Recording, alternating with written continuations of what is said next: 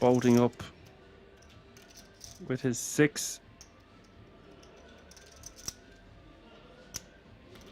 Looks like Patrick might lose a pot, albeit a small one.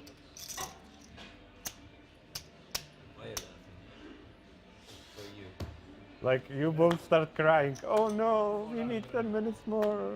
It's only you. No, guys, 10 minutes is fine. Yeah, it's no problem. It's Stop. okay. Stop, I don't agree. No, we have no 6 minutes. Button's right or? We find an agreement finally. We found. Like, we should have it like 5 minutes, 5 minutes. No, 10. It's We 10, agreed 10 is on okay. Like, it's in the 25. middle. We agreed to 25. Alright, so what's going on, guys? Saying 25. Negotiations are all about everybody Yeah, getting a that's bit of better, what they yeah, want, of but no one Can being make 1 hour completely break if you satisfied. want. Play tomorrow. So 10 more guys. I don't agree. No, I agree, okay. Really think.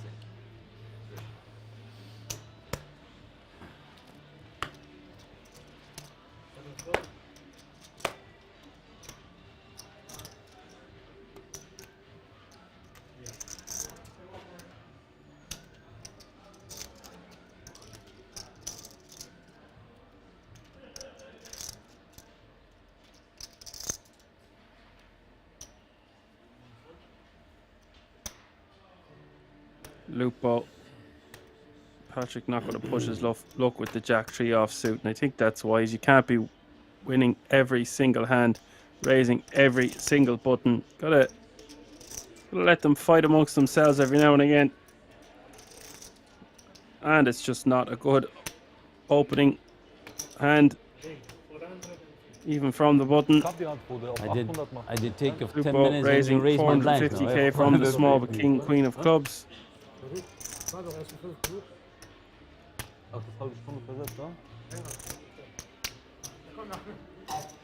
next time push all in. It's better. Mandrake calling the additional 330k. See the flop of 10, 6, 3, a million in the middle.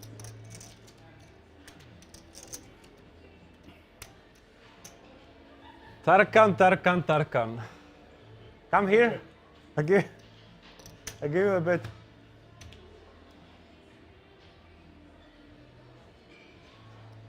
Fuck, I need to pee. Davčo, co ten ovocnej talíř? Lupo now deciding to bet. 275. Could have elected to just bet the flop, but choosing to go for a delayed C bet here. 275.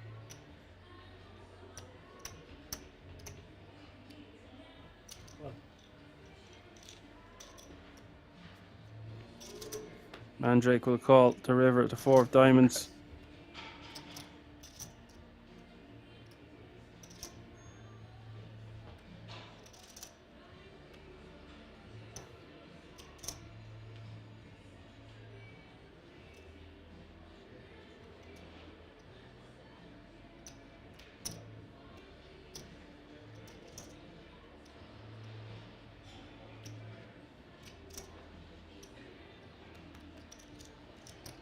Lupo reaching 650. for 650k.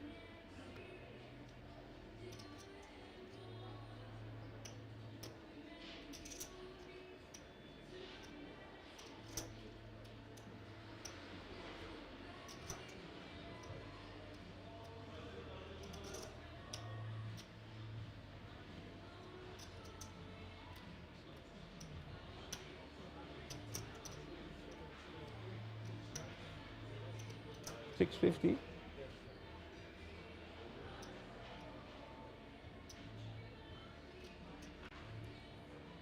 Could be a really interesting time to turn your hand into a bluff here.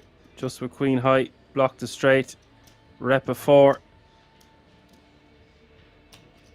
I love this move by the Mandrake.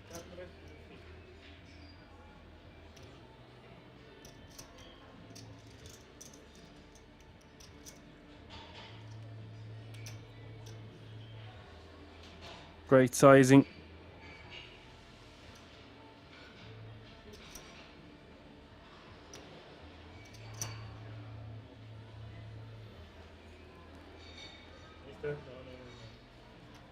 He's trying to show his opponent his hand. He was folding anyway. Get me. No, You Apocalypse. can see I him know playing. nothing. I know nothing.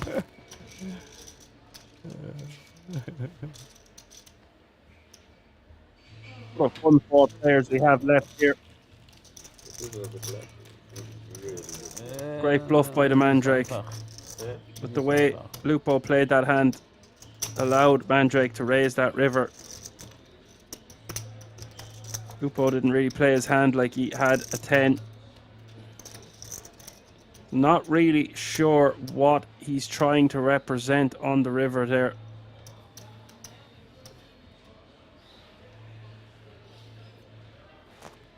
$60.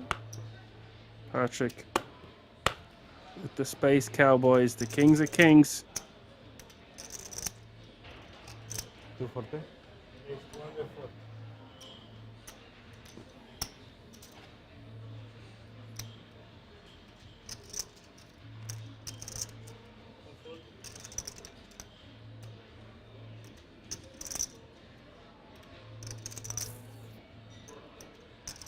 Two. 40.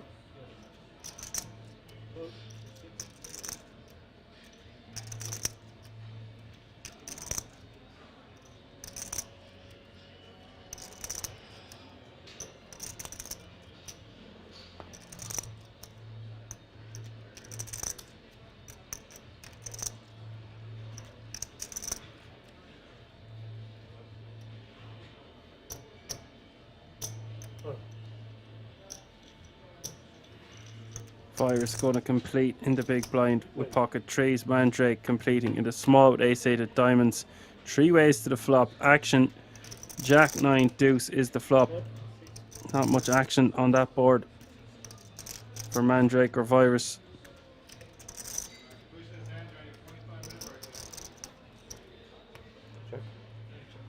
And you've heard the man. There will be a 25-minute break after this hand. What a turn card for Virus. Turning a set of trees.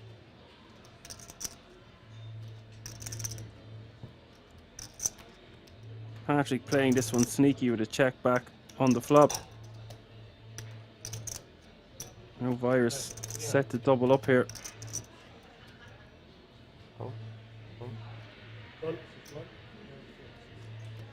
Did a 300k in a call.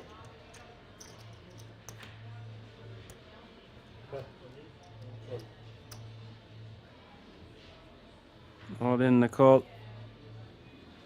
How much is that? Music to Virus's ears. Unlucky for Patrick.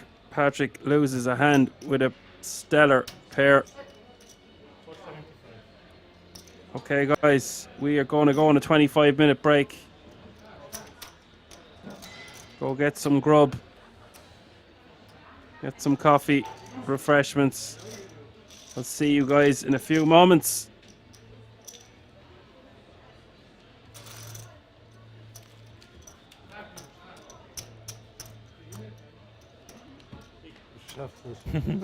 Hast du mein Handy, Kahn? Gib mal bitte.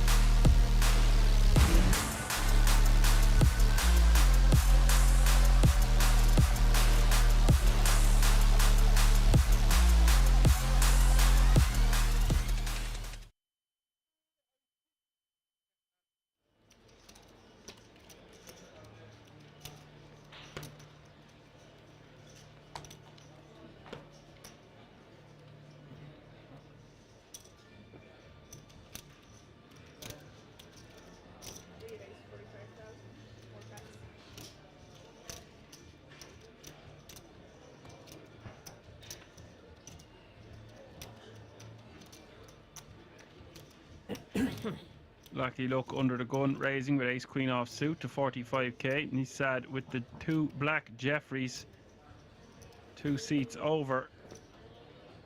Raise. He's going to raise. The 3-bet to 105k.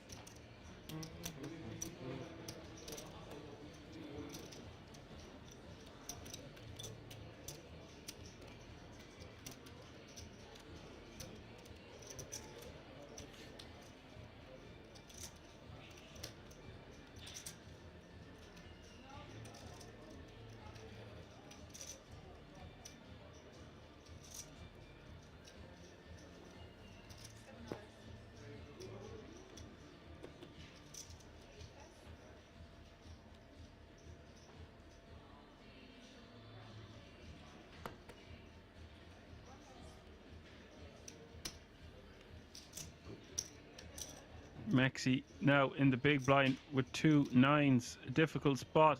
The raise coming from under the gun and the 3-bet from mid position 1.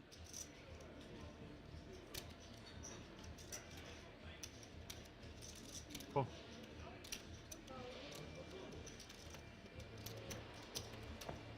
Just calls the 85k more. I think with this stack depth, this is totally fine. Try flop a set 3 ways. Why not? Go 3-way action to the flop, 345k in the middle.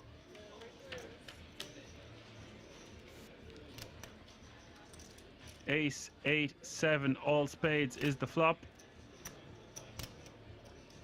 Lucky Luck flopping by far the best of it here. Top pair, queen high flush draw.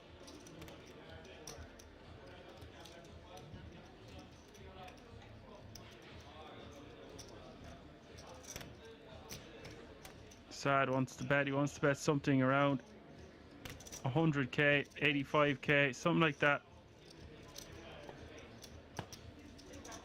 Goes for 90. How much to play, please?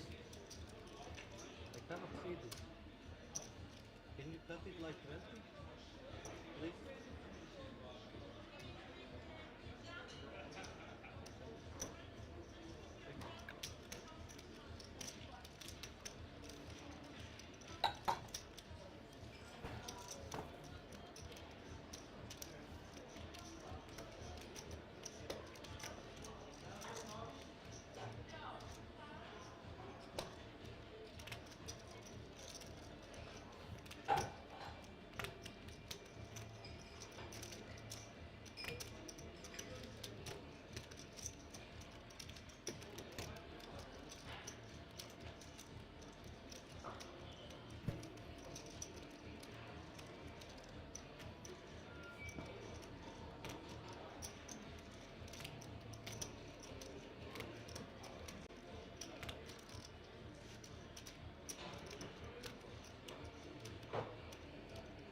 Lucky Luck with the option. 250. Raise or just call. Raising 250k here.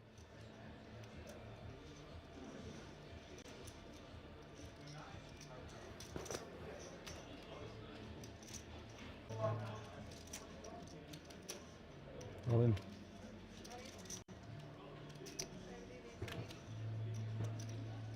Look at this. Instead going over the top.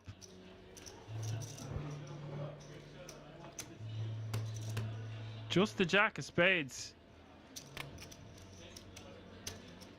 Going with his read.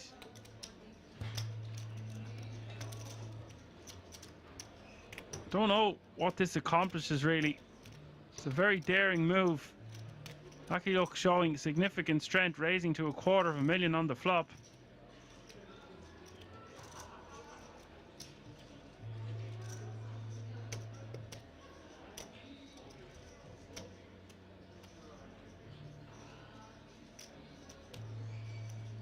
He is a non-believer of the $250,000 raise, it would seem.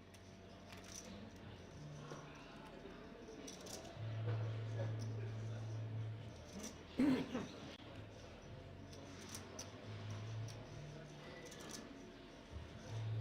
if you're lucky, look, you're not loving this calling off. You're going to be losing against made flushes, ace king, considerable portion of the time here.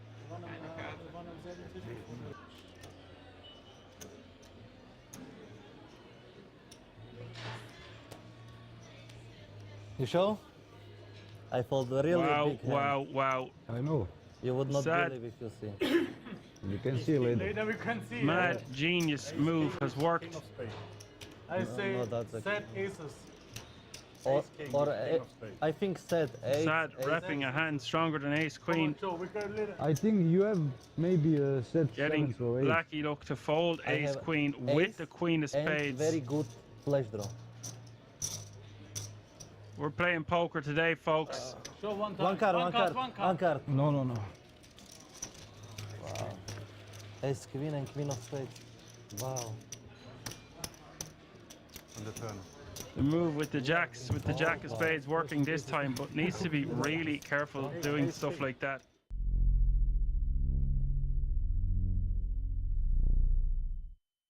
Seriousness of this event. The average stack creeping ever closer to 1,000,000.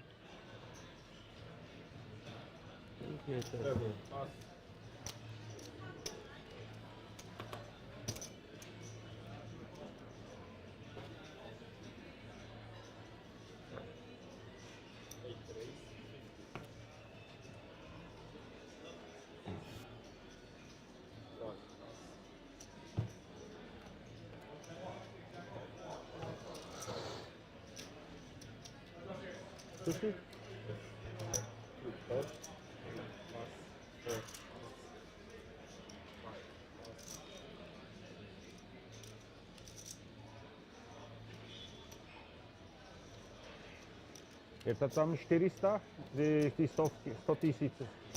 4, 5. Million. Millions total. How much? Million together. Million. Okay. Exactly. Close 50. Those 36 players remaining now. Thomas raises to 50k. Mexi calling in the hijack with the jack 9 of clubs. Giuseppe not wanting to see a flop with the king 7 off suit. We go heads up to the flop. Mexi in position on ace 10 4 2 hearts. Thomas flopping a set. That's 50k and a quick call from Mexi. Turn giving him a world of outs. The 8 of clubs. And oh boy, we've got action. 125. From Thomas, I don't want to be going too small here with 2 flush draws on board. I want to bet something like 150. Bets 125.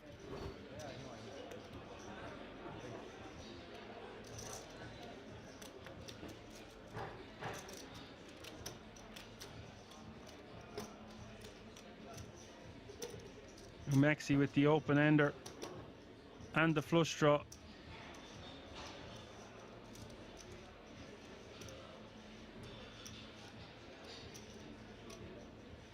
You can see above his head his 8 outs. Looks like he's going for a raise here. A raise to 350. Sweet music to Thomas's ears. All in. Call. Thomas moves all in. Mexi quickly calling. This pot spiraling out of control, out of nowhere. 2.2 million in this pot, ladies and gentlemen. That is 110 big blinds as we are going to see the river. Mexi is going to have over 3 million if he hits. Thomas is going to have 2.2 if he can hold. What a moment for both players here. The river is a brick, the 3 of diamonds. Sit back down, Thomas. Mexi going to lose a massive chunk of his stack.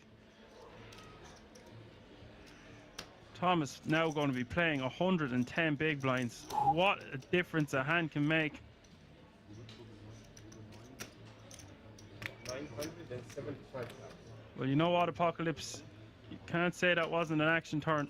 We want action on this channel, and we've had non-stop action for this first hour of play. We are only live 60 minutes, and look at all the hands we've got to witness.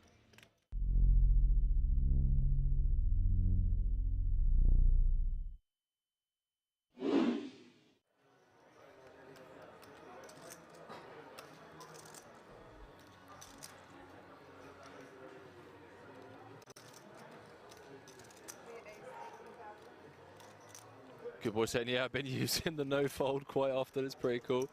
It is pretty cool. I'm not going to lie. He's just like, yeah, nope. I'm out of here. GG's.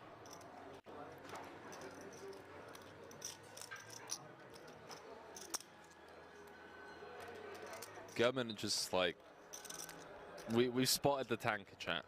We've spotted the tanker. Red Misty said, Poker Room Kings, good afternoon, sir, and thank you for the great coverage. Red Misty, welcome to the stream.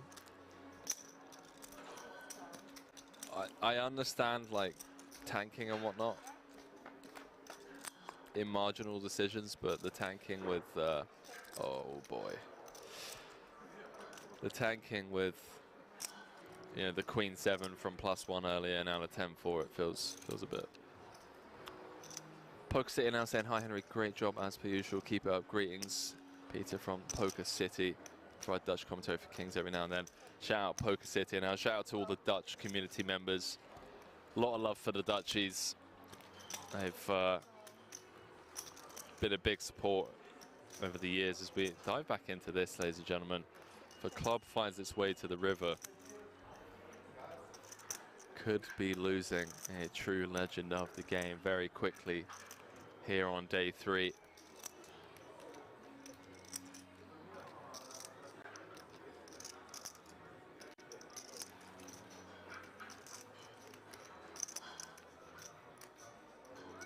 See what Open brings on the turn. 72k in the middle. I'm going to slow down. Comes with B50. Two-tone broad texture.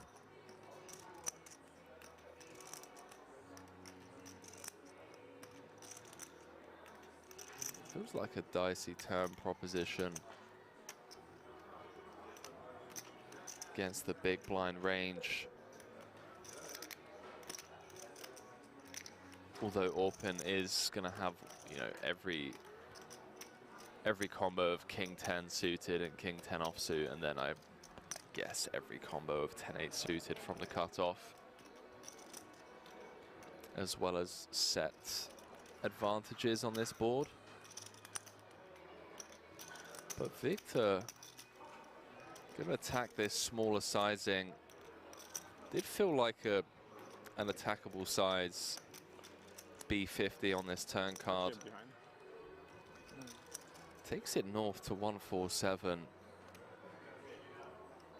Thank you. Been getting laid 2.5 to 1 on a call.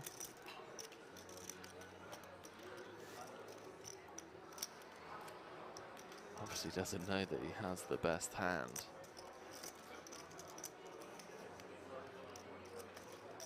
Nine clubs in the deck. Suppose the 3 10s, 12 outs once, getting around 25%. So not really getting the direct odds on a call from a mathematical point of view. That's if he assumes that, you know, his ace and king are no good.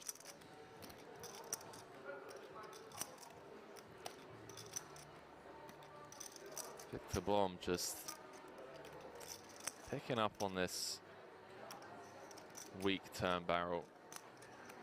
I say that with the utmost respect and love for Orpin, you know, fresh off a bracelet. Just felt like a turn sizing that's asking to be attacked. I don't know, chat. Feel free to weigh in, by the way.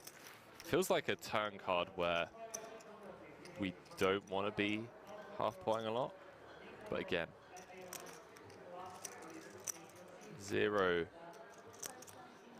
authority from me in the booth here. Just felt like a natural big size or a check. Orpin does make the call. 3-6-6 in the middle. Brick rolls off, and Victor Blom with the snap jam on the river with 8 high. Says Isildur, ladies and gentlemen. The fact that Orpin has taken this long with this decision here, with just ace high, actually thinking this one through. I mean, this isn't posturing, chat. This is one of the best players in the world, #1 on Turkey's all-time money list. Competes festival in, festival out with some of the best players in the world. Typically see him traveling the circuit with Daniel Dvorak, Sam Grafton, Timothy Adams. Orpin is legitimately considering this spot here. He's thinking of making this call. He's reverse engineering the way that this hand has played out. You've got to think about the range of hands that check, raise, turn, and jam river for value. Blocking King 10, that's obviously one of the immediate good things about this as a bluff catcher.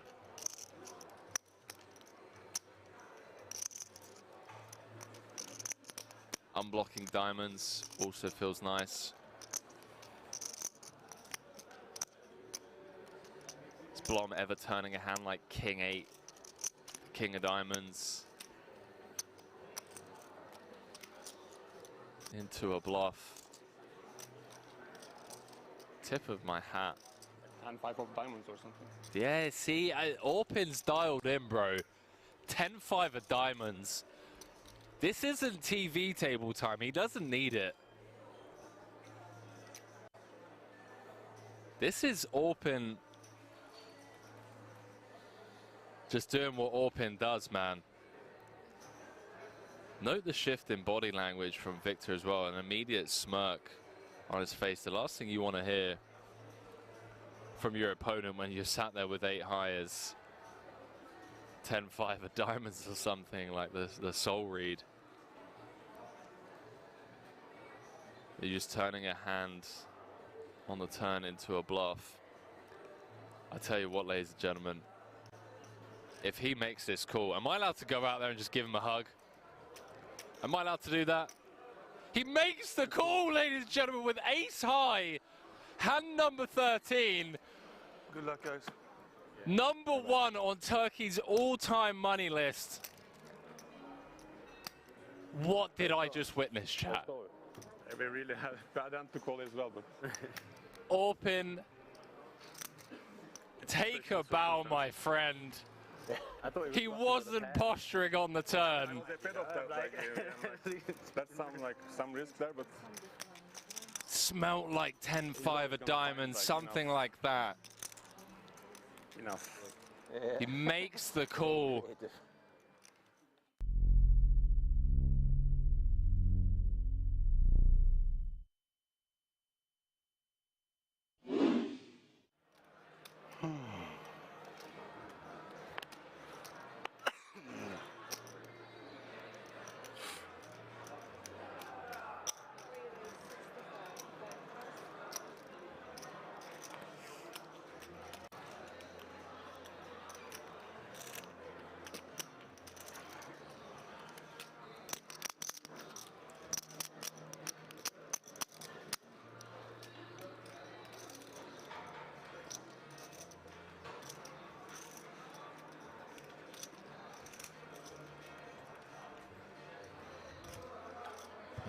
With the queens, second time in the space of 2 orbits.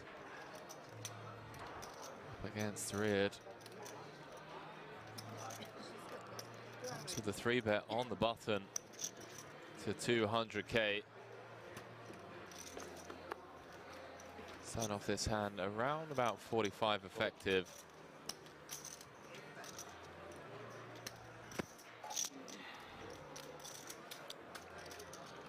Wait, how deep are we here? 43 button? I mean, it's button v hijack. So very aggressive, very competent. Put out Punsri. Wow, he does announce all in. Chat, this is a chip lead pot here. Wow.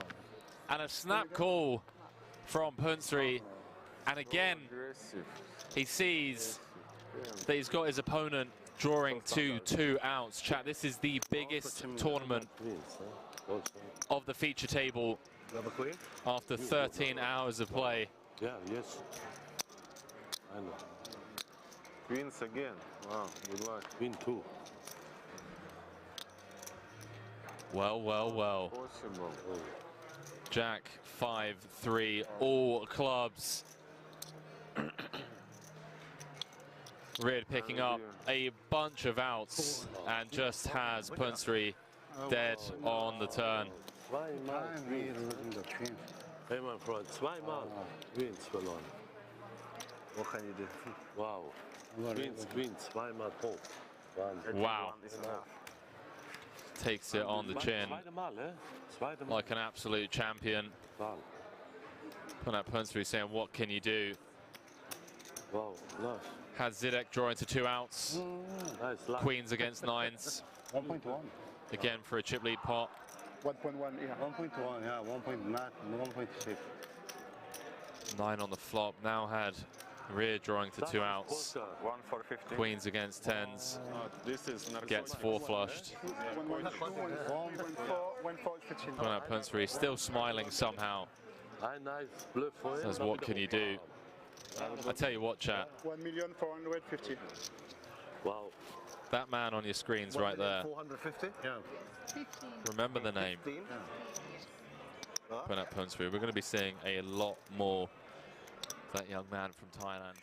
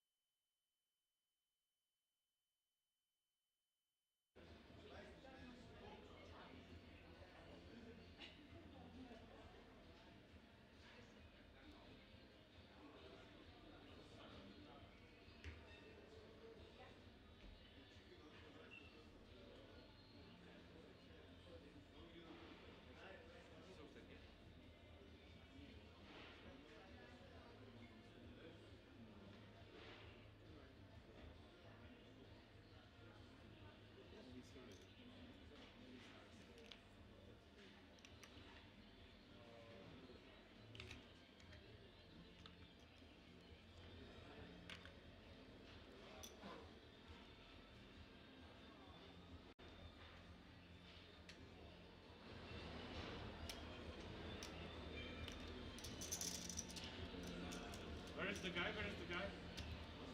He's also not respected. I give 5 minutes more and the players are not in. Oh yeah, yeah. We're not having any more extended breaks. We're gonna have the stream continue.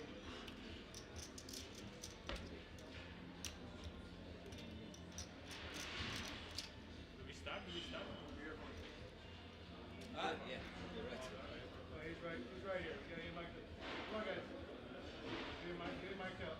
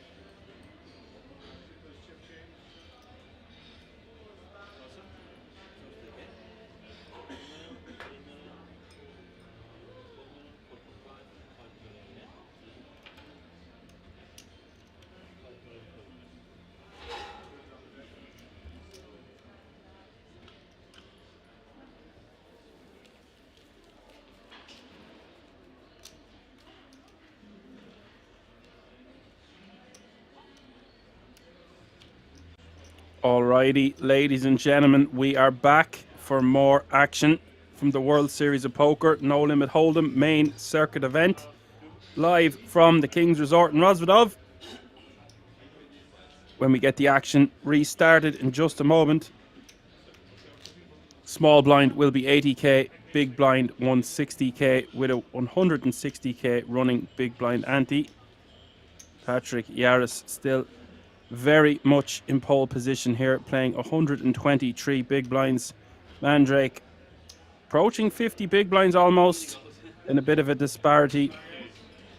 Lupo with 26 bigs, and Virus coming up the rear with 14 bigs, but it is all to play for and anything can happen at the feature table. Felt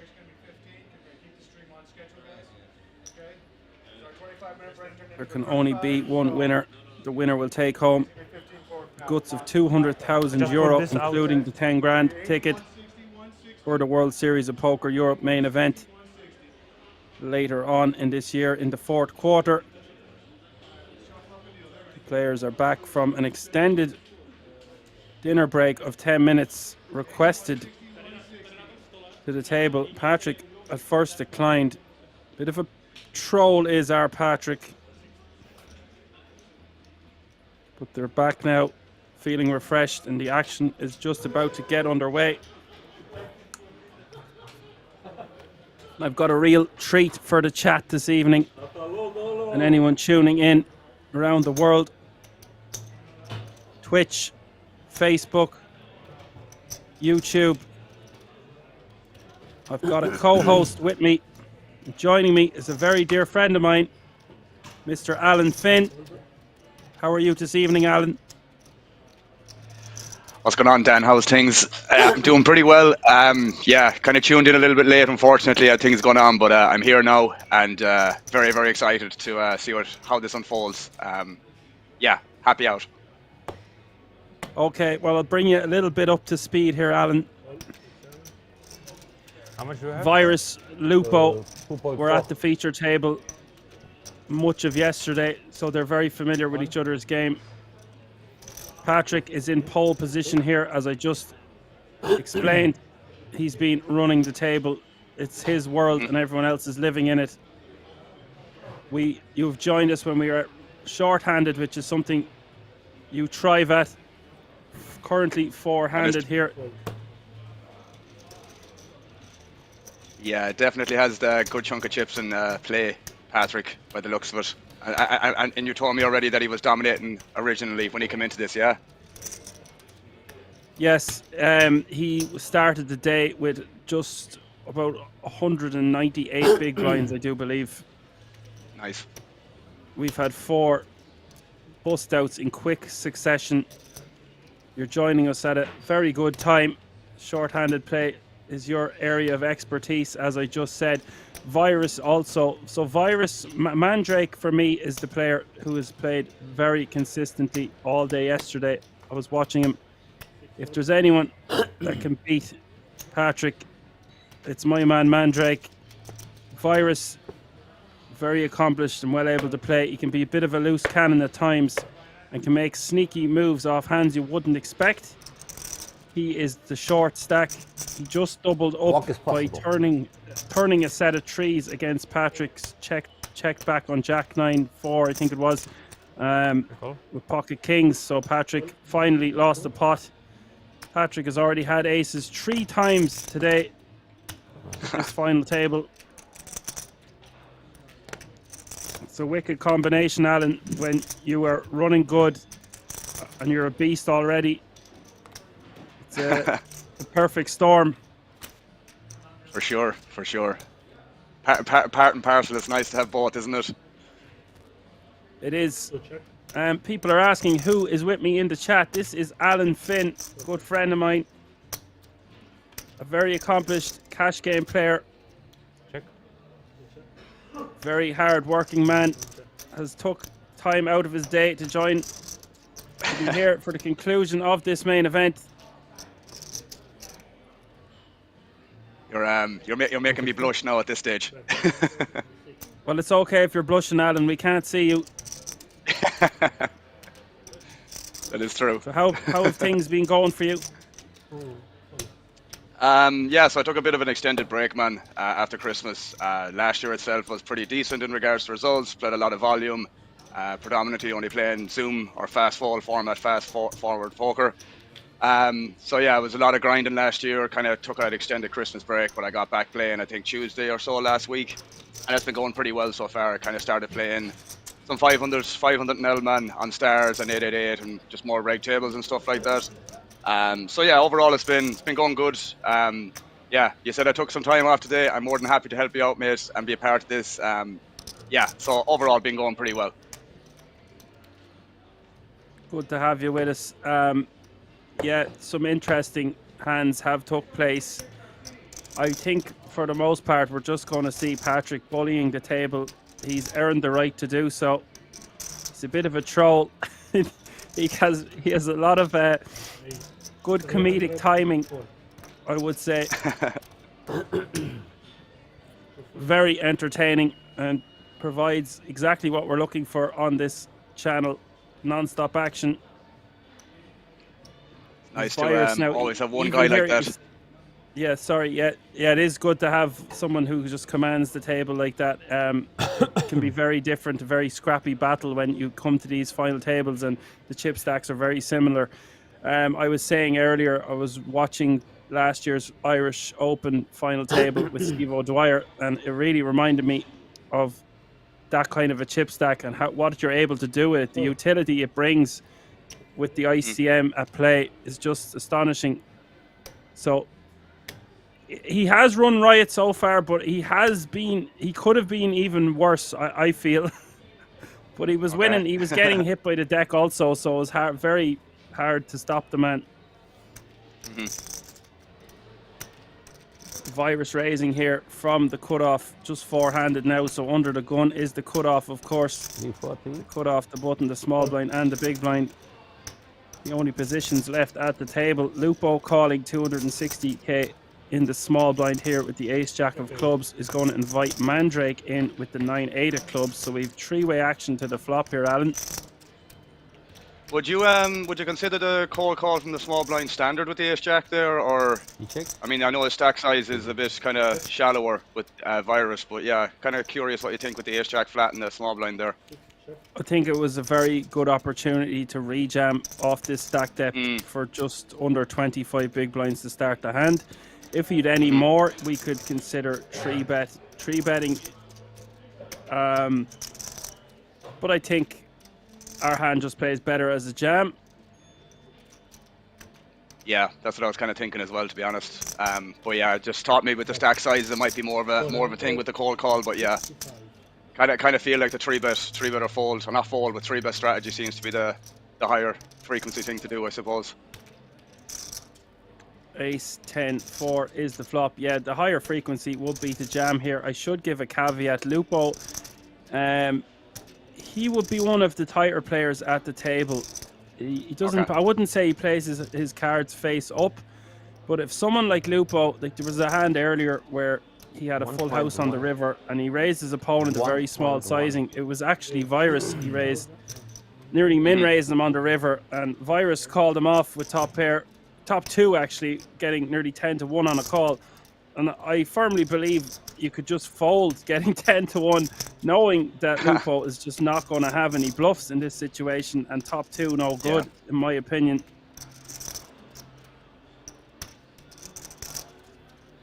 The raise coming from Lupo here.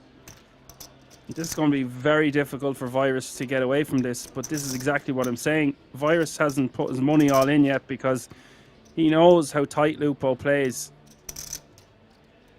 He's not someone who messes around with cards. I mean, the best case scenario here is like some flush draws, which may decide to just cold call or just flat call versus the c-bet multi-way. So it's yeah. I mean, I don't know how good your shape are going to be if you do decide to jam this here in general. It's important to note though the stack depth is only at about 10 big blinds. It's less than 15 to start the hand.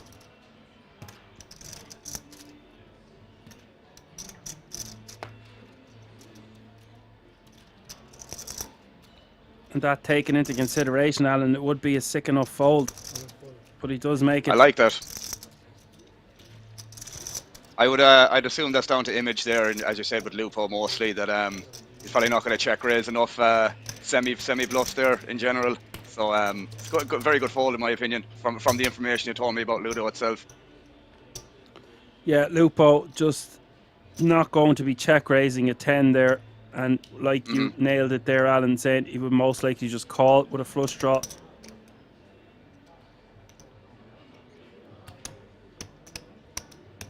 So I wanted to tell the viewers a little bit about how much work you put in off the table that allows you to play so well when you're on the table.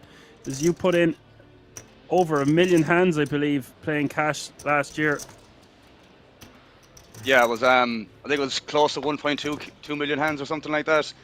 And I think the last two to 3 months was mostly 300k hands or something like that, give or take. But yeah, a lot of us got to do with diet, man, and stuff like that, and just like good sleep. But if I had to pinpoint one thing in general, I'd say the sleep is probably the biggest thing. You know, it's kind of commonly known that you need to get like 7 to 8 hours sleep, give or take, or at least 6 to 8 hours. What I've noticed best is getting close to 8 hours is very, very good in the long run. So yeah, just stuff like that. But you know, sleep was probably the main thing I would highlight. But just being consistent with the off the table work stuff as well, like, you know, studying, or, you know, just having a good study schedule and just like having a schedule for stuff outlining, you know, your habits and qualities and all that stuff you do off the table as well. It's very, very important. But yeah, obviously last year was a big year for just that kind of stuff in general. So yeah. Just consistency, Dan, if I'm honest, would be the main thing. We're going to get back to that in just a moment, Alan.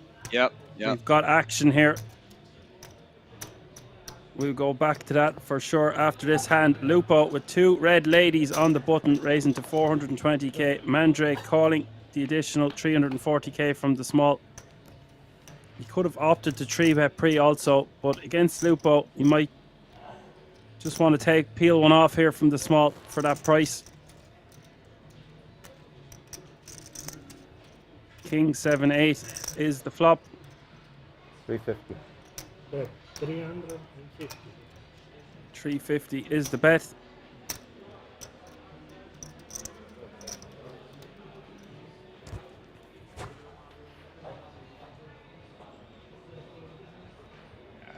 Don't know, can you do much here? No, not a club in sight. Yeah. Just ace high. Out of position against a tight-ish player.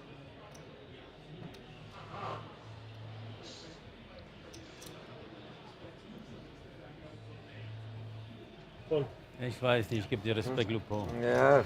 Yeah, that's good. And they're very show happy at this FT. And they're talking a lot. I love the camaraderie at Kings. There's always a joke and a smile, no matter how much money they're playing for.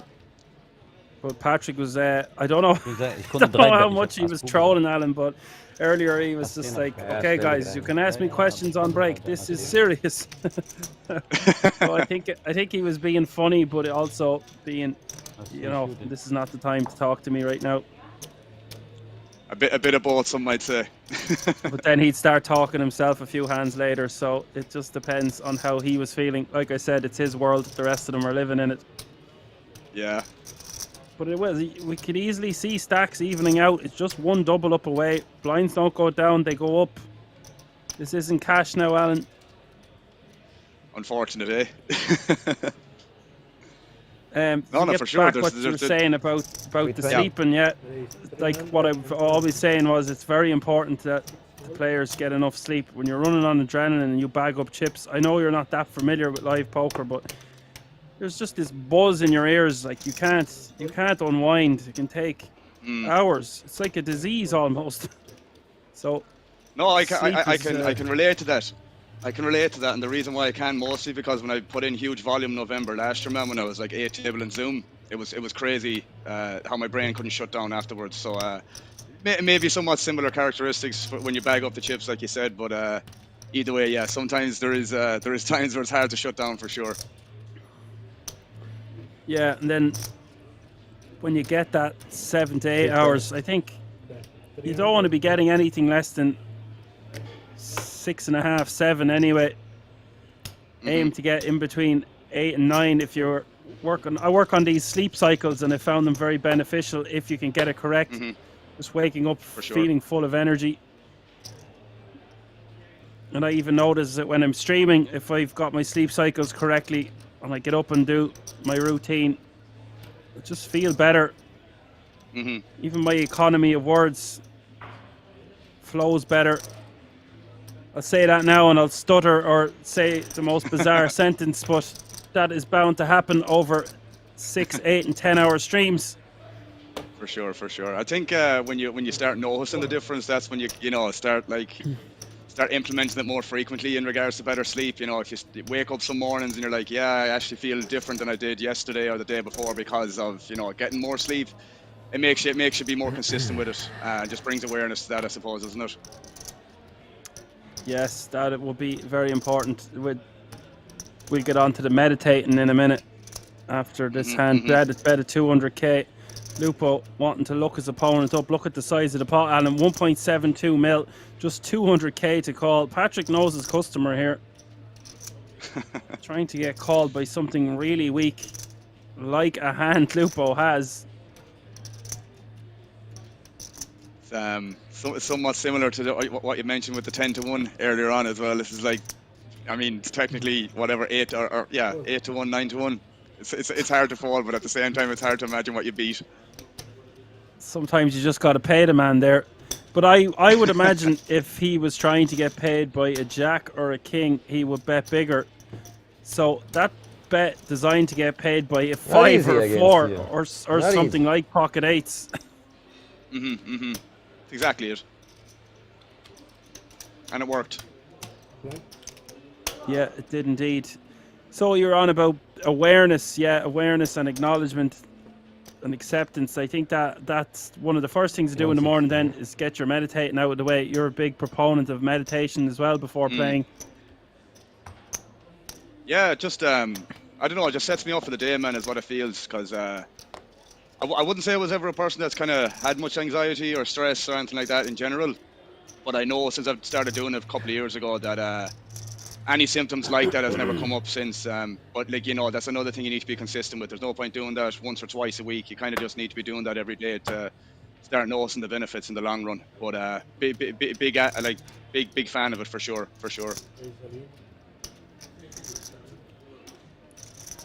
Patrick's a big fan of picking up big pairs, and he's got the Jeffreys in the small blind.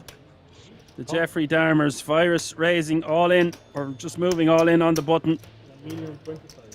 King 8 off suit. Patrick not going to be folding jacks anytime soon. Lupo will get out of the way, and we will have all in the fella called the other fella. Patrick with the opportunity to have 22.5 million virus. Going to need a king at kings for some additional help. He has an inside straight draw. 3.2 million up for grabs in this one. Did Lupo call pre? Yeah, he did, which I was a bit confused by if there was a graphic error there, but he must have done by the looks of it. Didn't even notice that. I thought his hand was in the muck.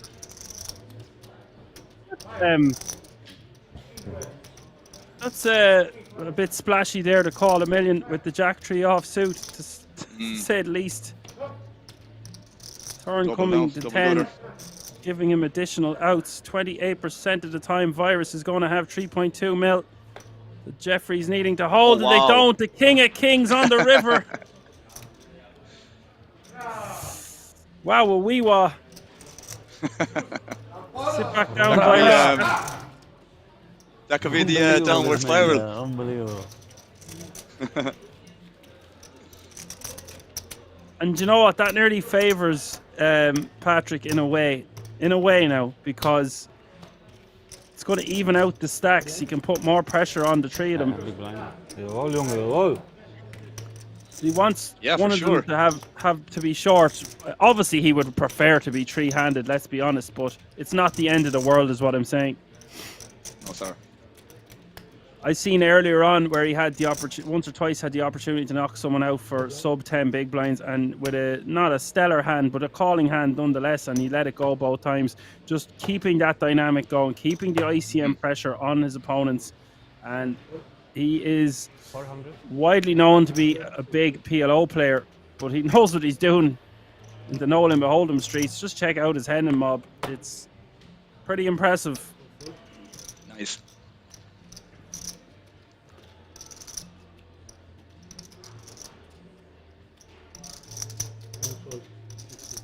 Patrick raising to 400k on the button with the queen 5 offsuit.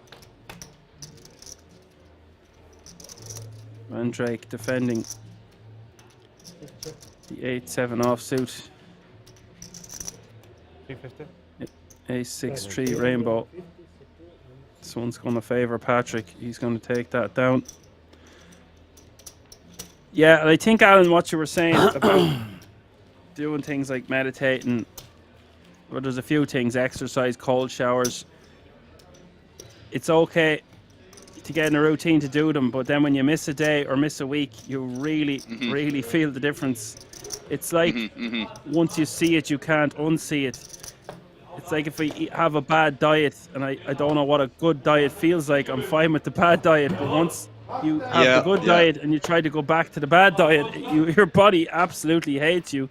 And that is the same for the meditation, the breathing, the exercise. One of the things I love is the cold showers. I'll dump a 2-liter bottle of ice water over my head, and then on top of that, then if I'm training, I'll do that, and then on top of that, then I will finish with a cold shower as well.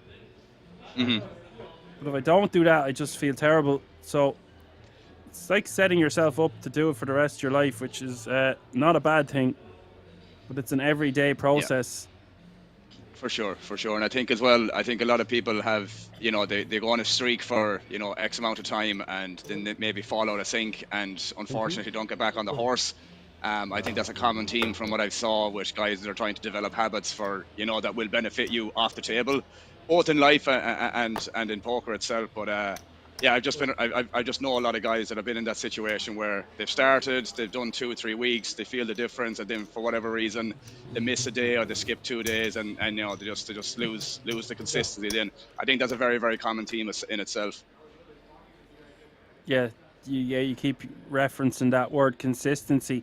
I think it's okay to treat it like you're like a UFC fighter in camp, and you do it for X amount of time, and it's fine to go enjoy yourself or whatever. But the proof's in the pudding time and time again, and the more days you stick to your regiment, the more results you're going to have on the felt. Definitely.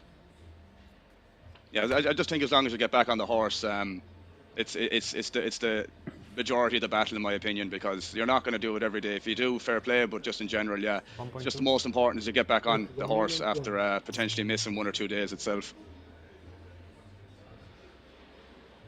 The 1.2 million bet. Patrick getting back on the horse here with a double barrel.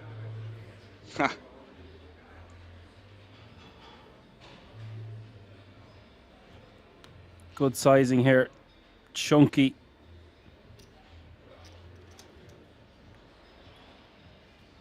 That puts him in a tough spot, doesn't it? Yeah, to defend from the small blind going to look strong enough, but it's not deterring Patrick from barreling here. 1.2 million is the bet.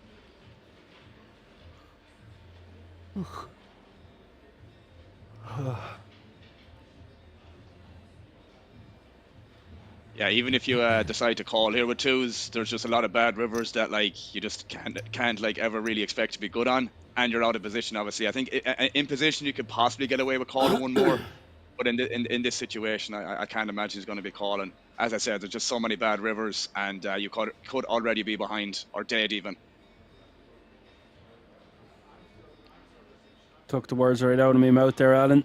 It's and all those factors you just mentioned, we didn't take into consideration that it's Patrick who's just not going to be shutting down anytime soon. True. If we had a player who shuts down on the river loads, we could maybe make an argument for calling with an underpair to the board here, knowing that we're going to realise our equity if they check on the river a lot. But if they're not someone who's going to let us away with it, we just have to let it go. Yeah, the only thing I'll say about that as well, that if the out of position player decided to call that turn, there might, if I was in Patrick's position, there might be only certain rivers I would decide to bluff there. Like blank rivers, I don't think I would, because I just think the out of position player calling like that, it's probably going to at least be some Jack X. So I don't know how often that's going to fold on the river. So I like Patrick's bet there because you're targeting hands like that that are in a really tough spot, that are just pretty much forced to fold. Yep, it's good analysis. Lupo, 2 red ladies. In all my time of streaming at Kings, the last 3 days, the amount of big pairs that have been popping off has just been insane. Mostly kings, yeah. Aces. Aces are everywhere. Oh, wow. Uh-oh.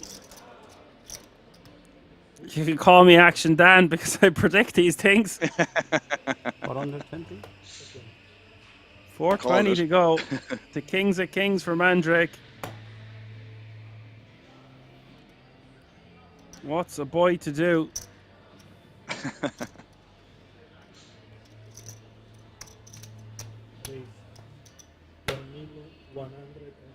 Oh, sorry.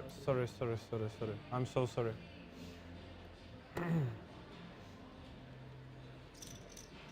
3 pocket pairs, 4-handed. Wow. Insane. Virus facing an open and a 3-bet. He's probably just going to have to let pocket 8s go. I'm all in. Instant. Lupo all in. Oh. Good luck. Good luck all in, fellas. 8.24 million up for grabs in this one, which is good for 52 big blinds. A small fortune. Lupo going to need a lady. Mandrake looking for a hold. Lupo down to 10% here. Yes! Oh man, Oh I'm my not gonna God. lie. Ace. I felt that coming. I didn't want to say it, but I felt it coming. Ace, queen. Lupo now in prime condition. Still a thrill. Have 8.2 million. He's got a feel for Mandrake.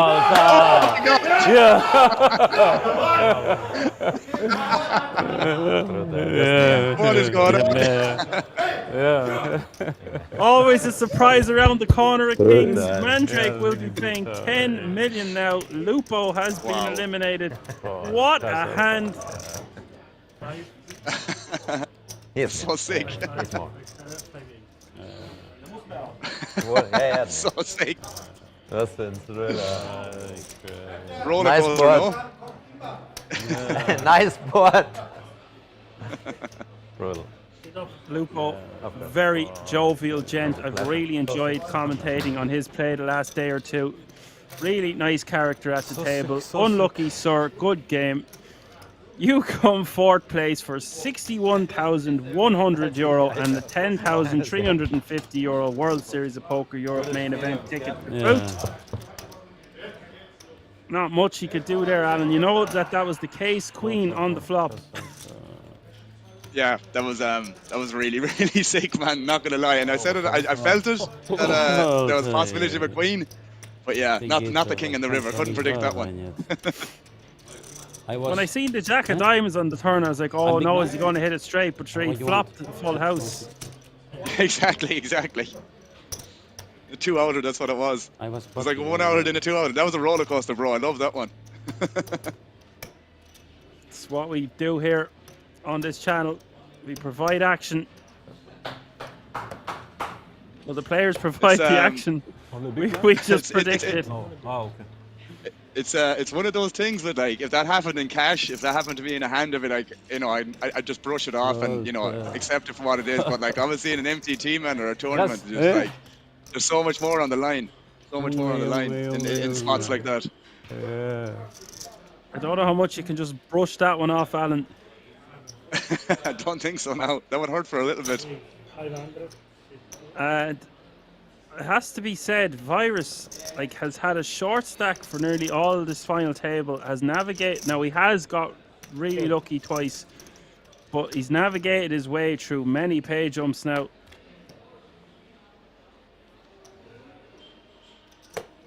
So Off the very again. well played by him. Mandrake, as I said from the start of the day, fancied him to go against Patrick.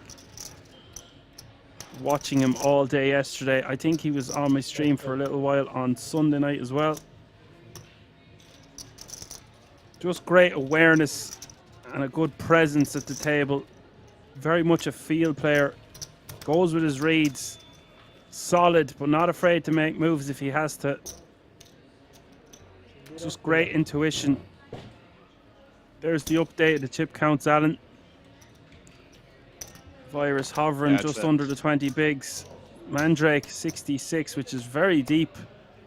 But Patrick 130 biggins currently. Still trying to get round that. They're still trying to come back to earth after that hand, man. That hand was was a crazy one. How can I protect you in this crazy world? Now you said it. So that was good updates on the diets and the regiment there. I started training again. It took me nearly a month after. I never get sick. I haven't even had medical records in nearly 15 years, but got knocked for 6 at Christmas there into the new year.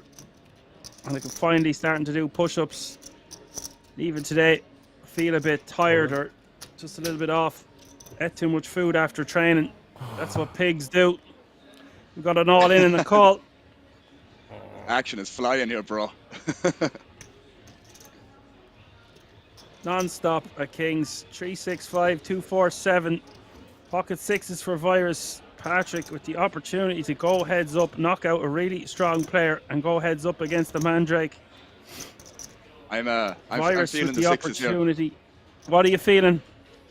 I'm feeling the sixes, bro. Feeling the sixes. Feeling the sixes. 5.6 million in the middle. Deuce, 4, 10, 2 diamonds is the flop. Good start for the sixes. Mm-hmm. The turn, the jack ultimate of clubs. Sweat. Ultimate sweat. We will see the river. It's the ace of no. clubs. Oh my god. Back-to-back eliminations. Break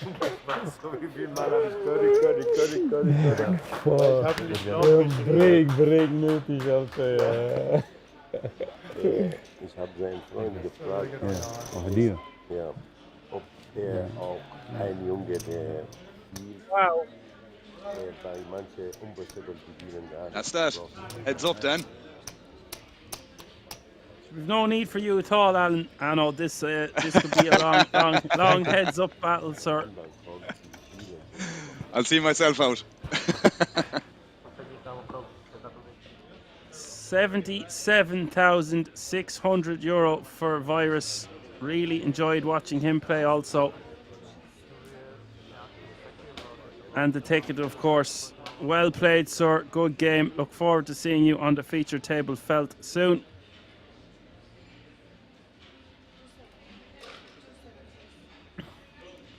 So there you have it, ladies and gentlemen. Patrick and Mandrake will go heads up. Mandrake with a lot of work to do here. A 13 million deficit. It's a guts of 100 big blinds. But this is very deep stack poker. And it's going to be an epic heads up battle. Yeah, just one a huge over double up, and Mandrake is almost even. Don't ever write anyone off at a no limit hold'em tournament poker table. Sure. Patrick does not like breaks, Alan. He's like, he didn't even want to give 5 to 10 minutes grace on the last one. No break. I want to play. Yeah, he wants to play. Like.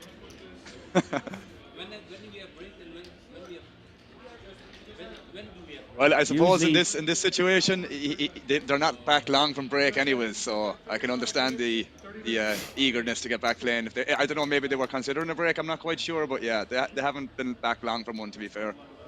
But he's a massive action player, right? I can have my 2 cents on this. Guys that are big PLO players, they get bored playing hold'em. They not that they get too impatient, but it's just they want action. and they want it quick. So therefore, for them to just go away from the table and come back, and you lose that momentum. He wants to keep that momentum that's shifted his direction all day, and every minute he's not at that table is taking away from that energy. That's what I feel. It's the art of a DJ, isn't it? Yeah, it's all, you'll see it in other sports where so you not, it's not really a nice thing to do, but like even in tennis, like your opponent saying, no, you can't have a bathroom break, let's finish this set or finish this game. It's just so, you see it at snooker tables. Don't know much about darts, other sports as well. They just want to keep, it's so hard to maintain that focus, and when you have it and you're sitting there to go for a break for 20 minutes, it just takes away from it a little bit, or maybe a lot. Yeah, because the momentum is there, especially for him at the moment. Again, I know I'm only here the last hour or so, hour and a bit, but like, yeah, the momentum is like solely in his court for the most part anyways.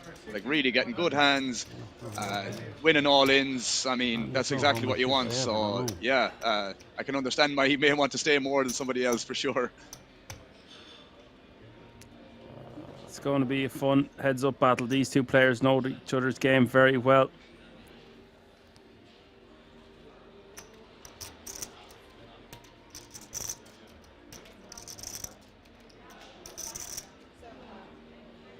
Lots of support coming for Patrick in the chat.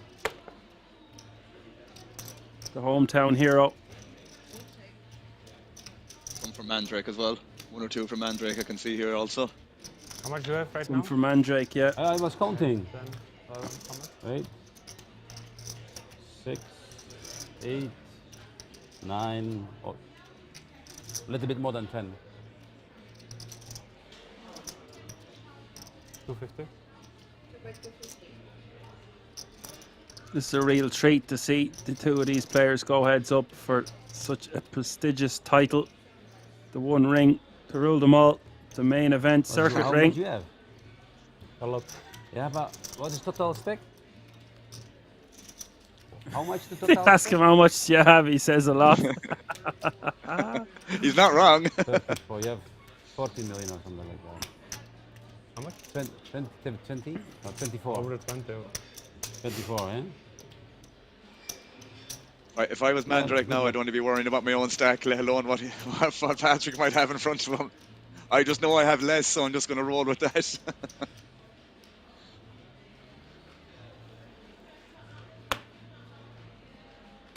And with everything we were saying about health and regimens and routines and whatnot, I watched a fantastic series. I recommend it to anyone. It's on Disney. Disney Plus. It's called Limitless.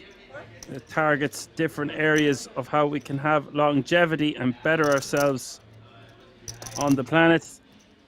Get the best, healthy, longest life possible. It's just tough when you live in Ireland. Indeed. Indeed.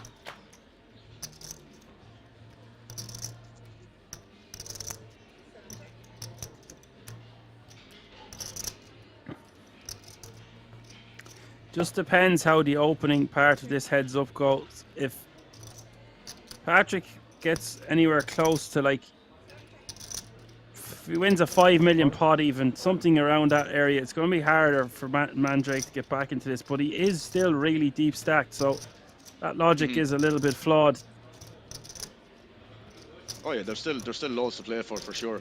Like, this is really quite deep, to be fair, for tournament poker anyways. Well, it's just we've had so many eliminations in quick succession. This is what happens. Yeah. No, makes sense.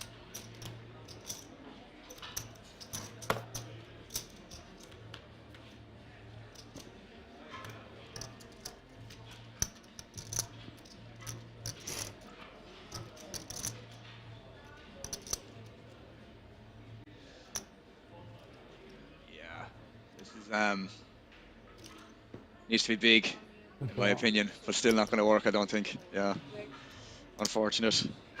He just has a very good call in hand there. Yeah. that size of a kind of a pot going in the direction of Patrick and not Mandrake is going to, if he can only take 1 or 2 of them before he's short, is what I was trying to say. Yeah. Even though they are deep, like they're playing big boy poker, big stack poker, but the pots are going to be huge. Yeah. For sure. He probably lost the guts of 15 to 20 big blinds there, potentially a little bit more. I didn't see exactly the exact bet sizings, but it wasn't a small pot for sure. Yeah, maybe $1.5 million he lost there. Well, he bet nearly 2 million on the river. Yeah. So it was nearly a 7 million pot. Yeah, decent size one, alright, to be fair. I think it was like 8.5 or 8.8 or something like that before the hand started, so that 2 million mark it seems about right. Well, I do like his bluff as well, to be fair. Like, I mean, I don't think it's anything bad. Like, yeah, it's just one of those things that Patrick had. He has the calling hand he needs to call, yeah. We have the jack blocker, so I don't think we arrive to the river with much better hands to bluff with, do we? Exactly. I mean, once he checks back flop as well, he's somewhat capped, whereas we can obviously still have some nuts, whereas he probably doesn't, to be fair. So yeah, obviously having that Jack X blocker is very good. And he had a 4 as well, which blocks 4-5, which was completed on the turn as well, I believe, or on the flop itself. So both of them were very relevant there, I think. All very valid points. Look at all that Cassius Clay. Give me the Johnny Cash. Yeah, it looks nice. Very nice, actually. 320. That'd look grand on my desk or, you know, anywhere around the house, but I'd even accept that in my wardrobe. Yeah. But the joke's on you, I don't have a wardrobe, but if I did... I wouldn't have any terms and conditions in accepting it, I should say. And anyway, it's good for me. Both players now guaranteed over €100,000, 108,300 for second, and 171,800 for first, excluding the 10 grand ticket that I'm always mentioning. Yeah, little extra incentive. 420.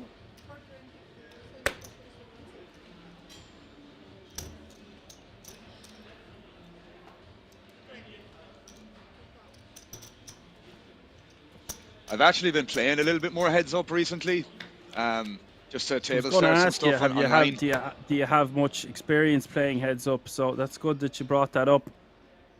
Yeah, just a little bit more frequently. Like I'm talking like the past 2 weeks at best. But yeah, it's been interesting adjusting to the pre-flop stuff. But yeah, obviously this is usually 100 big blinds plus is what I would normally play. So I mean, this is, as we said already, it's still quite deep poker here.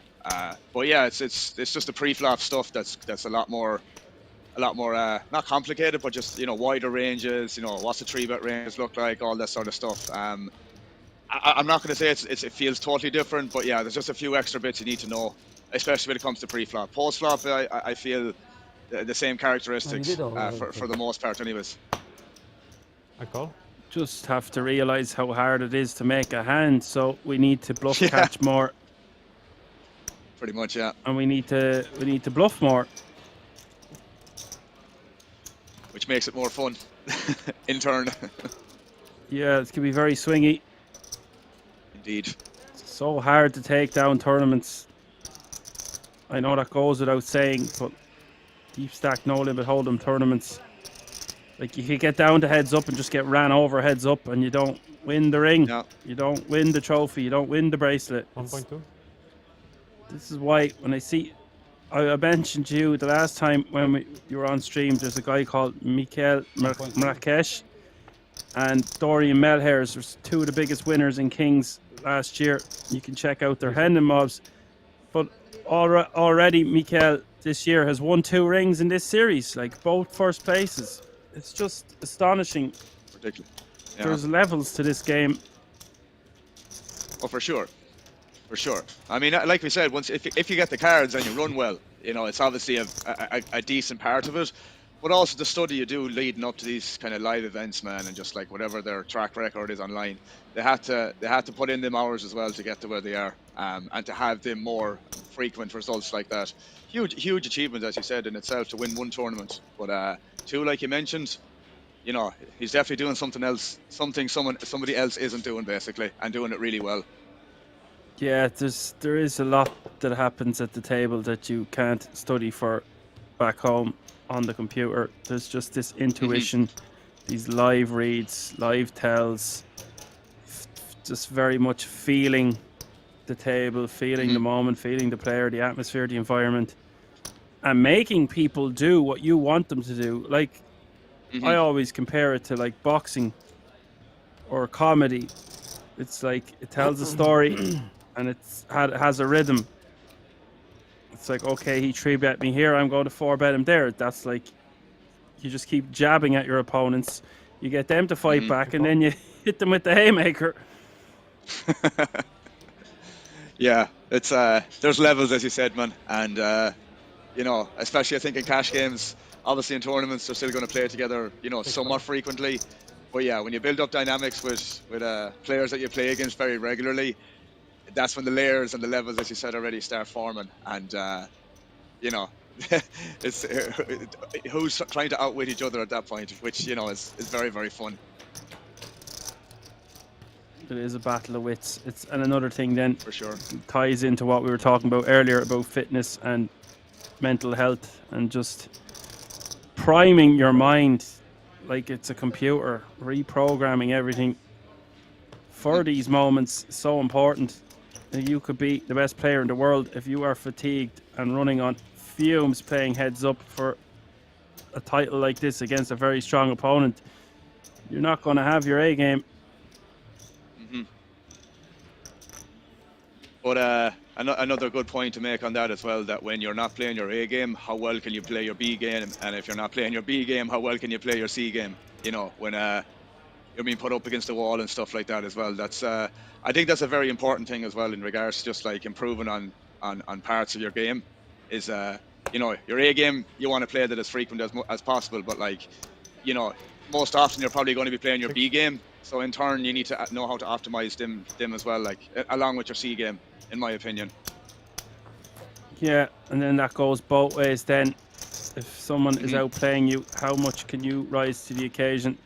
Like what I mentioned earlier, like if Ronnie O'Sullivan's getting beat, he'll just start playing better. He needs someone to be beating him for him to rise to the occasion. Same with tennis players. Same in loads of different areas where athletes perform. I'm not going to start listing sports. But yeah, if a fighter is beat, like how much have they got left in the tank in the championship rounds? That's what makes champions. For sure, couldn't agree more. Mandrake now just hovering under the 10 million mark. So that's not a bad start for this heads-up battle for him. I know he had 10 to begin with, but he was back down to 6-ish. He's back to 10 now. That will give him a bit of momentum. Yeah, that's a pretty decent increase in regards to percentages for what a stack size was the past, you know, whatever 10 to 15 hands or so of heads up so far. Call. Yeah. That ties in with the next thing I want to ask you about mental toughness. So what's your, since you've accomplished playing over 1 million hands last year, you've moved up to 2.5. You're playing a bit of that heads up and 6 max reg speed, I believe. 160. What are your plans looking like for in 2023, having been so successful with your aims and goals in 2022? If I'm honest with you, man, I was speaking with my coach about this a couple of weeks ago. Well, more so the first week of January, give or take. And I don't really set poker goals because I suppose if I don't achieve them, I won't be disappointed. I rather just say to myself, just be focused on the process and only that. Again, easier said than done, but that's what I tend to do. That's what I more or less did last year, and definitely accomplished way more than I would have imagined. Even if I set goals last year, I don't think I would have, I don't know, maybe said I did as well as I did, to be honest with you. So yeah, like that's probably just be mostly focus driven is what I'm going to aim for again this year. But if I had to pick one stake where I'd like to be shotting or at least potentially doing well in, you know, 1K NL would be a nice achievement this year to play some of that. But yeah, at the moment, just more or less focusing on the process. And I know again that's very cliche to hear, but that's mostly what makes the process easy for me is just literally focusing on the process. If I'm honest. Call. Okay. Just taking it day by day. Yeah.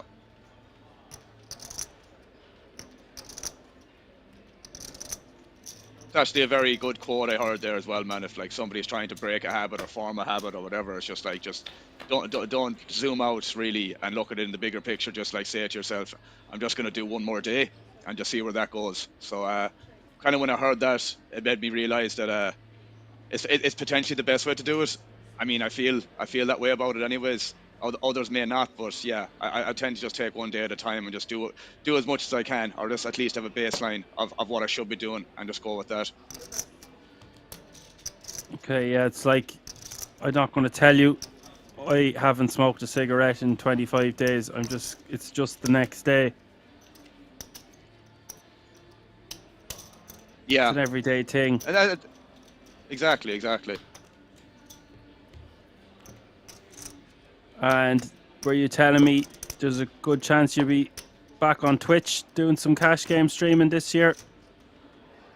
There's nothing set in stone right now, but the plan is for that. Obviously, the stable I'm in at the moment, they divided into 2 teams, so they're going to have like one community for one and then for a worldwide community for the other. So basically, yeah, the plan is to start streaming regularly with them at some point. As for when, I'm not quite sure, but yeah, I did it a couple of times last year, and to be honest with you, I gotta say I really enjoyed it. Just being able to balance playing 2 or 3 tables of the Zoom poker basically, and still be able to give a good thought process and analysis and all that sort of stuff. So yeah, I don't know, my brain needs to be proactive a lot when I play. So yeah, doing that it felt quite easy, to be honest with you. But as I said, there's nothing set in stone at the moment.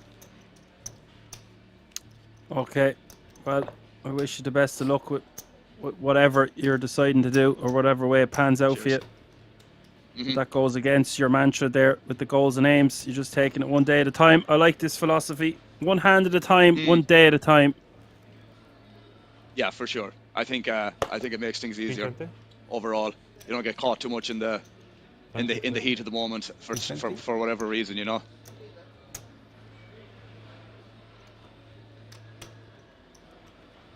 Speaking of the heat of the moment, things heating up. This heads up battle. That's so far.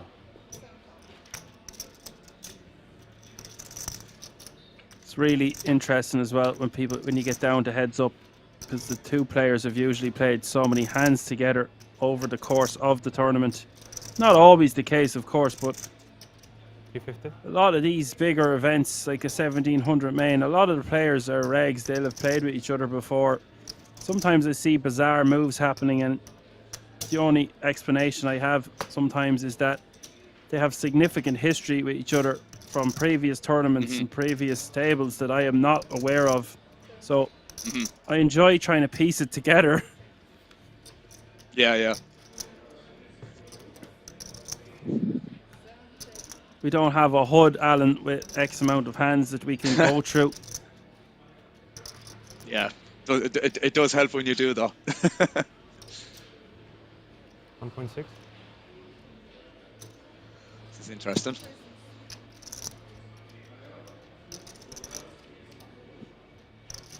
One six. I don't know. If you are good, you are good. I love that. If you are good, Absolutely you are love that. Baller. Nice. Now that's what I was talking about. That will really give him a boost of confidence.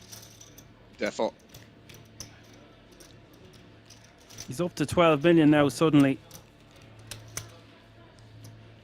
What way did that action go, Alan? far as I remember, it went c-bet on the flop, check, check, turn, and then Mandrake obviously out of position checks on the river and check calls. I think it was close to a pot size bet or something like that. It was like 3.1, and I think the bet was like 1.6. So yeah, thereabouts. Called him a fifth pair on the board. Yeah, I mean it's I like it because he's repping super polar there, to be fair. So he either has an ace. Because he went for such a large sizing. Yeah, exactly. And I mean he blocked 3-5 as well, but I don't think the straight draw blocking the straight draw makes a difference there. Because he probably would have bet the turn if he had 3-5 or something like that, you know. I think he made up his mind he was calling, and that was it. Yeah, and as we said already, I think the sizing on the river was the kind of giveaway there that not made the call easier, but like, you know, made it a little bit easier, I would say.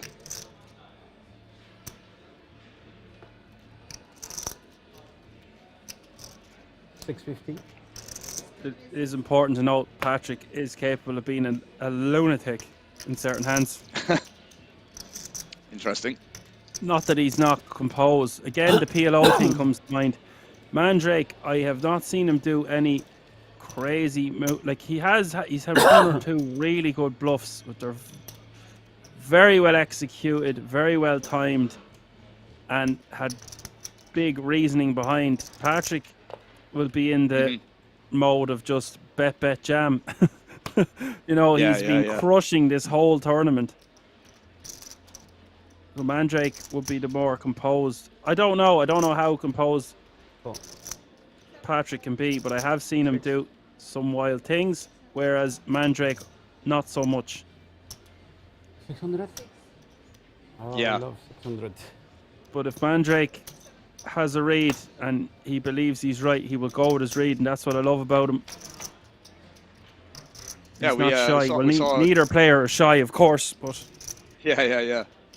No, I was just going to say that we saw that he's pretty fearless in spots like that with the check call pretty quickly on the ace river where Patrick bet pot that time. But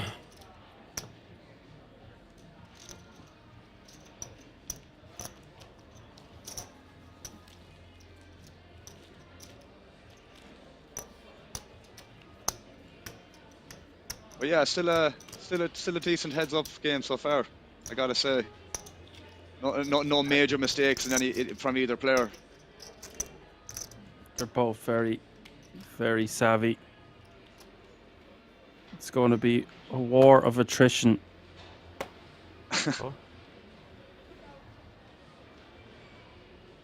It kind of feels like both players know how to play heads up as well, which makes it more interesting as well, I suppose. I don't know much about Mandrake's hen and mob because I can't put in Mandrake, but I've seen him before. He's no rookie. Yeah, I suppose the reason why I say it is because, you know, they have limp in hands, they have raise in hands, they have, you know, limp call hands, limp fold.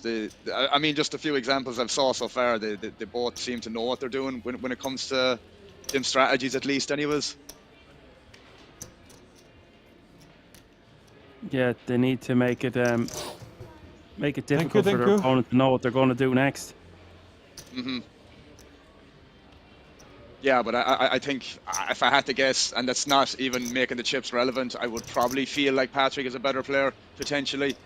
But that's just my opinion. As I said, I haven't seen Mandrake make any mistakes either, so just basing it off what I saw so far, I think Patrick seems to be the more well-rounded, you could say, I suppose, player. Yeah, I think that's fair analysis. He's got more moves in his arsenal. For sure. 6. Someone says this feels like listening to Jon Snow. I'm not sure what to say to that. Close enough, buddy. Thanks, I guess. We are not English. We are Irish. It's a good one. We'll allow it. We should allow it. I would do an impression of Winter is Coming, but Winter is about over. So if you want to hear that, you're going to have to tune in. Four. October, November. Yeah. And we'll go from there. This is an interesting call by Mandrake.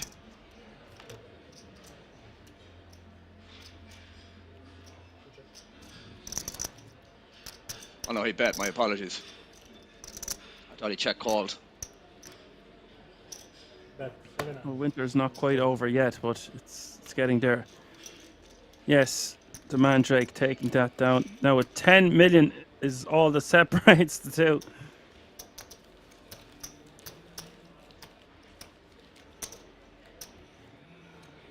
I mean, like you said already, Dan. It's like one more big pot here, and these chips are like basically even. You know, it's there's really nothing in this at this moment in time. Even though it may look that way. No. Call. There's not that much in it. It's heads up, but you could just lose 3 all-ins in a row. Like, this is the way she goes. Yeah. As Apocalypse says, winter's over. Dare you to come to my city and say that. Well, what I meant was winter is not coming. It's been upon us and is passing. The actual a bit season. Premature. Bit of action here. Mandrake, the flush draw. Patrick, top pair.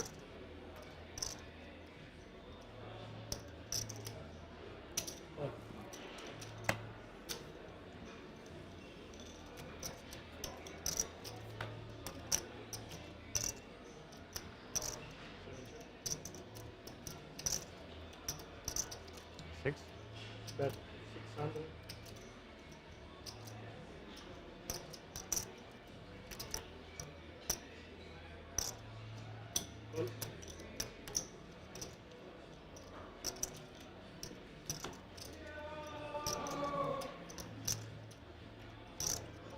About a 600k. The river Nothing. clearing the board. Check. Good. Patrick just checking behind. Oh, Show okay. first. Yeah, Flush low. I wonder, could he have found another bet in the river there? Maybe it could be slightly thin in a limp pot like that. About to as a say, kicker. is your standard to just check back the top pair there, heads up on the river? This is the thing. I mean, it's a limp pot as well, like, but you're only really worried about a better, obviously, kicker with Jack X and then some rivered like 3X, which is a possibility given the pre-flop dynamic or whatever. So yeah, I mean, it's probably still a bet, I'd say, most of the time. Because there still is worse hands that are call, and if that's obviously the case, then you should be betting there, basically. 320. Yeah, I think he went so large on the turn that he just decided to check back when the tree popped off on the river, pairing the board. Yeah. Yeah, I think if the Jack kicker was better there, then you know, he definitely should be. The 6 is obviously, like, you know, quite It's your quite guy. low. It's your fan. Yeah. Yeah, That's can your fan. That's my fan. Oh, what's yours? He can stand behind you. Stand behind him is good. Eyes. You look in the eyes. Yeah, it's not good. Yeah. You don't see your card. 320. Raise 320. Your problem with his there? No. I don't have problem. But he's standing, having phone like this. I don't know. I don't like. I don't. Yeah, but you can stand behind him. Why you don't stand behind him? How much? 320. Mandrake is one for the action. Patrick not liking that Mandrake's friend is standing behind Patrick. Slightly understandable given the magnitude of this moment. Yeah.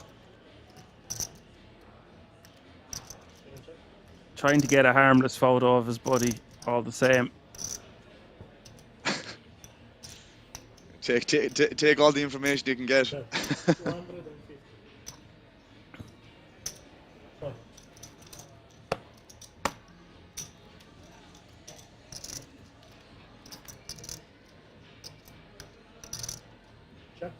This is an interesting turn card. Does he want to go for it? Personally, I wouldn't here.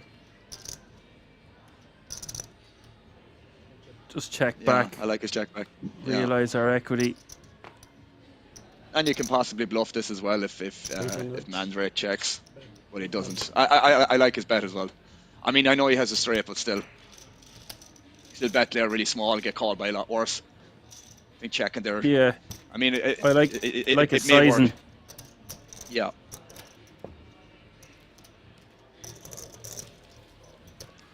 Both players It gets bigger capable then. of looking each other up very light, you know. Yeah. So another one from Mandrake there now as well, in regards to stack size increasing. 1-2. Blinds.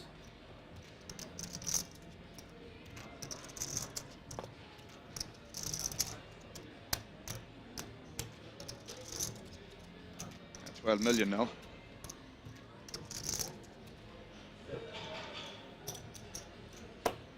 Ooh.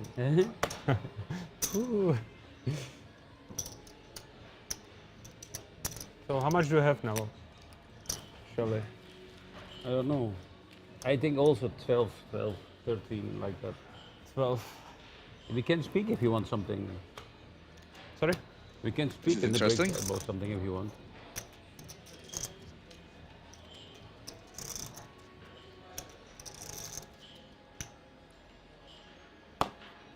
Genome says, thanks Dan and Alan for all the hard work. No, I'm worries, my man. saying. Know what I'm saying?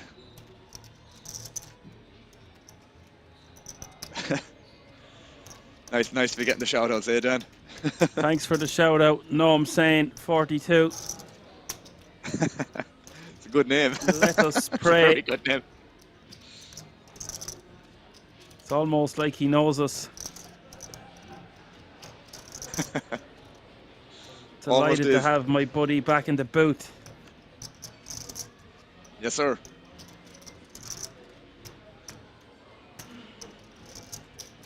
This is an interesting one from Mandrake. Can't hurt to stab, Mandrake. I suppose. 1.2. I like this more. Patrick sniffing it out.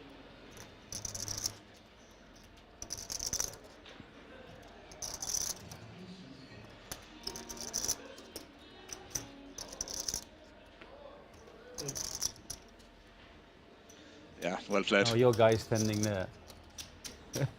Yeah, but he's standing behind me. Yeah, no problem. Man.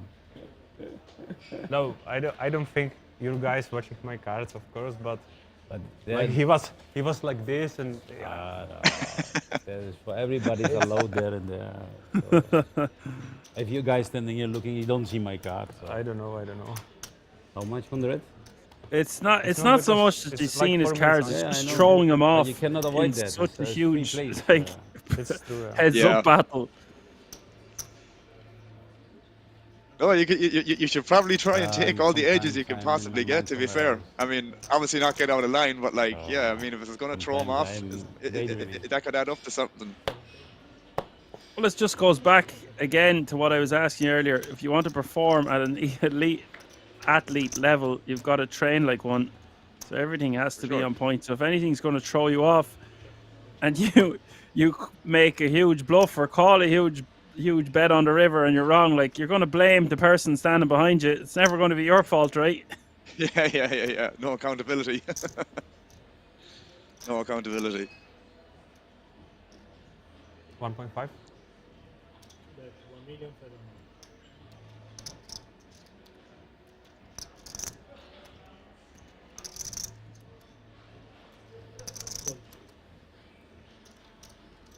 Standard enough.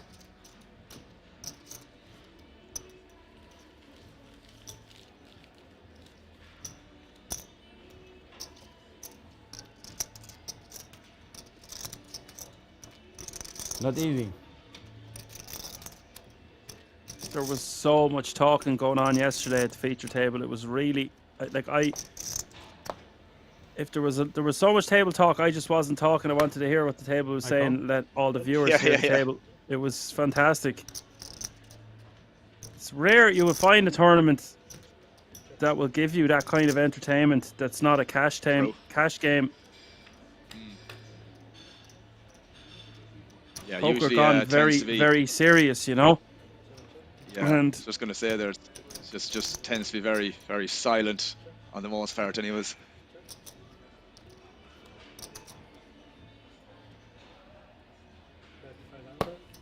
Check through the whole way. Patrick letting the 3 high go.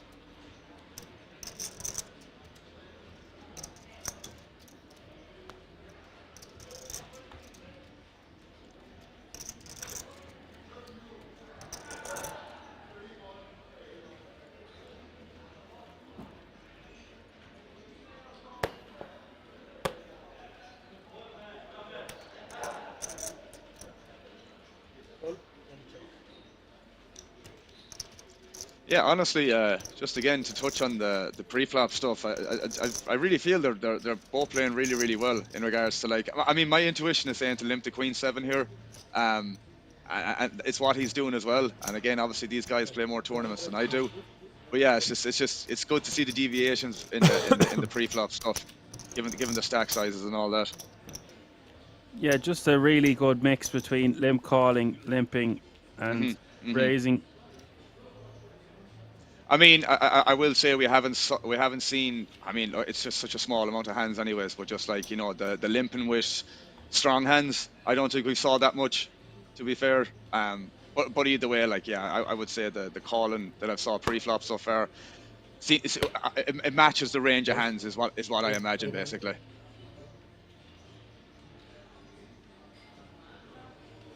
The carpet smashing the drape.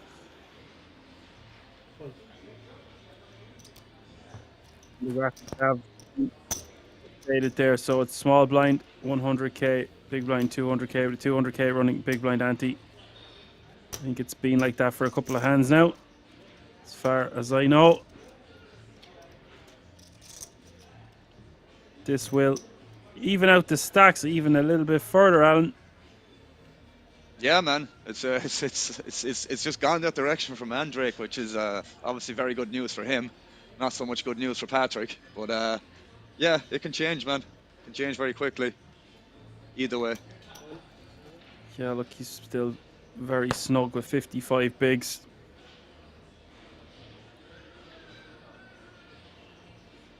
It's a lot. 800. It's really quite a bit, to be fair.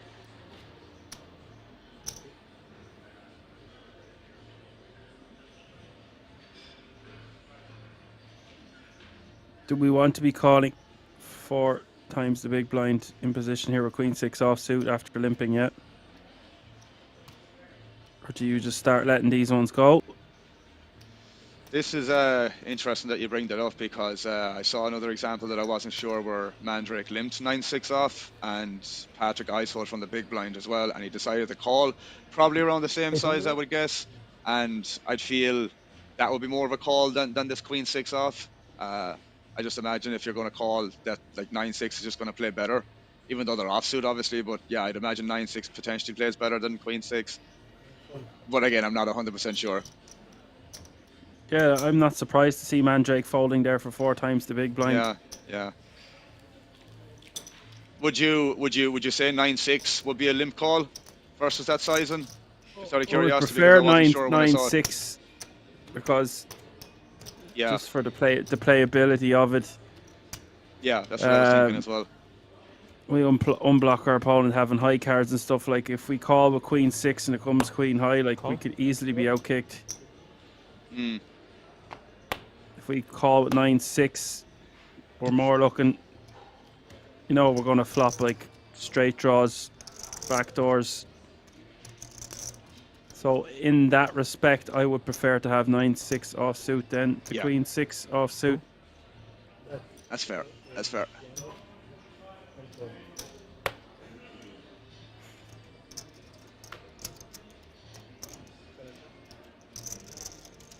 I check. Some interesting ICM spots last night as well, Alan. I Oh yeah. need to get my calculator and my binoculars out. So what were you going to say there? Oh yeah, that Patrick probably should double barrel this a lot. I'm surprised he checks that back because you basically unblock a lot of call folds on that spot, like ace highs and some king highs and diamonds itself. Obviously, the 7 of diamonds isn't ideal, but it's heads up. I just would have preferred a barrel there from Patrick's perspective, given he has 10 high at the end of the day. And he seems a little bit distracted over the last 5 to 10 hands. Yeah, because I was just going to say as well. Because he fired that double paired board, or not double paired board, but the paired board on the Jack 6-6, if you remember, where the opponent out of position called the twos, and he had no problem barreling like air in that spot on the turn, if you remember. Yes. So I was kind of nearly expecting him to do it again there, but he didn't, which I'm a little bit surprised by. Maybe it's something got to do with the flow of the last 5, 10, 15 hands that might be slightly affecting him and just making him a little bit more passive than he normally or would like to be.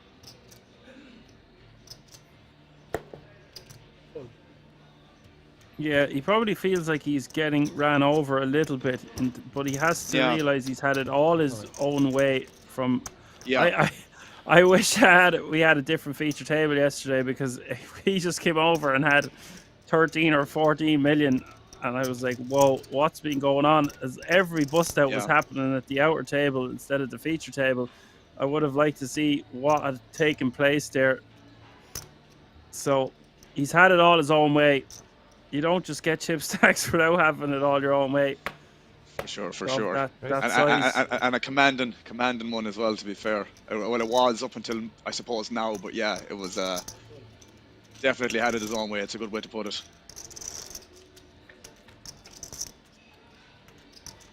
He's not going to be able to just run over Mandrake.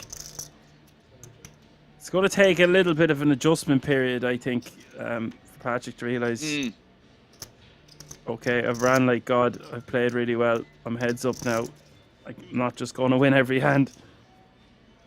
Yeah, for sure.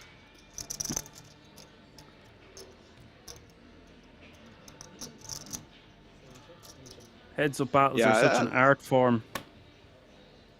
This is maybe another example as well. Like, I mean, you know, Queen 10 here probably doesn't have that much showdown volume where Mandrake checks twice there. So I'm surprised that he doesn't at least potentially stab the turn, or even the river. I don't know. I think that's two examples that I've saw so far. Or maybe that's just the player he is, man. I'm not quite sure, but that's just what I'm seeing basically. That he's maybe missing a few spots to bluff. Yeah.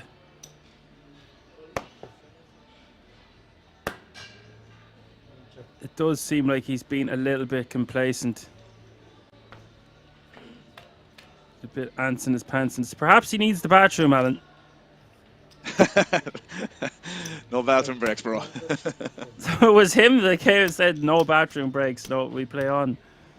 No, karma could be biting him in the ass. But yeah, I'd be inclined to agree. There's one or two spots there he could have just bluffed turn or river and just decided to passive.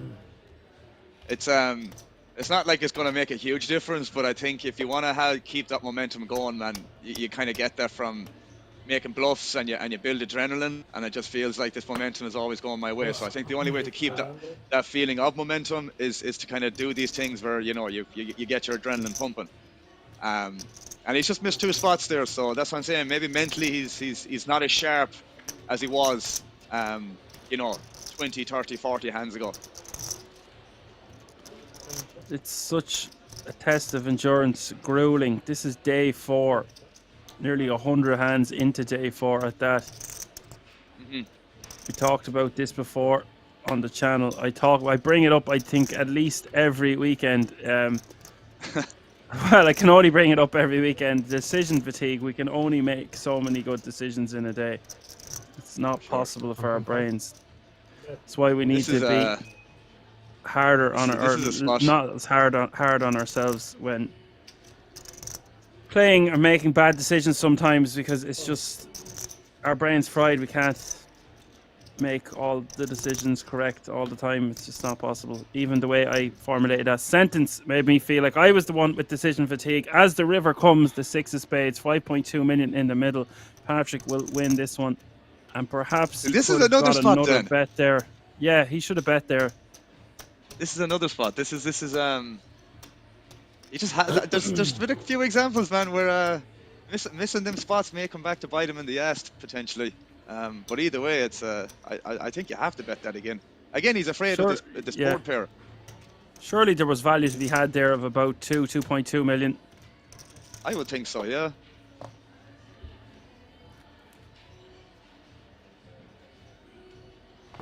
I would think so, alright. But yeah, I mean, it was obviously, unfortunate for him that he didn't, because there was definitely 3 streets there.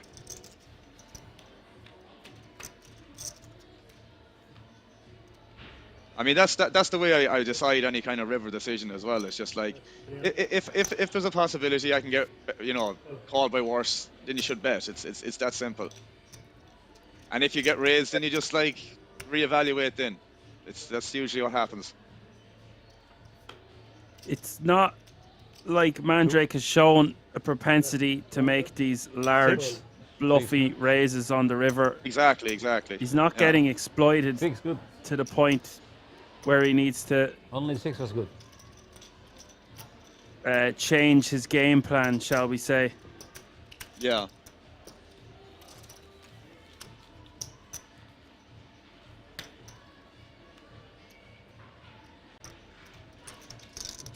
I mean, maybe he checked back very quickly there also with the King 10. It's like he had no intention of ever considering betting there, which is I suppose another layer of an example of not thinking as sharply is what I'm trying to say.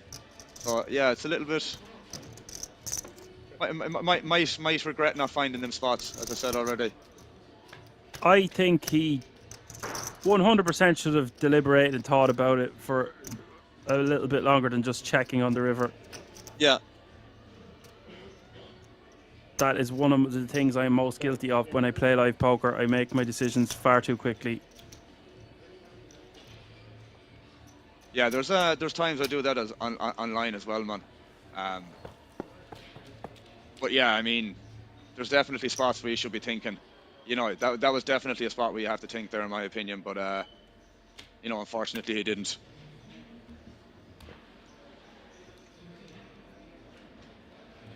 Just thinking about it for even 30 seconds longer before knuckling on the river. Yeah. It just shows that he's acting too quick. I think he would have found the bet if he actually thought about it. Because I think if you honestly think about it for whatever length of time, you'll realize, okay, well, there is worse hands that can call me. So then just find the sizing that you think is best. Well said. Alan, the wise old owl, Finn. Fountains of knowledge. Jack 6-3, top pair, top kicker for Patrick. 700k is the bet. Mandrake with 10-5 of clubs, just with some backdoors. Not sure if this is a call pre. I mean, this went 3-bet, obviously. 10-5, I think, might be a little bit speculative in regards to a 3-bet call. Float one off, hits a club on the turn. 3.2 million in this pot now. Yeah, I think we could probably just let it go if he 4x pre, which I think he did, right? Mm-hmm.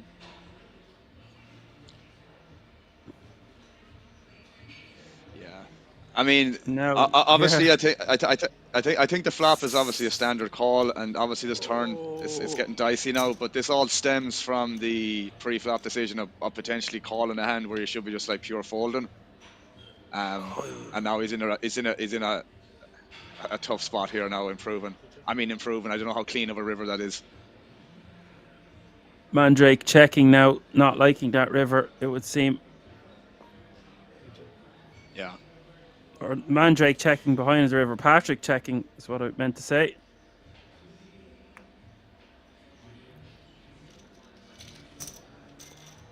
Yeah, I think he might have lost a few chips there, or could have avoided losing a few chips there. I mean, post-flop I think, is obviously standard. But yeah, the question remains, should you have gotten to that situation in the first place? I personally don't think so, and I think you said you feel the same, Dan, yeah?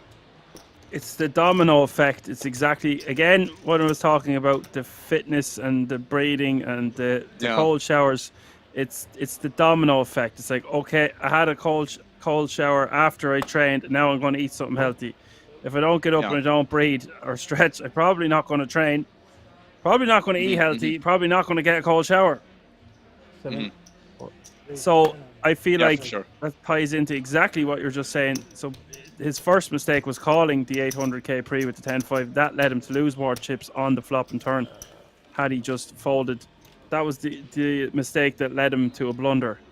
Maybe not a blunder, but to call a good portion of his stack on the flop and turn there. Do you think there was more value to be had by Patrick betting on that river, or do you think I think he could have bet again, but the flush did come in? I think the only justification there to potentially going a bit thin on that river, like, because it is thin. Obviously, there's a lot less hands that are going to call you now. So the only way I would justify that is with some blocker of a heart in my hand. I would say, like, I'm not sure it was hearts run out of the flush, but yeah, it's like, I think the only time I would consider betting there is with that blocker to make my decision easier, if you get me. So yeah, that would be my assumption. He could have done, but I'm not sure many worse hands would call. Like that 10-5 isn't going to call that river, I don't think, if he bets again. And you know, them are the hands that I suppose that you want to call, or that range of hands. So yeah, it's not ideal, obviously, that river. So it would be. I would feel it's a bit thin. Again, I feel like he checked with the ace jack too quickly, though. Potentially, yeah. Like, I mean, again, like you said, if there's a worse hand that can call you, then you should obviously bet. Like, again, what Mandrake's range looks like in that spot, is going to contain a lot of stronger hands, or that improves that range on the river, I should say. This is an interesting river.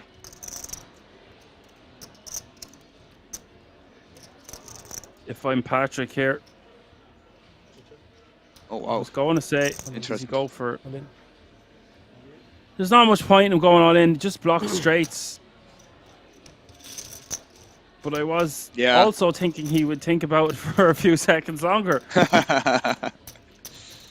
Team of him at the moment. Yeah, even if you look at that spot there, like, Mandrake's calling range on the turn there is like the bare minimum. I would say most often at least King X. So it's like, that's how I would base my decision on the river. Do I think this guy will fold King X or better, like, if I decided to bluff that river in Patrick's shoes? But I just can't imagine the calling range is that light. That jamming river as a bluff there is going to be that high EV of a decision, you know. Yeah. Oh wow, quads. It's like, what are you getting to fold once he's called there also? Mandrake showing strength. Third time we've seen Quadzilla in the house today. He's picking the wrong times to bluff.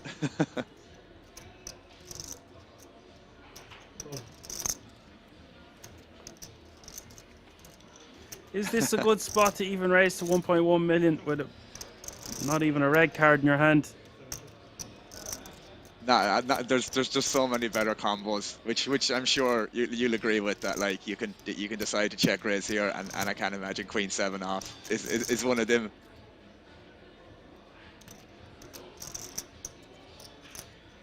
I mean, the only argument is that, like, you know, in position's probably going to be c-betting. Or sorry, like, he's going to be like betting really wide, that you can get away with it sometimes, but there's just so many better combos. Well, he doesn't lose another penny. On the turn I want to bet. I look at you. I was definitely sure. Ace did save you. Ace. I definitely sure. The ace did save you. Nice hand. If doesn't come ace. If it doesn't come ace, you bet Napoleon. again. Big smile from the Mandrake. 23 million plays, 11.2.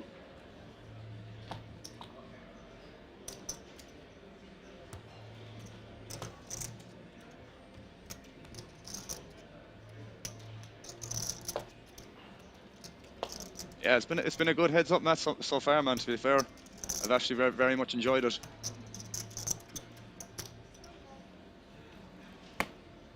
Are you not entertained? I hope so. I've really enjoyed the coverage yesterday and Sunday. It's been that extra day of play. Just fits well with the dynamic of the main event, the structure. Loads to talk about. Star-studded field.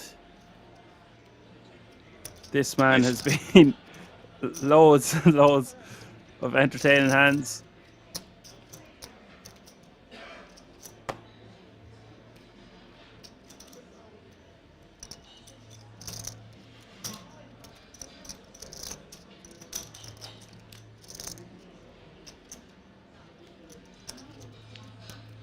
River coming to 10 for the Mandrake. Not that he needed additional help. I'll be betting somewhere around 800k here. 750 he goes with. Good shout.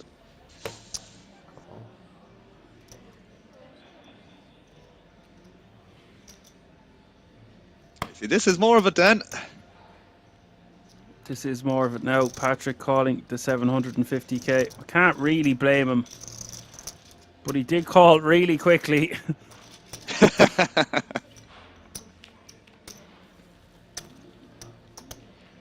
But like again, if you think about that hand, Alan? Sorry, that's go what ahead. I was just going to say, man. No, I was just going to say that I don't know if Mandrake is going to bet that river again without at least some ace there. I don't know, like, because he bet the turn, and you know, it's just I'm not sure if he's going to have that many bluffs there that you can justify calling that river.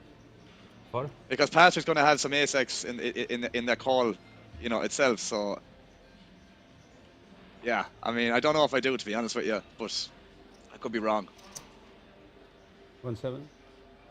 Sometimes we have to take into consideration that other people don't play the same way we do. We use our thought process, the way we think about hands, and then the player we're against, we just think that they're going to be on a similar wavelength, which is usually not the case. Yeah, I get you. I suppose that's probably one of the best things about poker, that like even the less skilled or the less experienced player can still win, whereas, you know, obviously the experience and the skill outweighs that in the long run, but in the short term, obviously the weaker player can win, or you know, that just anyone basically. Yeah. That's the thing, like, you playing cash a million hands, you're going to see the cream rising to the top, but anyone can win one live no limit hold'em tournament. But yet somehow we see the same faces, the same places, year in, year out, final table after final table. That's not luck. Definitely. No. That's what I said yesterday. Good people and good players put themselves in a position to get lucky. You've got to have both. I agree with that. Yeah. 1.1. 14.2 million now for the Mandrake.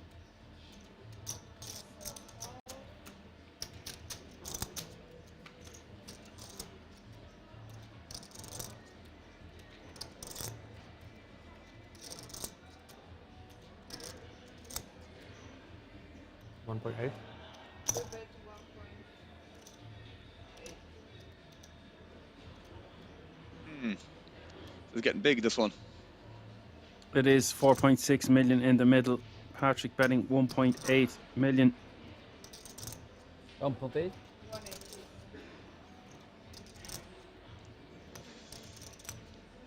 This is a tough call here, to be honest. It is, because of what you're going to face on the river. a lot of the time. Yeah. Well, the only thing I'll say is Mandrake is in position this time. That if he was out of position, obviously this would be a lot more difficult, I think.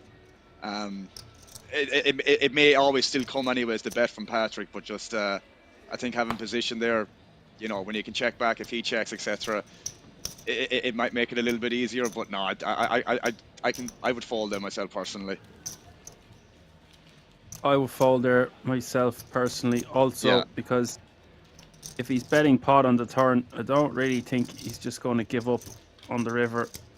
So if I'm going to call the turn, you want to be putting your cape on a dry river. And how many dry rivers is there where you feel comfortable calling with just a pair of fours with a 5 kicker?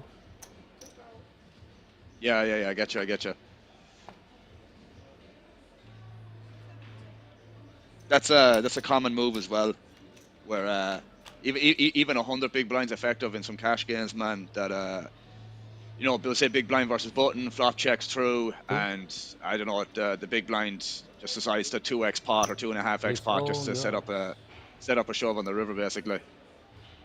But like picks that range on the turn that has like blockers to like the nuts and you know, high equity draws and stuff like that. That's 100 big blinds deep usually, right? Or more. Yeah. That's like in this situation you need to be a lot more careful because I mean obviously with cash games you can reload if you lose a stack. This is totally different model that we're playing. There's no right re-entering at this stage, Alan. No sir, no, definitely not. No rebuys allowed. No. Day 4. Ship has sailed. The ship has sailed. 700. Rebuys are now closed. Mandrake limping with the king 9 of spades. Patrick bumping it up for a $500,000 more with the queen jack of clubs. Mandrake going to call. We're going to go heads up to the flop. Ace, queen, 3. Bit of action here, Alan. Second pair for Patrick. No flush draw for Mandrake.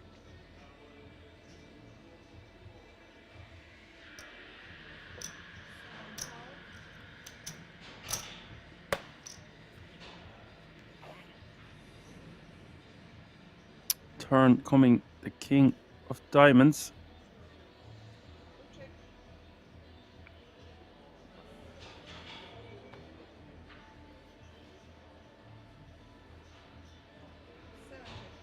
Standard enough.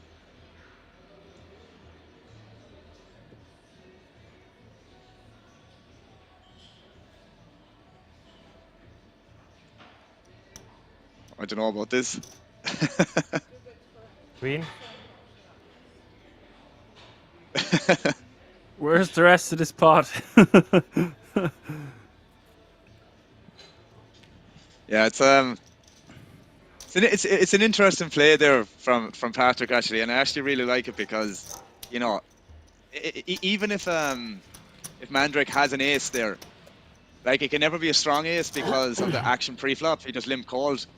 So if he has like ace 2, ace 3, ace 4, whatever stuff like that, if that 10% bet or that really small bet on the river, like doesn't have any nutted hands, then he should obviously raise them, but he doesn't know that. So it's kind of forcing him to call potentially only with like ace 2, ace 3, ace 4, facing that bet size basically. Yeah, that's a good point. It's just you see it time and time again. It's this blockerish type value bet that's usually like 12.5 to 20% pot. Yeah. 6 high. It's good. Yes. You want bluff on this? He was thinking about it. 6 high, okay, 6 high and 4. I should bet this.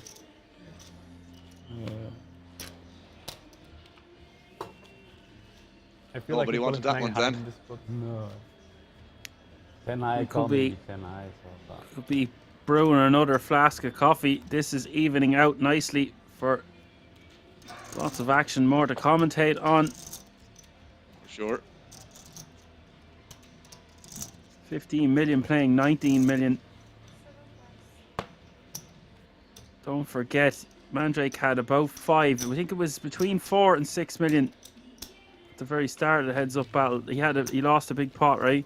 I remember saying this is what he didn't. So he's replenished his stack by nearly 10 million there. Which is Replenished that's a decent. And some. No, for sure. It's the momentum's really gone in his favor for sure. Yeah, and the way these guys are playing could be a war of attrition, as I said earlier.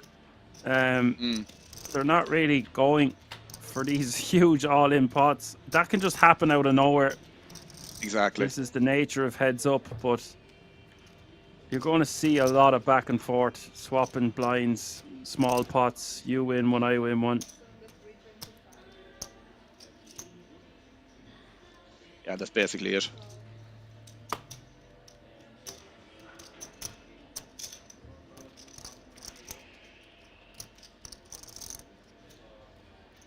Got a 325 and a call.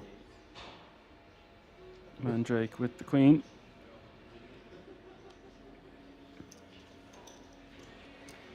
Mandrake ready to snap off that one.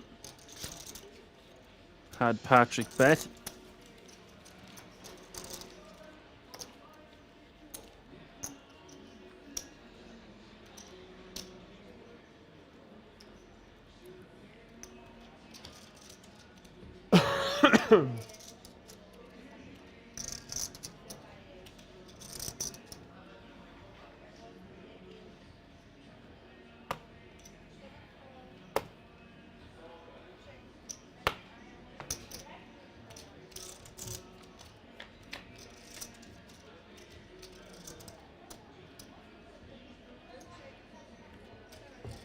Queen Jack 4 quickly goes check. The turn is the 5 of hearts.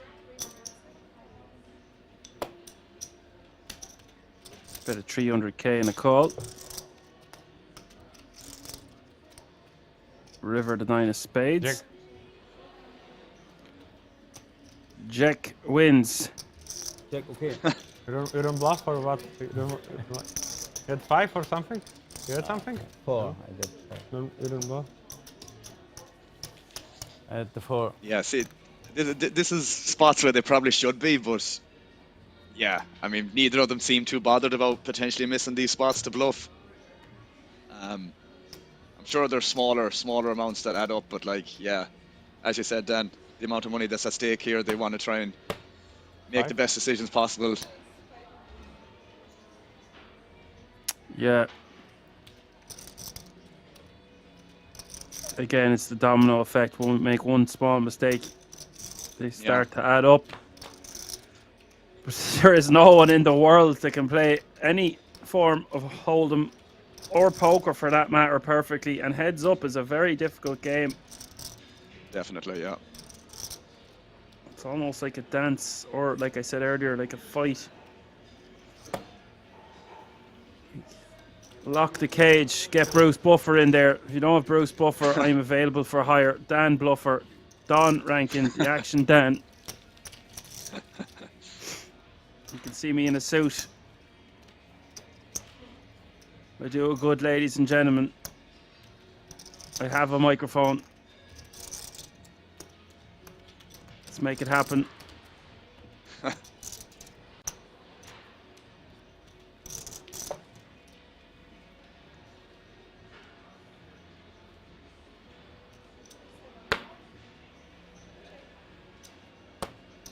Yeah, I wanted to touch there as well.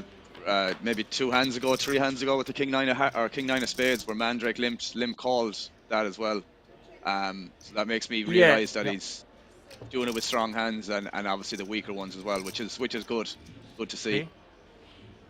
I wonder if it's like they're using a random number generator, you know, in their head. No, because sometimes you were going to see him open the King 9 of spades, surely. Check back ace, right? No? No, check back. What is check back? No, I had no aces. You got something? I have got something. You got? Yeah. I will see. You can see on them. I'll get something. What's that? How you did? Well, I got a number. So how do you like those apples?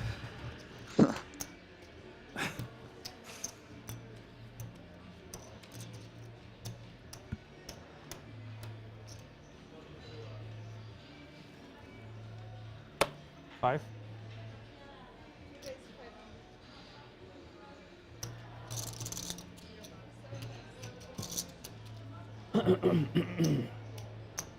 And you could just go on a rampage here. You're taking down 500,000 every time you steal your opponent's blinds and antes. That fairly adds up. No, for sure.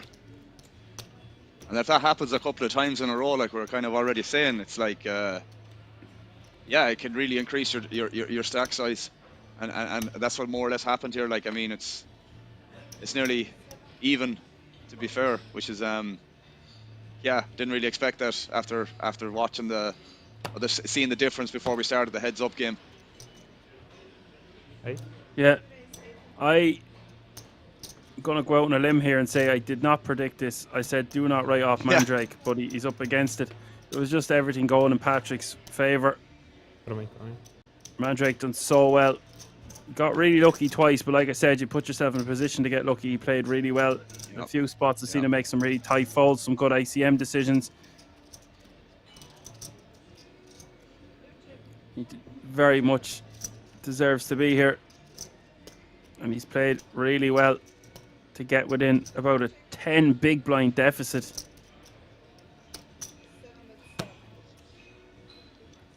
I mean, I have to say you can't really fault Patrick too much. I know I kind of highlighted maybe some of the things I would have done differently with certain hands and certain spots that he didn't really do himself. But like outside of that, man, there's been like no, you know, unnecessary stuff that he I suppose didn't need to do or anything like that. You know, of course, as I said, I highlighted some of the minor things, but there's been no major mistakes between the two of them. But yeah, it's just maybe Mandrake has got the better end of the distribution at this moment. Where we maybe being a little bit too harsh on Patrick for one or two things he done. I mean, yeah, maybe, but that's I'm more so, as I said, highlighting what I would have done differently that I felt he could have done. But I'm not in that position where he is at the moment, so I'm not gonna put him down any more than I potentially might have done. Well, we're here to call the action nonetheless. King, 9, Queen. Checked all the way down to the river, the 5 of hearts. Mandrake would just be happy to get to showdown with pocket trees. Patrick.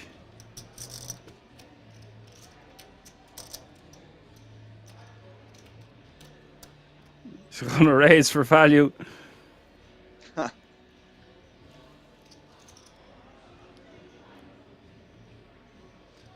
Don't think he's going to fold for 400k. This is something I do when I play cash in these spots where I went like, you know, check flop, check turn, and then big blind, you know, makes the decision on the river or first to act. Yeah, just betting really small here gets a lot of folds, and I'm very I would not fold in Patrick's shoes there. What do you have, actually? No, neither would I. I was not expecting him to fold. He looks like he does that with his cards every time, by the way. I don't know if I mentioned that earlier. I did mention it at the start of the day, probably didn't mention it to you. He lifts them up and kind of pushes, you know, does that noise with them, pushes them back down, flicks them up, flicks them down. That is usually indicative of someone who's going to fold their hand. When he done it that time, I did not think he was going to fold his 9 for just 2 big blinds, but you have a different thoughts on that? Yeah, I just saw it in practice from me doing it for a long time, where just in that specific node where checks down to the river, basically. Yeah, I mean, both hands or both ranges have a lot of air, but obviously the big blind is relatively still uncapped to an extent that, like, you could probably value bet like some, I don't know, probably weak 9x would be the bottom of it, I guess, for that sizing, and then you're going to have a bunch of you know, random air basically that has no showdown basically. Yeah. But you're targeting that range of hands that like just can't even call against that size, and then just when you get to the river in that spot, a lot of the imposition range is going to consist of that hands where they just cannot call 2 big blinds on the river, so you just don't need to bet that big. So why do you think he's folding a 9 then? I have no idea. I think that's again. I'm not going to continue with like putting Patrick down, but I do think that's a mistake. That if he again, I don't know if he. It's not that he didn't take long to think about it either. I was very surprised, but as by you, I'm not sure what he was thinking, but I can only imagine it's his perception of what he thinks Mandrake is capable of doing that with. That it just doesn't ever contain a bluff. Yeah, that's what I assume. Yeah. I mean, like you said, neither one of us would fold there. Yeah, that's the second or third person now that said to me that they think he needs a snack and a bathroom break, even though he was the one declining it. We'll know after the break, I guess. No, but like again, it's kind of a little bit not concerning, but like if you're able to see the whole cards and like you're somewhat an experienced player and you know the spots that he's kind of missing, they add up, man. Like there's a lot of chips he missed out on there that by not doing the better decision or the other option, like. Yeah, it just shows how much it can cost you. It's like it's not even that mistake. It's future mistakes you made because of you making that mistake. Yeah. Yeah. And they're like you said, basically look at this 17 million plays 17 million. Yeah.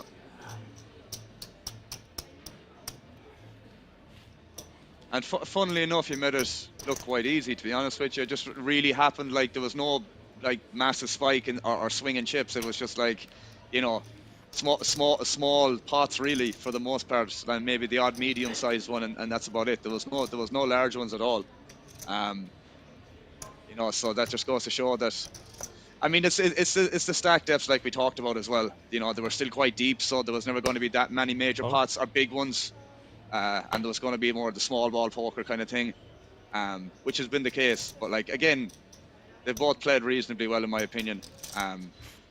So yeah, as I said, I think Mandrake might just be getting the better distribution. But yeah, that's part of it, obviously. 2.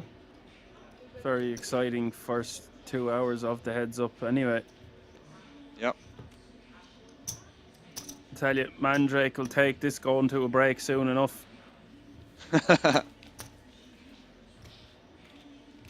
If you'd have told him 2 hours ago you'll be going to your next bathroom break or next buffet even in chips, well, it's not over yet. It's before the break, but I'd say he would take it.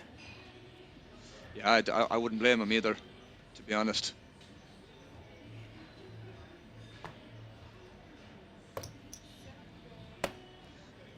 Eight.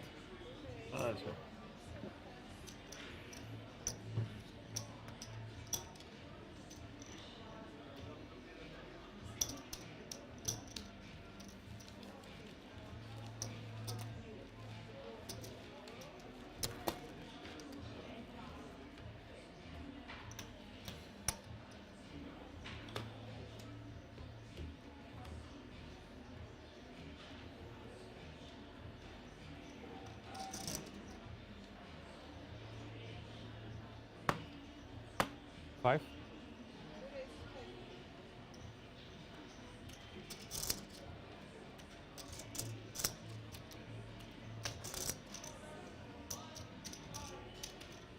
Patrick with the open to a half a mil. Mandrake calling with the 7-6 of clubs. Patrick with queen 8 off suit. The flop ace 8-3, 2 hearts. 4. 400k is the continuation bet, and 4. Sorry. Mandrake calling.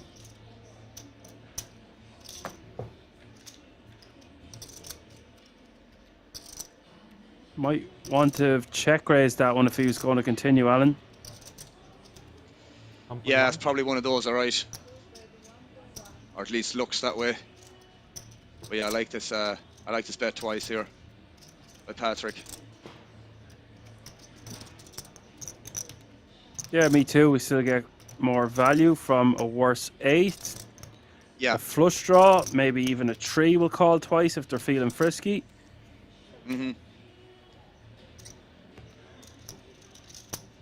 Yeah, I think having the queen kicker there made that decision on the turn easier because, like you said, man, you can definitely get called by some worse ace-x.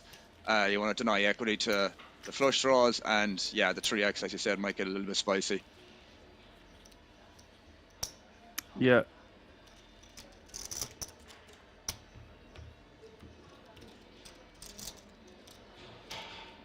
Interesting if Patrick would have double barreled there if he was bluffing. Okay. Since we'd seen him Might be being difficult on the river. slowing down. Yeah, on the river, yeah.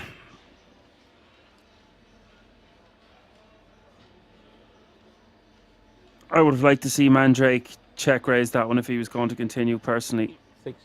Yeah, I can get behind that as well.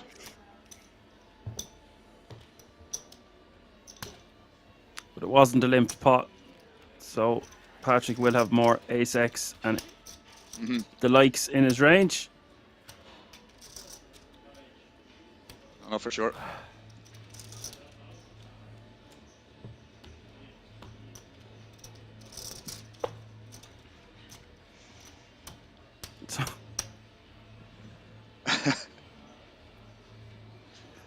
We're getting Someone called in out chat for being fake Irish accents, Alan.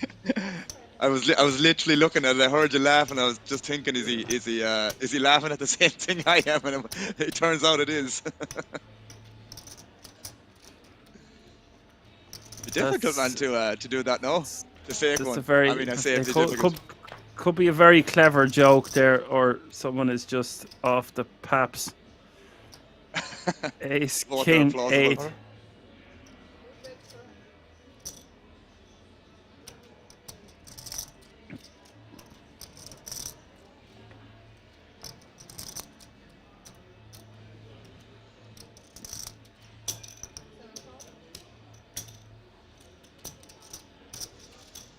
Ten of hearts on the turn. No. Does give Mandrake a flush draw with the 7 of clubs to go with his pair of 8s. Patrick now.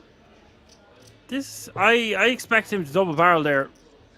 I'm not gonna lie, man. I was feeling the exact same thing, and I think it's a perfect combo to do it with as well, or one of the better ones. Yeah. Yeah. Oh, Mandrake is so close to taking the chip lead. Like, the thing is, in them spots, then, like, they're not easy to do in a situation like this where you might just say, right, I'm going to take the less variance here and not do it. I mean, maybe instinctively he feels he should, but he's going to take the less variance or high variance route. Yeah, that's what I feel like, because it takes a lot of, you know, there's a lot of rivers you're going to have to fire, but like the king, you probably can't. Obviously, it's probably not a great card for your range. But you get my point. There's a lot of rivers that you're going to have to follow through on after you make that turn bet. So, you know, there's no point barrel and turn when you're not going to follow through on the rivers that you should do, basically. So Right. Okay. yeah, yeah, it's just you're going to get a lot of folds on the turn if you bet that hand, but you know you're going to have to follow through on certain rivers where maybe he doesn't want to take that higher variance route. Is what I kind of feel sometimes. Could you check back turn and then bluff river if it's check to us on a dryish river? Yeah, that's more plausible. Yeah, almost we can rep a king or a small ace better that way. Yeah, because obviously if you bet that turn, you're going to be super polar with your sizing, I would assume anyways. So 200. you know you're not going to do that with a weak ace x or anything like that. You know, so. But as I said, that hand, I would look again the situation that they're in versus what I normally play. As I said already, there's no reloads or rebuys at this point, so yeah, there's a lot at stake if you decide to fire that bluff on the turn there. Okay, yeah, we'll mix it up. Sometimes we just keep barreling and we know we have to fire 3 streets. Then sometimes we just check back the turn, and if it's checked to us on the river on a decent river card, we just choose then to bluff. Yeah, yeah. Okay, Both are very reasonable. I'm writing this down.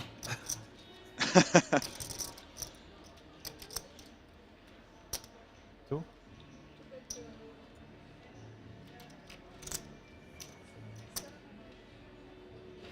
Mandrake here with the 2 pair. And Patrick just folding with 2 overcards and an inside straight draw. 2 overcards to the 4 and the 5, not the king, obviously. That's what you did here. I always forget that. You do automatically. He does look like a bit of a character, Mandrake, alright, doesn't he? Yeah, he's a good laugh. He's good for the game. Both players really good for the game. Really good for having on the stream. Loads to talk about. Really entertaining players. And my favourite players are the ones you don't know what they're going to do next. Granted, they're both playing cautiously in this heads-up battle, but that's so understandable. Yeah. Nope.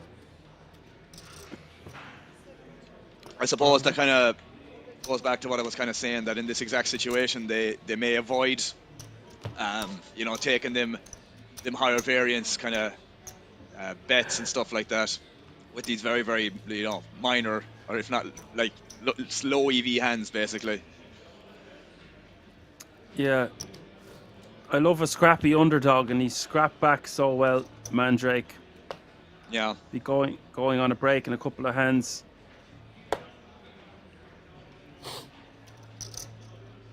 And then we will see when we get back if we can separate the men from the boys. Yeah.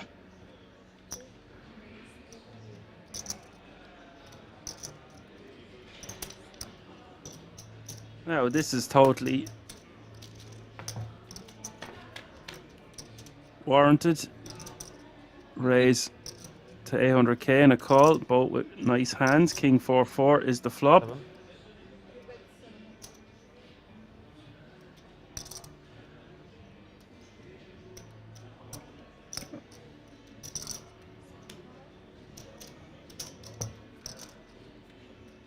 The bet and the call. Turn card the 7 of spades. 3.2 million in the middle.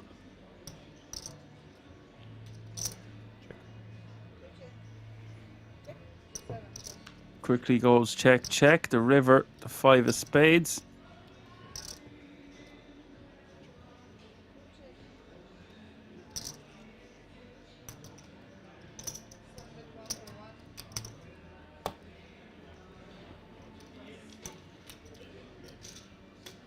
Standard enough. Yeah, not much to talk about there. Although there is one talking point. Mandrake is now your chip leader.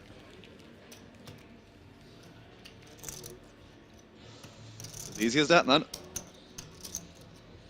Away she goes. Yeah. This will be the last hand before a 15-minute commercial break. Call.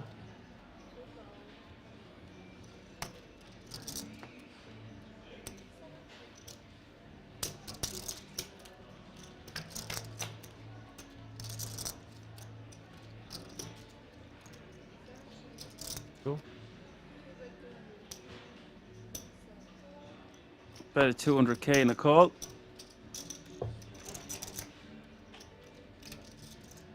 Ace of clubs on the turn. Check. Check, check. River, the 8 of spades. Split. It's going to be a split pot. No.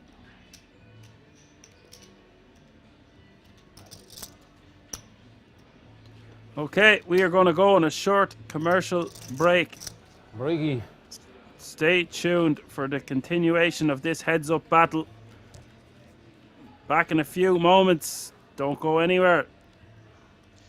See you in a bit, guys.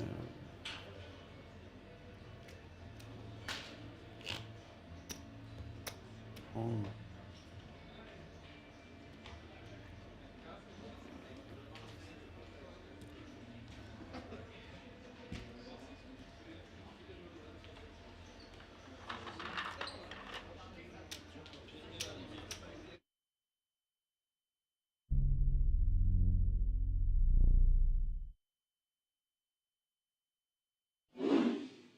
Ice Cold Spear says it's hard to kill D, but not gonna lie, yes, my boy getting it done. And Paul Flat getting right back on the horse. 2 very playable hands back to back. Kardashians in the hole for him. 20 big blinds in the chip lead. 800. Comes with the min this time. It gets out the way. Oh, wow. Oh, it's a cruel game sometimes. It really is.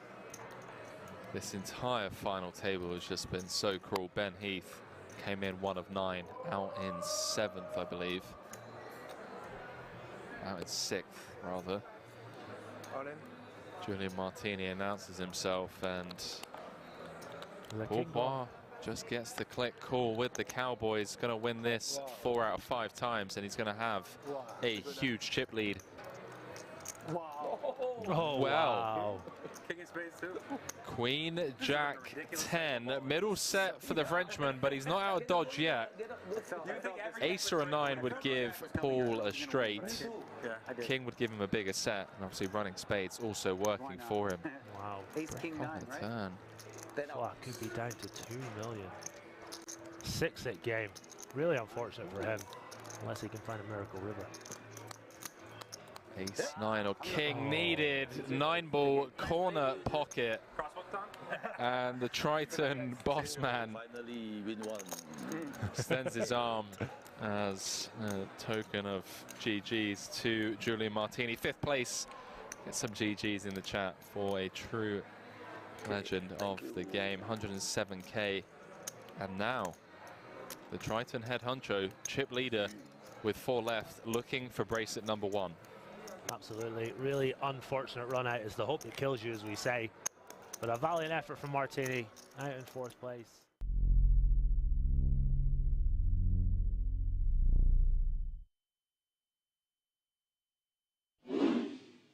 And you stumble across cobras and all sorts of creepy crawlies when you're out in the dark. It's too hot to wear trainers. That little layer of protection. I'm talking out my ass.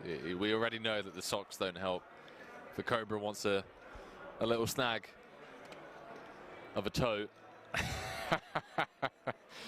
Chat, I'm getting delirious. Okay, we're 14 hours in. I feel like Joey Ingram on one of his deep dive investigations, minus the edibles. Shout out, Pappy.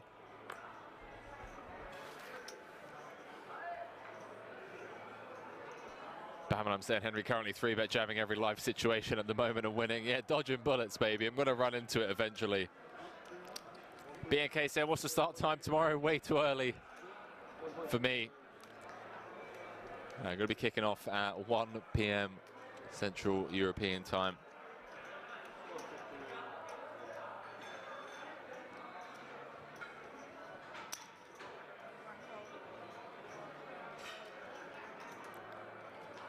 So, 9 hours from now. Oh, hang on a minute. Hang on a minute. We got a bit of a cooler here. Oh boy. Danny gonna have to pull an old rose stucco on Riyadh, who sucked out with the 10s against queens for the chip lead pot against Punat Punsri earlier on.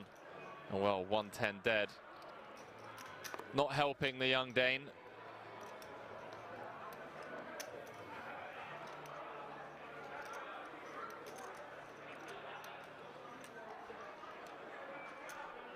.34 big blinds effective.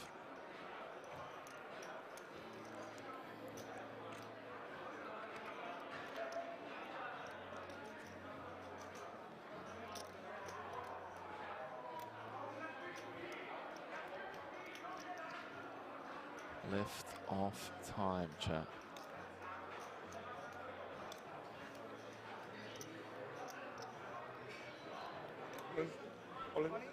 Danny does announce himself, and he is in rough shape.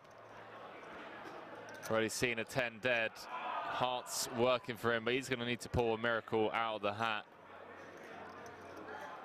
14 hours into the day. 5 cards away from elimination.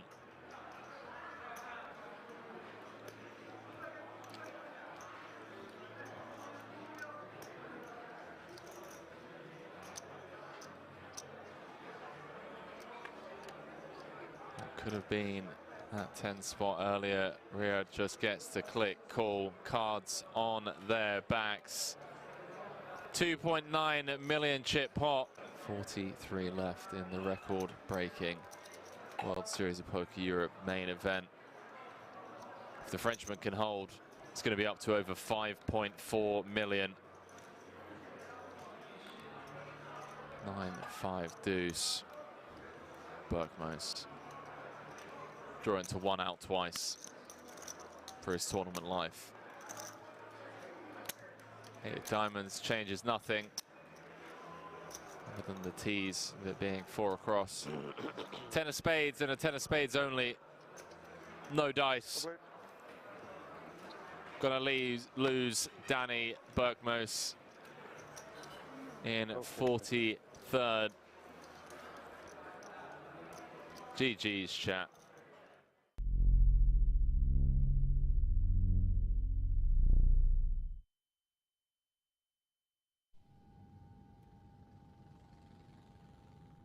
But I always liked both. What I used to do when I started my career is I played cash as my job. That's to pay the bills.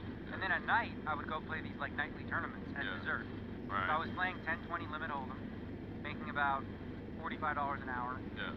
You know, and then I would go play these $20 tournaments of rebuys at night because I enjoyed them. Yeah. Right. But it wasn't like something that I looked at as like, oh, that's a stable living, right? Like without the cash game economy, tournaments are nuts. Yeah. So it's much more difficult. That makes a lot of sense. So like I would stick with, I mean, I don't know how your brain works in terms of like learning 2 things at the same time or how much it would sacrifice, but like if cash games is where you make the majority of your money, I would, you know, still do that and then like, you know, sleep into tournaments.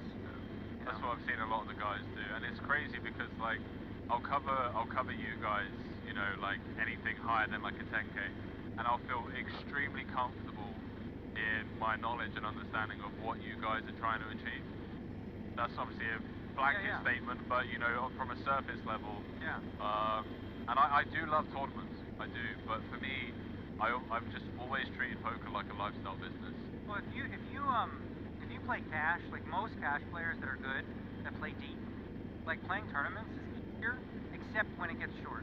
Yeah. So like you'll have an advantage deep at the start, right? Yeah. You know, when it's more like a cash game. Yeah. And then you'll just have to learn the nuances of like, you know, playing really nitty-in spots and, you know, ICM, boring stuff like that. That makes sense. Boring, but obviously really important if you're playing for money. Yeah.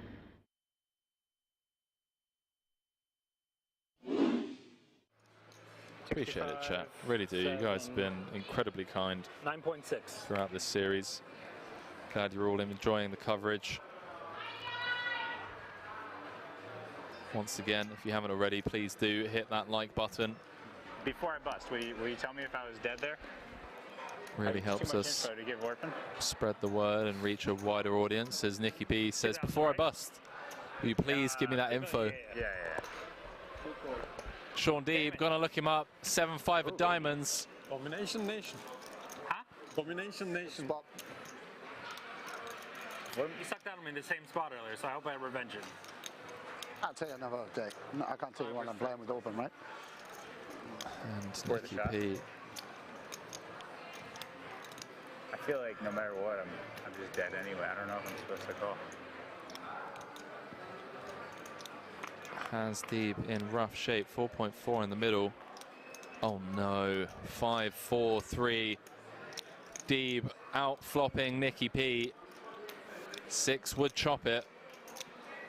A deuce or an ace would win it for Nick Petrangelo. 1 to come, 8 clubs on the turn, changes nothing. Hand 126 here. Will we be down to 3? River card is the 8 of hearts. And Deeb Take it down, bro. eliminates Nick Petrangelo in 4th place, 220,000 euros for his efforts. One of the best players in the world, upswing coach. and now up to over 27 million in total live earnings. Sean Deeb, 2 away They come to you for advice now. How would they from joining the 6-time bracelet winners club. You're just used to being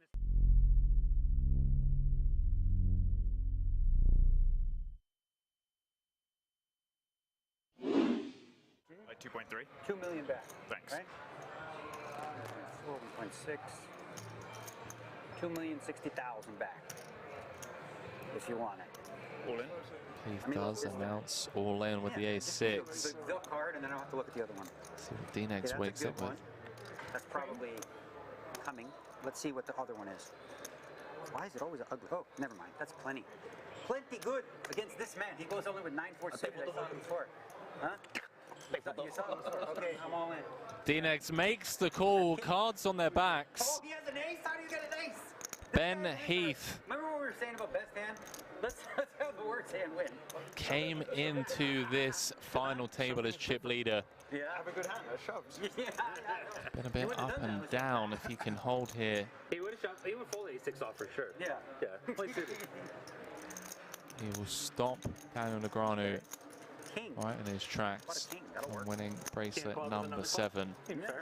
Where's the spiel about the best hand winning now? That's what I reversed it. Like, let's forget all that.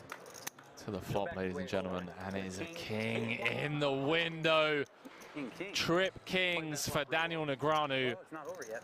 Hunting bracelet number 7 and in great shape to get the double here. Needs to fade the running Broadway of running clubs, and Ben Heath is dead on the turn. Would you believe? Chat, is history about to be made here in Rozvadov? Got the defensive. Daniel Negreanu doubles up to 20 big blinds. People on stream who are wondering why you're calling King 8. Right? It's like, The completely unrelated hand from the stone bubble.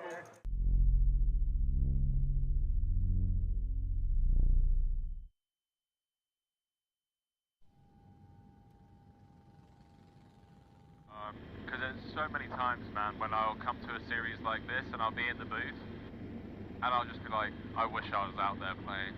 Like, I wish I was out there playing. The Triton events here, anytime I miss them and I watch them on TV, I'm like, fuck, I want to get on a plane now, and it's too late. I get such FOMO from watching them. No, I can imagine. I can imagine someone like yourself as well that like plays those higher buy-in stuff. Yeah. I'm talking more about like the 2Ks and the 5Ks. I'm like, damn, you know. Yeah. No, for me, because also, like I play at the Poker Go studio, right? And you know, it's limited because the Asians can't come, Canadians don't come. But then you go to these Tritons and it's like the fields are 8 times bigger. Yeah. You know, huge prize pool and stuff like that, and they look really juicy. So I definitely get the FOMO from that. But I want to play whenever the next Triton is. I don't know.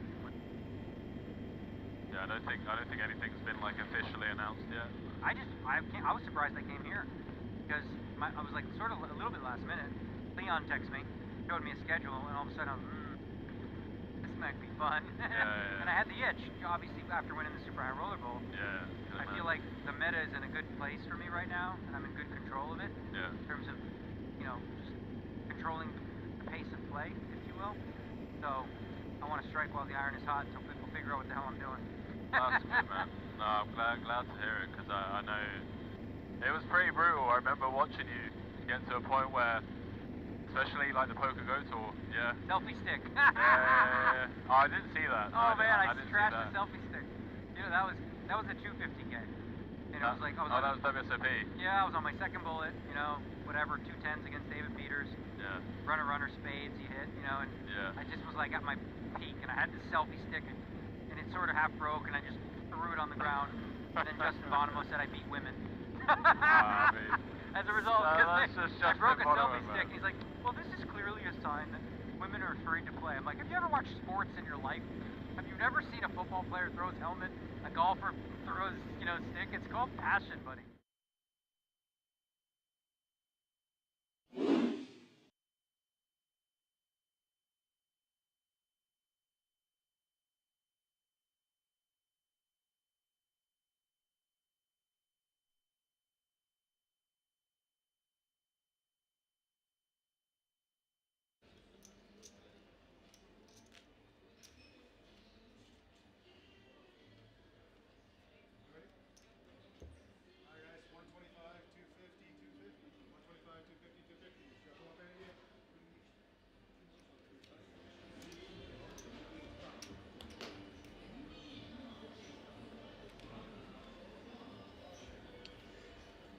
What's going on, guys, and welcome back. I'm not sure Dan is back from his break yet, but I'm here at the moment, and yeah, looking forward to this heads-up match.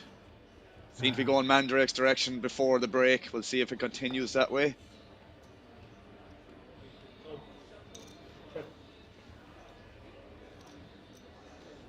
Very standard so far.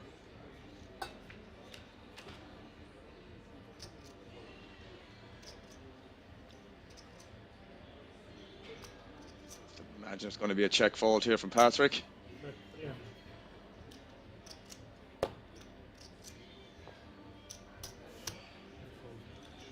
Very standard.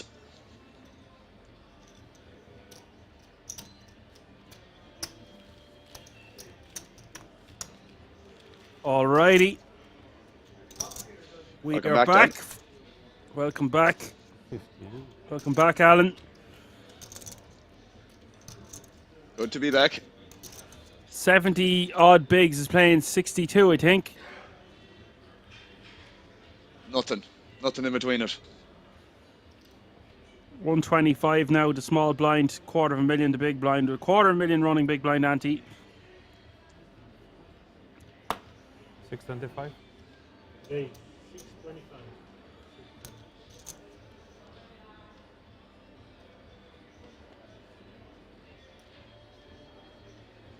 $625. I'd like to see a 3-bet sometimes there from Mandrake. I think would be a decent hand to do it with. But obviously calling is completely fine too.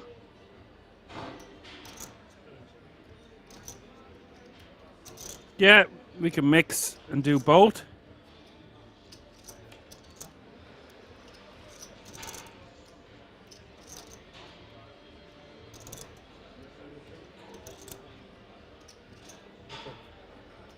I say this I think is fine for checking down.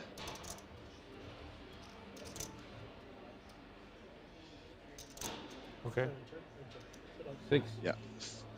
Pretty standard.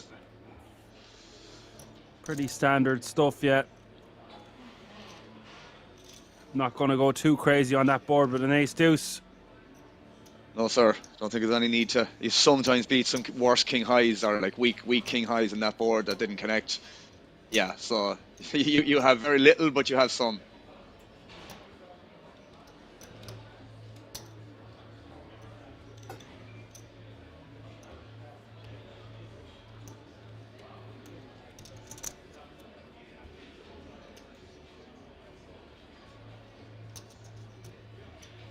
Drake here with the queen too. Probably is going to be a fold, I imagine. Yeah. Simple as that.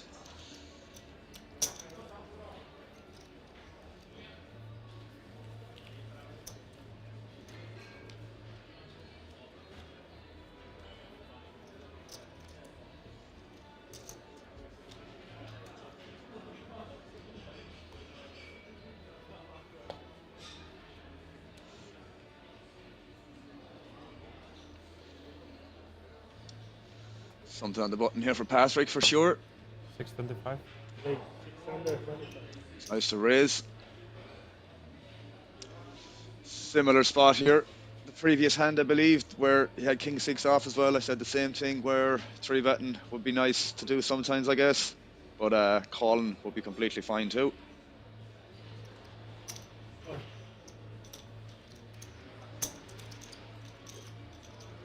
we go to the flop.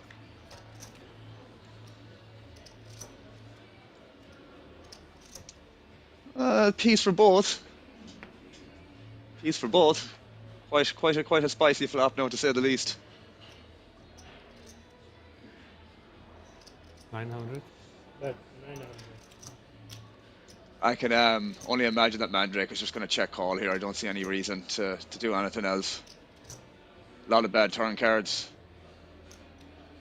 If you check raise here and inside the barrel and stuff like that, I just don't think it's ideal. So check calling here is going to be the main thing I would do here.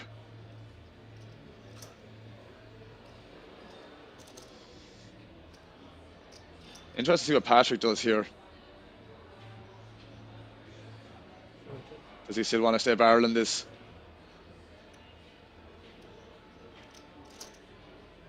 Two. I like that. Still get value from worse hands and just build a pot if you hit the nuts on the river. Seems like a good thought process to have in this spot, I believe. Can't imagine you're ever going to get check raised that often. I don't think, anyways.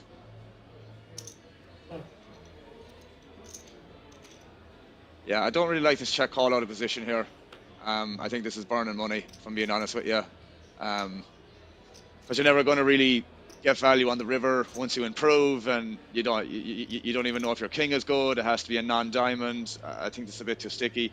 This is, if you had this in mind, then yeah, I still don't like it. I still don't like it. Obviously, this is just sunshine and rainbows for Patrick here at the moment. Sitting there with the nuts, and a guy has led 40% pot into you on the river here. You've got the absolute nizzles. It's pretty nice moment to have. I mean, all in is the only play here. Yeah, simple as. And yeah, Mandrake, bit of a blunder there in my opinion. I think the check call on the turn is the blunder in this hand. I think pre-flop and flop is absolutely fine. Deciding to lead this river here, I don't know. It's not because Patrick has a flush here. It's just like that's all he's repping basically, and I'm just not really a fan. I think check call on the turn there is a huge mistake.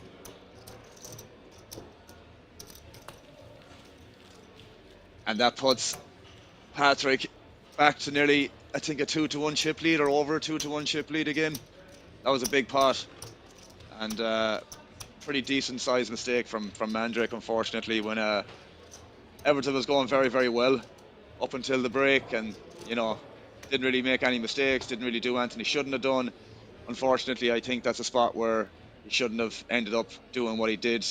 250 or 200? And just check fold the turn, I think. 7. 700.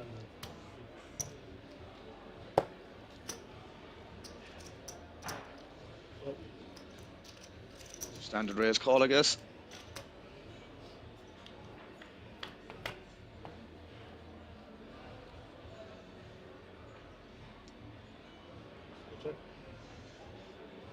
Five. I can see either or being fine here. Checking back, I think sometimes is going to be okay, and obviously betting here should be okay as well. Get called from some potentially worse ace-x and all that.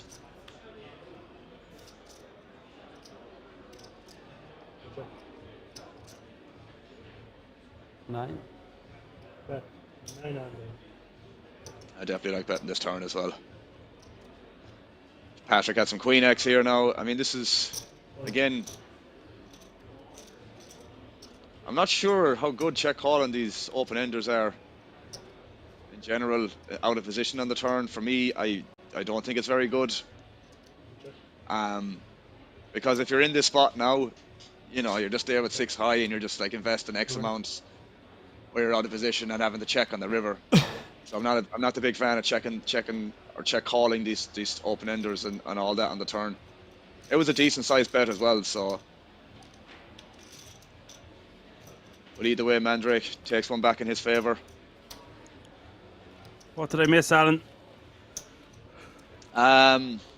Unfortunately, Mandrake made a pretty decent sized mistake in my opinion in the hand previous to this, but he actually made back a decent amount of it just now. But yeah, there was a straight board. I think it was like 4-5-7 two-tone, and he check called the flop with king 6, and he decided to check call the turn where Patrick improved with an ace. He had ace 2 of diamonds, so he had the 625 flush draw and gut shot, and he improved on the ace on the turn, and Mandrake decided to check call a big bet on the turn itself, and decided to lead a diamond river. Obviously Patrick had the nuts, so yeah, he basically bluffed a pretty decent size bit of a stack into him on the river there, where Patrick just moved all in. But yeah, as I said, he made back some of it the hand prior, but that's basically it. Although it seems like a big enough mistake on the turn to call there to a large bet with just the open ender, at least he had a plan and led into his opponent on the river then. Yeah. sort of making up for it in a way. Yeah, I still don't think calling the turn is going to be the best thing to do there. But yeah, as I said, if you had that in mind, but the thing is, I suppose, in that spot, what if it doesn't come a Diamond River? You know, what's his game plan then? I'd like to know. So Okay, yeah. do you know what I mean? So if you had a plan in mind for another river card other than a flush completing one, then I'd be very curious as well. But I'm sure he did. Look, he obviously had something in his mind anyways, deciding to do what he did. Okay, interesting. You just think he should fold to the large bet on the turn, even with the open ender. I think so, yeah, because it's like it's a flush draw on board as well, and he didn't have really a blocker to a diamond that he could justify leading the river like he did. So I just think the hand combination was not the best selection, I would say.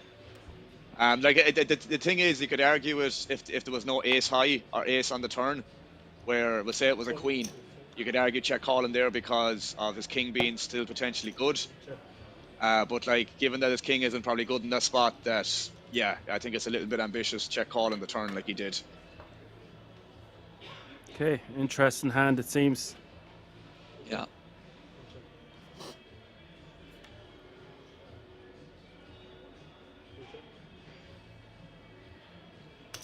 I just came back and after bringing the dog in and seeing that Mandrake was under the 10 million mark, so I was like, oh no, I've missed something very significant here. Yeah, that's more or less what happened, I'd say, anyways, in that hand. That was probably, I mean, maybe $9-10 million chips size, pot size, basically, in that spot. So you probably lost about 5-6 million, I'd say. Okay, good to know. Yeah. But again, that just goes to show that you make one decision with a hand combo that you shouldn't, and then you end up in a spot investing money where, again, you just shouldn't be in that situation. So, you know, we saw with the 10-5 suit at that time where he called the 3-bet. I think there might be just, you know, as we kind of spoke about already, some fatigue that the decision making mightn't be as sharp as it could be because of that reasoning. But yeah, there's definitely been some debatable spots, in my opinion, anyways. Patrick over the 20 million mark again, I see.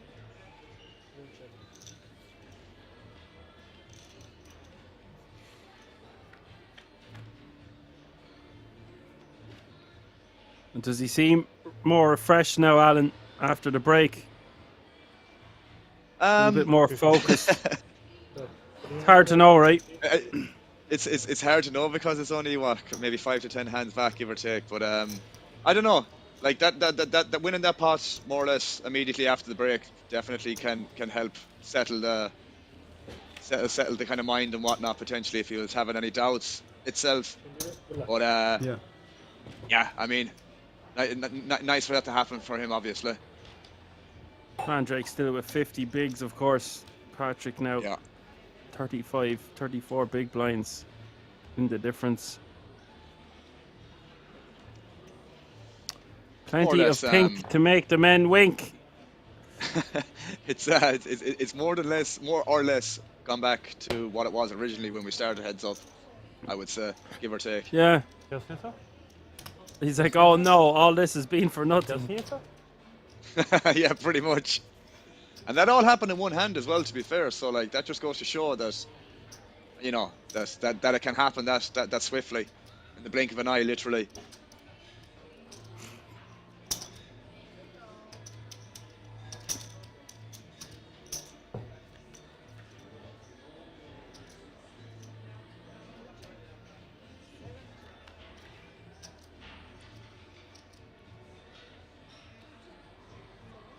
Just say it.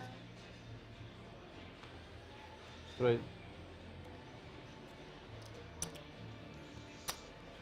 Mandrake with the straight.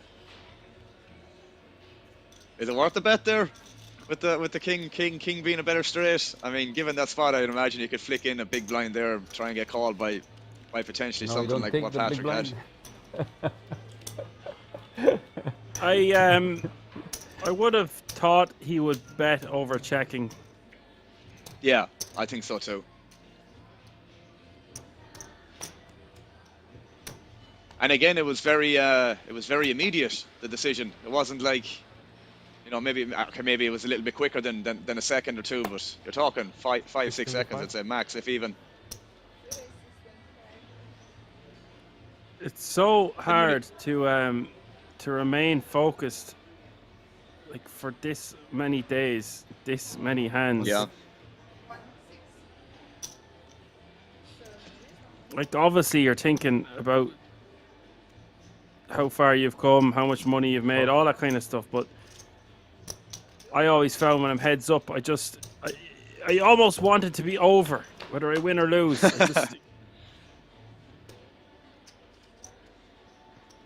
Oh, here's the main donkey now. Facial twitch, ladies and gentlemen. 1, 2. Who is my partner? He calls me Don Rankin, this fella. Facial twitch. Give him a shout out. Nice.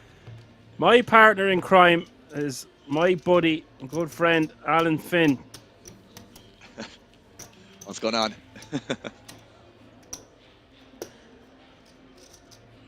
Hey, Facial.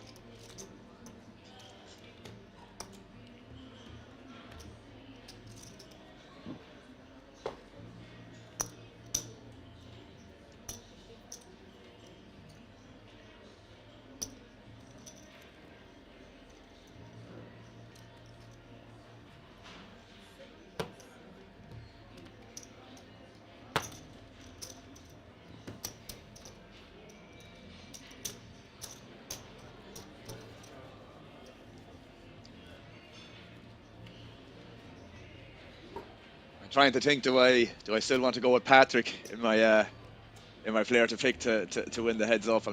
I'm still reasonably confident, I would say, but yeah, I gotta say Mandrake has definitely came back into it.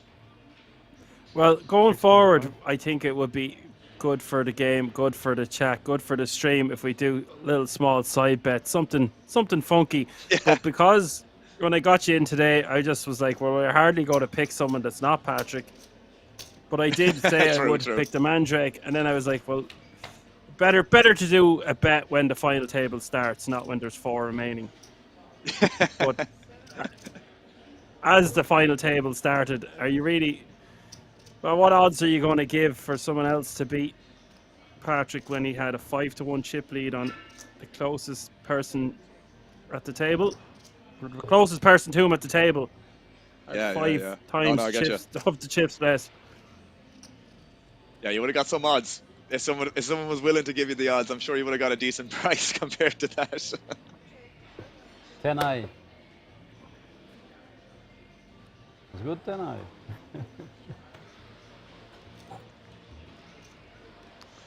A good 10 high, as opposed to a bad 10 high. I just think Patrick just really doesn't really mind like not taking them spots with like this 7 high and like 6 highs and 4 highs and stuff like that. Just seems to just like not bother fighting for it. Yeah, I mean, he knows he's got the advantage in the bigger pots. Then that's what I would just cross my mind as well. Now that you mention it, it's like that can make a lot of sense too, because as we kind of more or less said already, I would confidently say the better player is probably Patrick. So maybe he's just taking that edge in the spots that you mentioned. If we were compare this to a game of chess, how much? He doesn't mind sacrificing his pawns to keep his 2 bet 400. better and bigger pieces for later on. Ah, okay, I understand. Yeah, I can get behind that.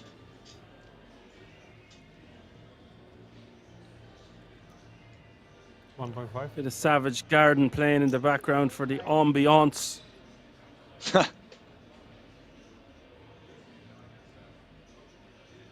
Patrick with a bet of 1.5 million with his toppest of pairs deuce kicker on the rev.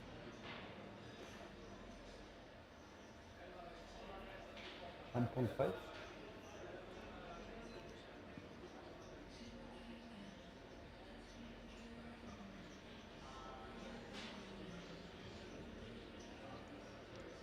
See, this is quite interesting because Patrick skipped betting any of these spots prior, and now he's doing it when he has it, which could be an exploit against Mandrake because he knows he's been somewhat sticky in these spots, and there you go. You was bluffing, yeah. I knew you was bluffing. So maybe thought that's ace what he's high. thinking then. I Maybe knew that's he what was Patrick's bluffing. thinking, that I don't need to bluff these spots because he's going to call way more than he should. But therefore, when I have it, you know, he's going to call, which is exactly what happened there. And to be honest with you, I don't blame him, but you know, he can't see what we see, that he's passed up on all the spots where he could have bluffed and decided not to. Whereas this time he did, and he had it and got called. So I think that's quite interesting to think about. So he's labelling his opponent as a bit of a calling station then. Yeah, I would think so too. I would think so. That's what it feels like, anyways. Because we saw one or two examples, and even that being a third, that Mandrake has check called a decent amount of times in that exact spot, where, like, you know, it's gone check on the turn or something, and you know, he decides to check call the river reasonably light, but I don't blame him, like, at the same time. But if he's under bluffing them spots, Patrick, then he shouldn't be calling that lightly. Check. Yeah. Is there any thoughts on Mandrake turning his hand into a bluff, repping a straight there, or is it just he has ace high, you want a worse deuce if you're going to do that on the river, or is it just the way to play it out wouldn't make sense? You could argue that he could do it, but I think ace high has, like, if you were to imagine what he's supposed to be betting in regards to air there, like, ace high has a decent amount of showdown value against that range, like, you know, some weird jack X or just jack high, well, maybe not queen high, you might give, that might have some showdown, but stuff like 9 high there that he might have, just some jack highs and stuff like that. I forget the flop action, so it depends what that was to get to the river spot for what his range might look like. But I think check calling there is fine, as long as you think that he's bluffing the hands that he should be bluffing, like, you know, the non-showdown value hands, basically. That ace high is against. But as we said already, if he's not bluffing the hands he should be doing, then calling that isn't good, obviously. Or you know, again, he can't know that. I just feel like for Mandrake to call it there, he has to be putting Patrick on a lot of just random bluffs that just don't connect with this board, or that have missed, or he has to really, like, be beating a lot of random hands there to be called ace high on that run out. Well, but he does have a straight blocker with the deuce, right? Yeah, like, as far as I would say it, I forget the flop action, but I know it went check on the turn. So obviously the in-position player, aka Patrick, isn't that strong. So, like, his range by the river there is obviously going to have some value hands. But if he's stabbing, like we mentioned, the hands that just don't have any, then check calling there is probably okay, like, sometimes anyways with ace X. But it just depends if he's over or under bluffing. But if he's bluffing correctly, then calling that, in my opinion, isn't that bad. It's probably okay, to be honest. But as I said, if he's over bluffing, then you want to be calling there more often. If he's not bluffing the hands he should be bluffing, then you need to fold more, or fold that part of your range that Thierry might call, I think, anyways. So this is a reason for Patrick not bluffing as much as he could be, knowing that his opponent is calling a little bit looser than he would like. I think so. Yeah, I think so. We didn't really, when we were talking about this at the start of the heads up battle, we didn't really have this information. So it's just it's interesting to watch how it unfolds and all the things you pick up on. Well, if you remember, I'm not sure what's that heads up. I think it was, or maybe it wasn't. I'm not quite sure, but I think he called with, like, 5th pair on the river in a spot like that where Patrick, he did, on the river on this. I'm not sure, was that 3-handed or something like that? Yeah. So I think once Patrick might have saw that situation, that he might have reevaluated doing that in future, which is kind of what we saw, to be fair. Like, we've actually saw numerous examples of that, him giving up hands that he probably should be bluffing. But he's also saw how we'll say bluff catch heavy. Mandrake is. So it's as you said, interesting to see how that has panned out. Yeah. I think that is like exactly, you hit the nail on the head there. Seen him get called down by fifth pair, Yeah. and that is why we have seen Patrick be timid in certain spots that we were criticizing him a bit for before the break. Little did we know, he's ahead of the game, ahead of the curve. But isn't it great to show the difference there, that he's not just playing a range of hands, he is adjusted to his opponent, and that is why he is making those moves. And that's 2.6 million here, look. Yeah, this is interesting. Now, there's certain rivers where this could get very, very expensive potentially. Oh, that's probably one of them. I'm not going to lie. There's an argument for shoving all in here.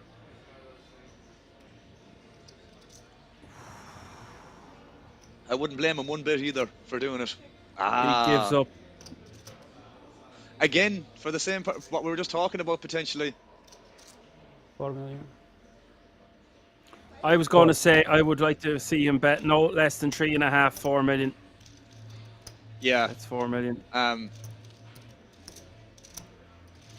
It could have slowed down for the same reason we were just talking about then. That I mean, if he doesn't river the 2 pair, his call, if Patrick did go for it, would be a lot more difficult. Obviously, that's a very, very easy call in that spot if he did decide to go all in. But yeah, it's not an easy spot to go for there at the same time. He just doesn't need to, really, does he? That's the thing, as we said, because he has probably a bigger advantage in the bigger pots, I'd say. 625. Very interesting hand. I would like to think if it was a different river, we would have seen a large bet, maybe even an all-in from Patrick. Yeah, probably, yeah.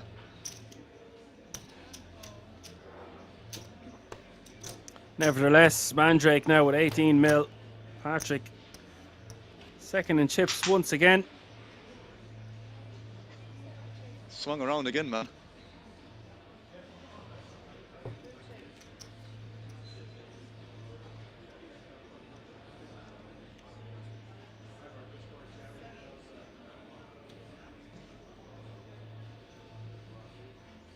Nine.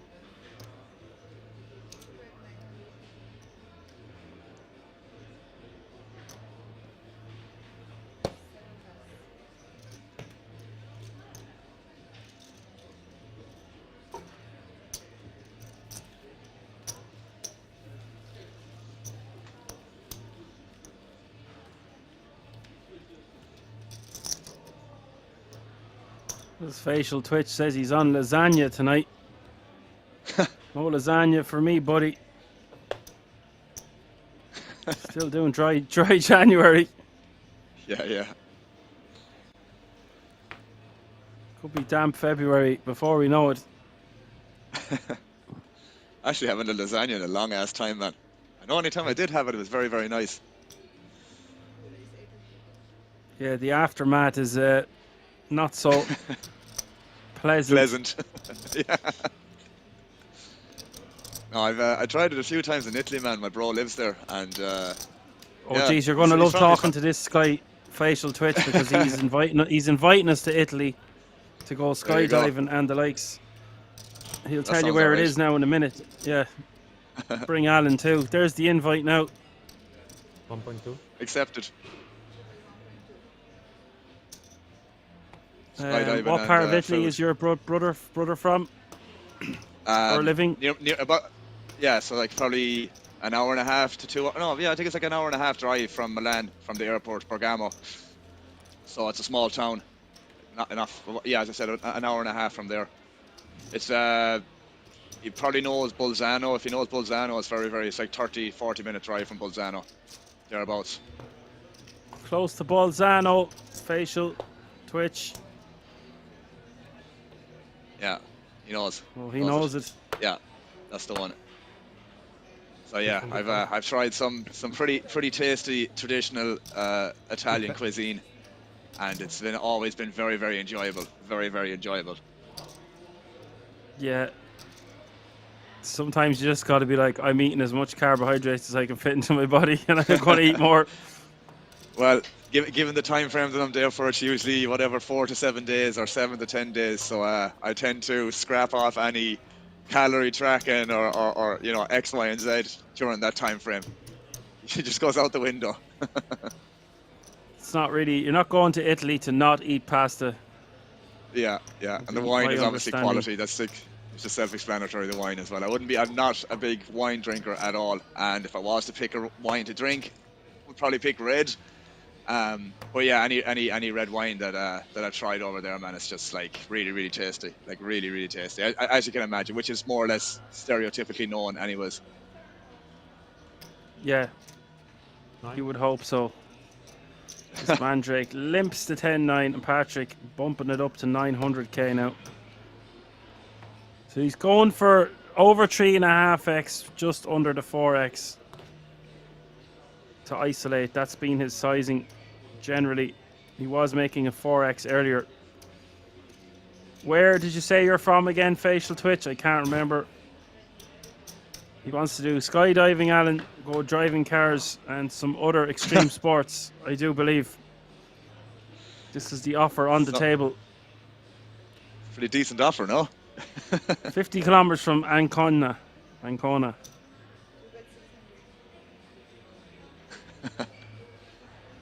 Okay.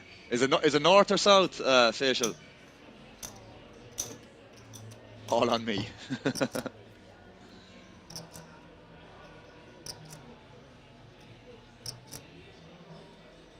Center. Okay. I'm going to wear my Bane mask and jump out of a plane. You can do it. Patrick betting 1.6 million with his full house here. Not exactly a good turn card for Mandrake. No, sir. 1-6. As he's thinking about something here, which I hope he isn't. If he was thinking about something, he'd be better off calling and making a move on the river than doing something now, right? Yeah. I mean, again, it's pretty adventurous to be having that in the mind, anyways. You know, just unnecessary. But yeah, I suppose, like you said, if there's going to be a situation, probably call and then potentially bluff on the river if that action happens. I don't like basing things on, I assume this is going to happen, if you get me. I'd rather know for sure that this is the most likely thing to happen, that I can justify making that decision on the turn to call there, for example. Can't imagine he's going to check the river too often there, Patrick. 625. No, I wouldn't think so. No, sir.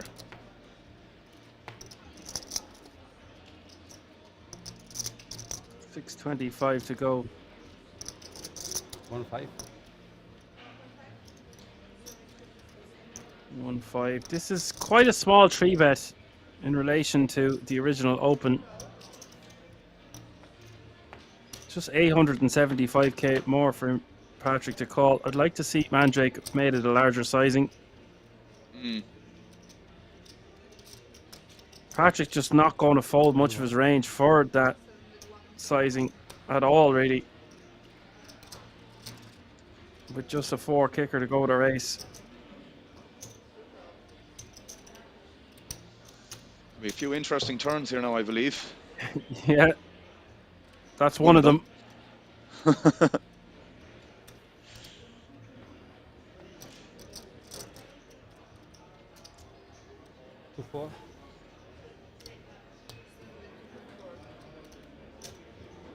That's a good bet. Good bet here from Mandrake. Sizing okay.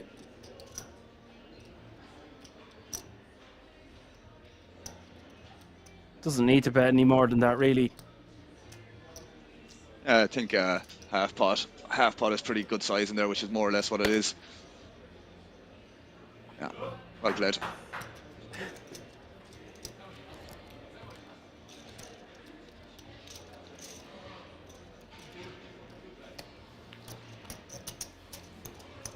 suppose the 3-bet size and just the only thing that could have been a small bit different in that hand. But what would be the normal size in here usually, Dan, with these stack sizes? Would you say, like, is it what Patrick's been doing with the 3.5, given that the stacks are slightly bit more shallow now, or would you still be kind of going a little bit bigger, or you think 3.5 is okay?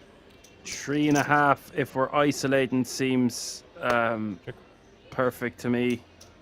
I don't like using the word perfect. I don't believe in it, but if we're isolating our position, we don't want to be making it any less than 3x. We could go for 4x plus, but as you said, the blinds have gone up.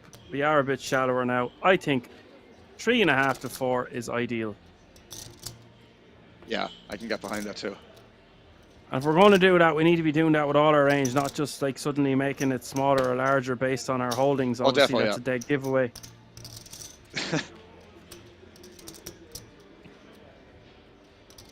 I'm Irish too, facial twitch. I am Irish too.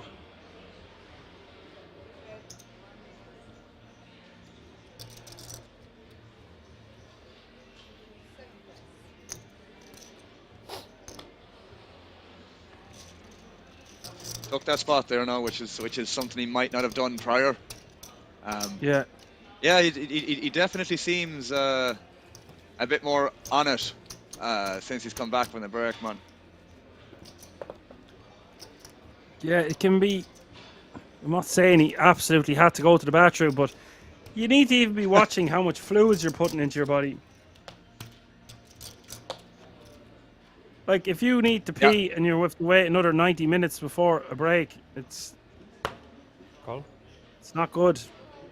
No, it's not. That's what I was gonna say. Like even just standing up for 5 minutes, man, can just like you can do a mental reset there, which goes a long way. In a situation like this, I think it could be ideal. Like, because I usually take a break for 5 to 10 minutes, like every hour and a half, like every 90 minutes or so. And I feel it just does me the world of good. So like, you know, having the 10-15 minute break in these spots, it goes a long way. All the cameras and lights on you all day as well. Yeah. It gets to a man. They're almost dead even again as we go to this turn card, the 4 of clubs.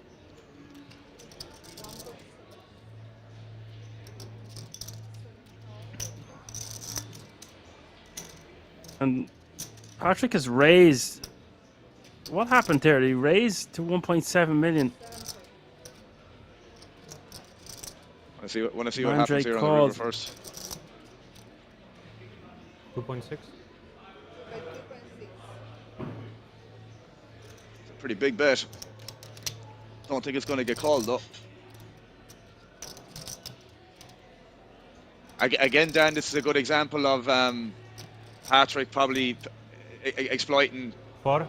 Oh my God, Mandrake calls him. This is what I'm saying, man.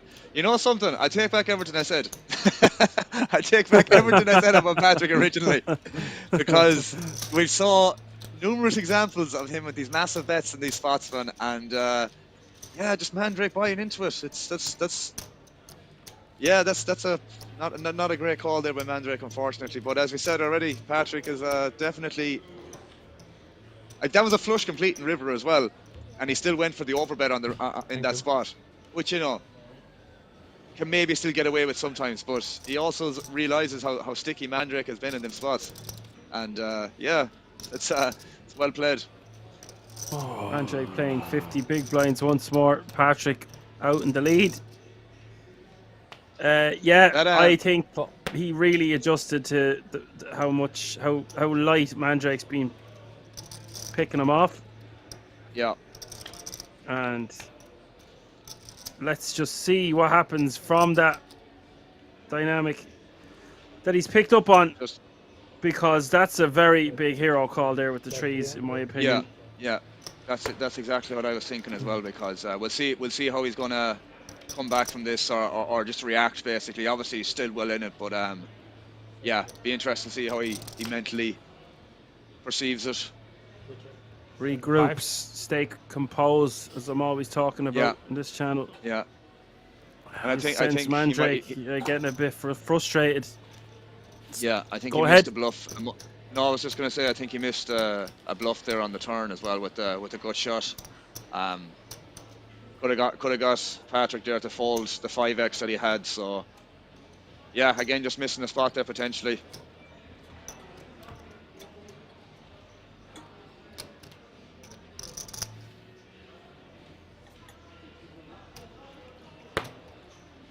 Call.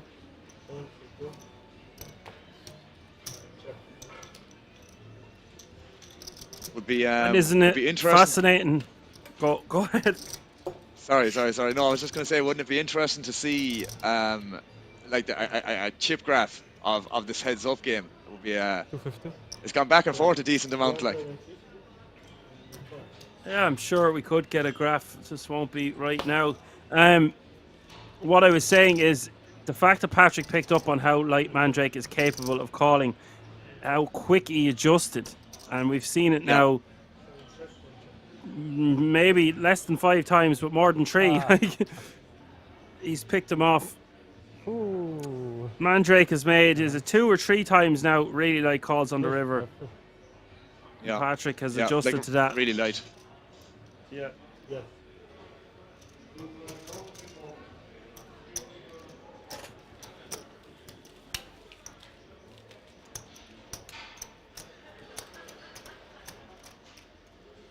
Yeah, you can sense Mandrake just getting a bit frustrated, but look who he's facing. Like, it's going to happen. Just has to stay composed. That reset thing you're talking about, tennis players do that in between every point, and there's no reason why poker players can't do that between every hand. I think there's a technique that you can do. It's like 3 breaths in and 3 breaths out or something like that. Like very, very brief, kind of takes your focus away from whatever situation you're dealing with. That's just a short kind of, maybe it's longer than 3, but yeah, just X amount basically. Breathing in and breathing out. It just seems to recenter a person. It's called box breathing. Yeah, that's something like that. Yeah, that sounds very familiar actually. Now that you mention it. I only know that because I'm reading a book called Breath at the moment, and I'm reading a second book called Meditations. Yeah. I think I actually came across that concept from the course that I gave you details to before. 750. Yes. And I think that's how I came across it. Because there's like obviously the X amount of modules, and I think that was in the focus one. Just obviously recenter yourself basically. But I don't do it because I don't get too caught up frequently in what happens. But yeah, like given that what he just did there with the call on the river, that was a little bit questionable. Yeah, how he recenter after that is like super important. Yeah. It's just all tying in. It's just, I can preach about reading books about breath and meditation. When I'm at the table, then I'm nowhere near as focused as I should be. I like to think if I got down to the business end of a tournament like this, I would be box breathing in between hands, but you're only as good as your last hand. Like, there's just so much to take into consideration, and so many people crumble with the pressure. It's so much for the human brain. It's just an overload of information.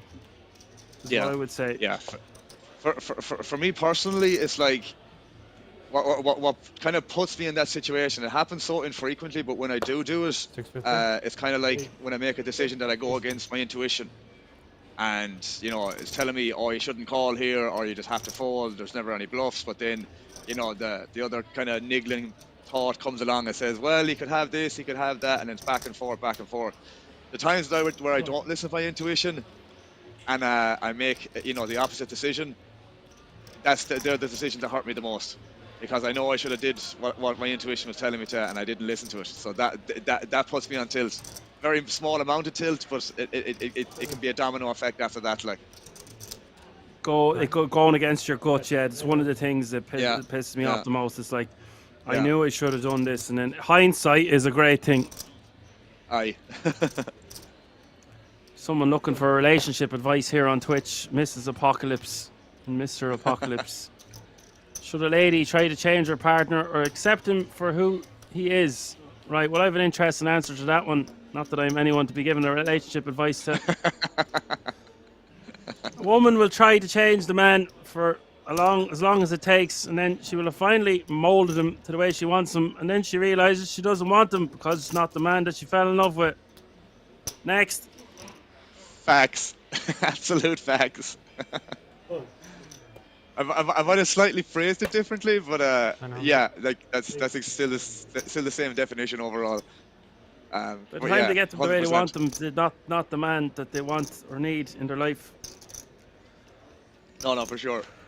I can. I was gonna say I can vouch for that, but I can't. But yeah, I can definitely get behind it either way. We got a 3-bet action going on here, Dan. We do indeed. Meanwhile, back at the ranch, Mandrake 3-betting to a cool 2 million. Action back on Patrick with a dominating ace-9 over the king-9.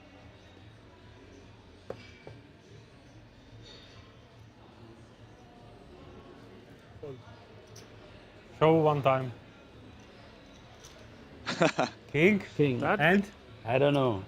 You never show me. I show you. If you show me, I show you. No, really. If you show me, I show you. If you show me this time, I show you. Very interesting You fold never there asked by me, the so- ace-9. No, Yeah, not us, because I the think same. they never show.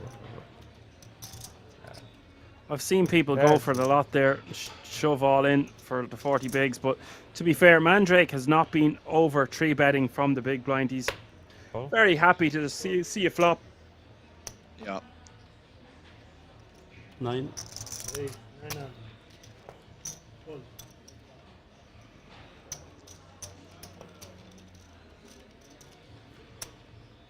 Just willing to deviate again, isn't it? Like, you know, against somebody who's like, you know, has a general idea of what they should be 3-betting, you know, in that stack size in this exact situation. You know, obviously you can justify jamming the ace-9 off there, but like that just goes to show the deviation already that he's doing from Mandrake, who, you know, isn't 3-betting enough in that spot, so overfolding them hands makes sense. Although I still think ace-9 is probably still in a, you know, the call vicinity or potentially 4-bet either way. But yeah, it's like he hasn't been 3-betting much at all, so you usually expect to see a strong hand there. Yeah. I was very surprised to see him fold the ace-9. I thought he would see him at least call. If there was someone, if he was against a different opponent that was 3-betting him more, I do think we would have seen him continue at the very least. Would have maybe 4-bet jammed or at the very least called, but the opponent, the situation, and maybe he had some form of a live read that he's going with. It's hard to put yourself in his shoes.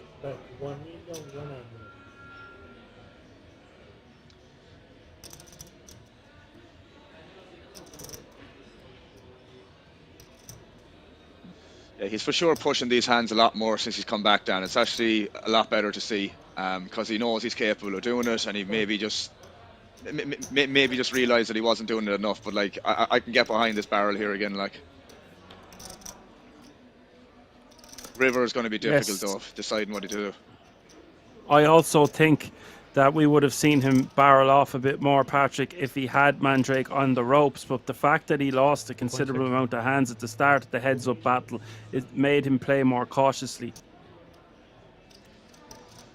And he's going for it this time, surprisingly. Yeah, it's weird to see the difference in the decision why he didn't do it this time. He's doing it this time. You know, I'd like to hear his thought process on that. But what's he trying to get Mandrake to fold here is what I was be wondering. I'm never bluffing, you're never folding. Oh my god. This is What it. is this? And that's why. You're bluffing. This is why. This is brilliant. Yes. This is Why are you brilliant. bluffing then?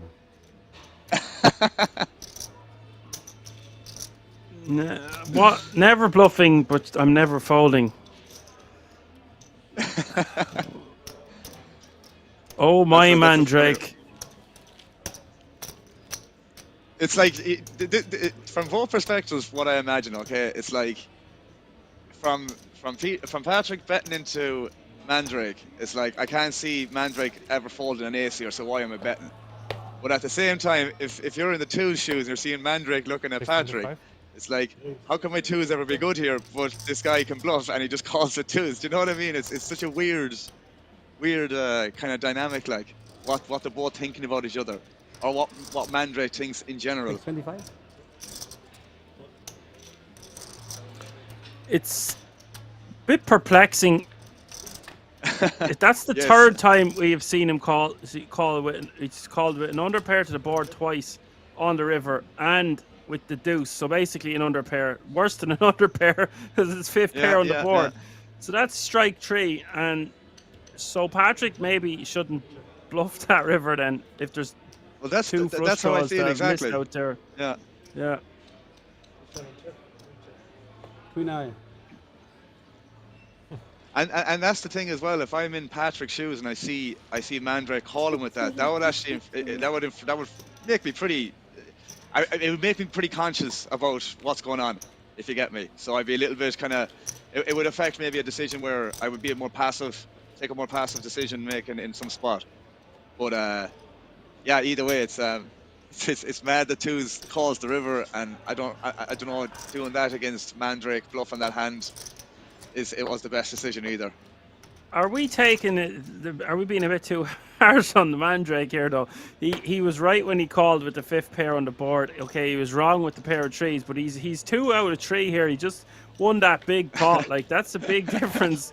Like he's caught Patrick perplexed. Check. I'd Yeah, have more true, respect for Mandrake's call if he had better logic behind it. 300. Yeah, it's that's what I'm saying, man. I'd like to hear kind of both sides of the coin in that spot. Like, what is actually Mandrake thinking? You know, because he was right. You know, he obviously judged it correctly in thinking that, you know, Patrick is actually capable of bluffing here enough that I can justify calling here. That's more or less it, I think. Verbatim, he said, "I know you're never bluffing here, but you know I'm never folding here, so I call." Well, it was something along those lines, right? Yeah. Well, either way, it's making me scratch my head. So, bit of an interesting one to hear before you make that call. Oh. Yes. Yep.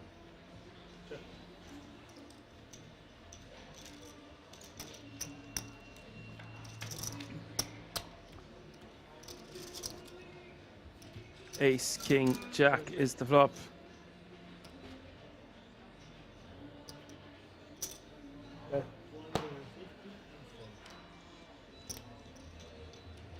Mandrake has the lead now as well, Dan. Like, it's like, what? You're talking 5 to 10 hands ago, it was the other way around. It's just going back and forth. It is going back and forth, yes.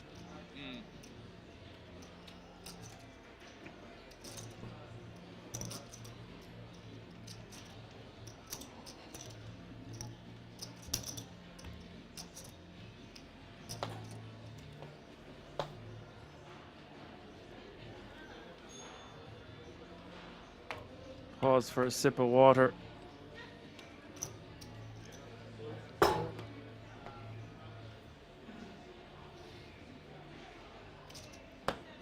Nine.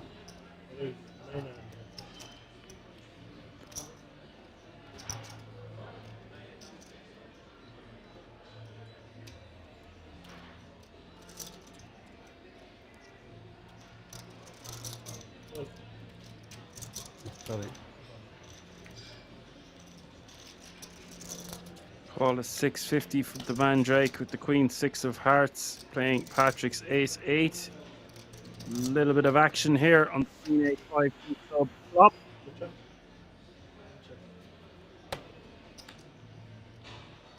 Oof. Trips on the Just a turn. check. Wow, this pot should be a lot bigger. What a run out. Oh my god, where is the rest of this pot?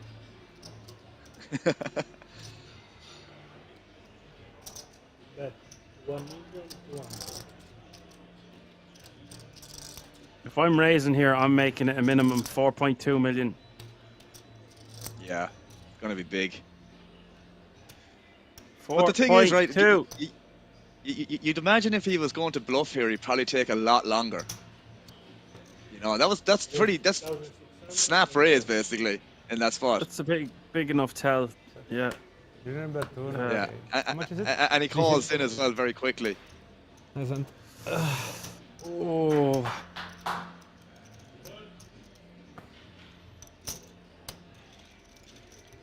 I mean, funny, right? How the pot ended up getting as big as it did, even though it should have done originally. If that makes sense, like the flop probably should have been a bet call, or you should have led the turn big or something like that, Patrick, and then whatever on the river.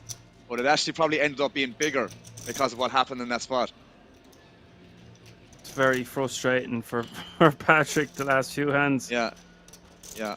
These spots are adding up, Alan. Yeah, I agree with you. The pot ended up being bigger because of the way it played out. Yeah, yeah. 625. And I think you made a very good point there that the Mandrake would have thought for a bit longer if he was bluffing. Yeah. It's yeah. Quick raise there is. It's hard to see what he would turn into a bluff that quickly, honestly. Exactly. That's immediate. I mean, look, obviously it's annoying for Patrick to face that on the river, but like it's blatantly, he more or less turned his hand over and saying that I have a queen here. Just that's it. Like 500. Yeah, he did, but he does it that quick. And then does that mean Yeah. Patrick should fold his 8 then? The way the hand played out. I mean, how quick the raise was. It's like he's basically saying that I have a queen here. Like, you know, like it's. I don't think you can call there. And again, it's like whenever you saw the guy bluff that frequently on the river. I mean, I know he can't see his hands, but like just in general, like he's played with him, you know, probably enough over the last 48 hours, give or take, that he'd have a general idea of what he's like on rivers. It's it was a frustration call from Patrick and a very quick one. Yeah, He chips out before he even. Just way too quick. Yeah.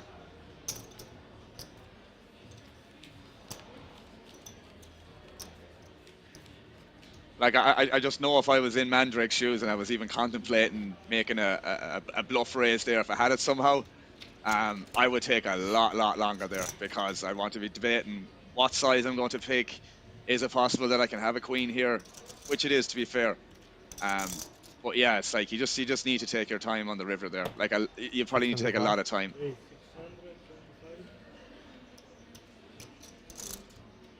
You really want to be taking your time. It seems like they were taking more time with their decisions when they were 8 and 9 handed. Yeah.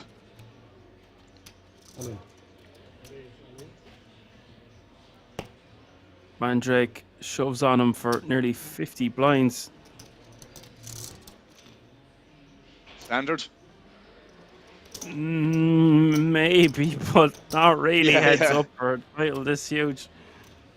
No, it's not. No, that's very out of character. I think he's just like he's got Patrick on the ropes a little bit, bullying him maybe. But it's just, I think the reason he's shoving that many blinds there with that pair is he doesn't want to 3-bet because he knows Patrick's frustrated and he doesn't want to get 4-bet jammed on. So he's taking that move away from Patrick by just jamming it himself. But if he's going to do that, you could just see a flop for 1.5 big blinds more. There's no reason to even 35 or 40 heads up shoving there is just a bit overkill.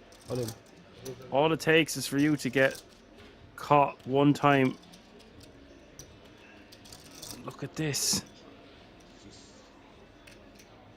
Again, I would say this is probably a fold then. I don't know. Yeah. Yeah.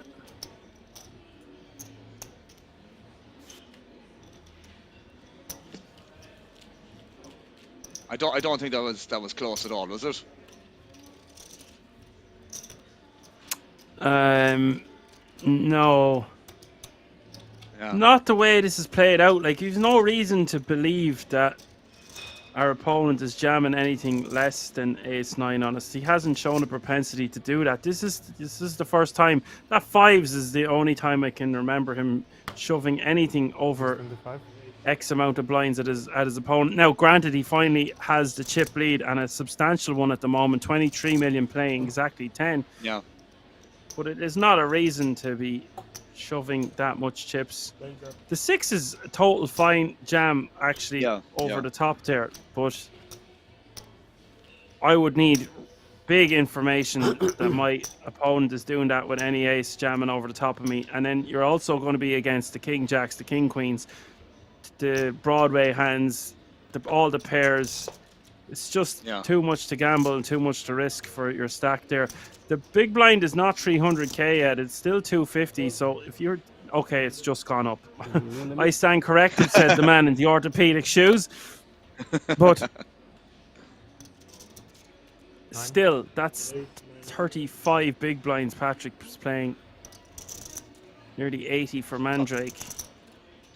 It's a decent amount, to be fair. Like there's a ton of playability in that, to be fair. So like you don't need to. And again, like you said, given the event and the structure and everything that's been going on, like and what's up top, you can probably get away with missing them opportunities or not taking them shots, basically. Yeah.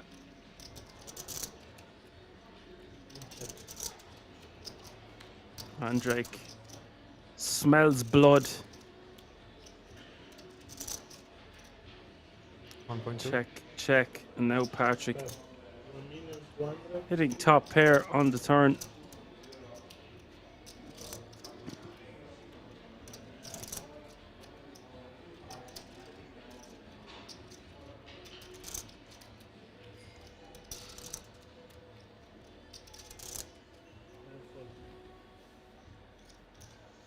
He had that look on his face.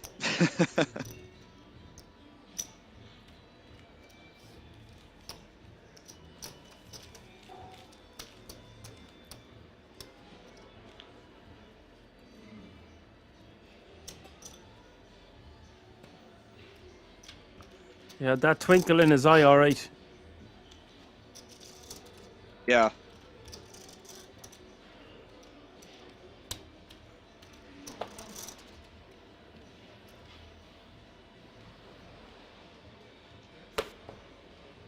Seven.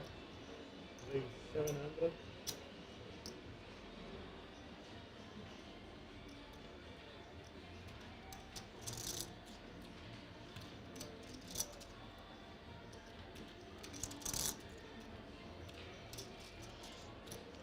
Just calling here, I imagine.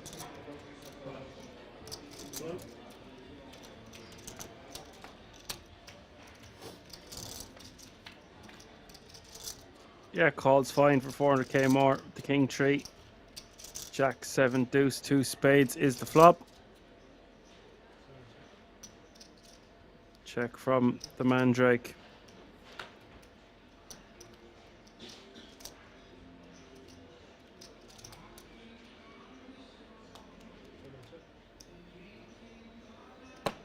Patrick now with the nut flush draw. Checks it back.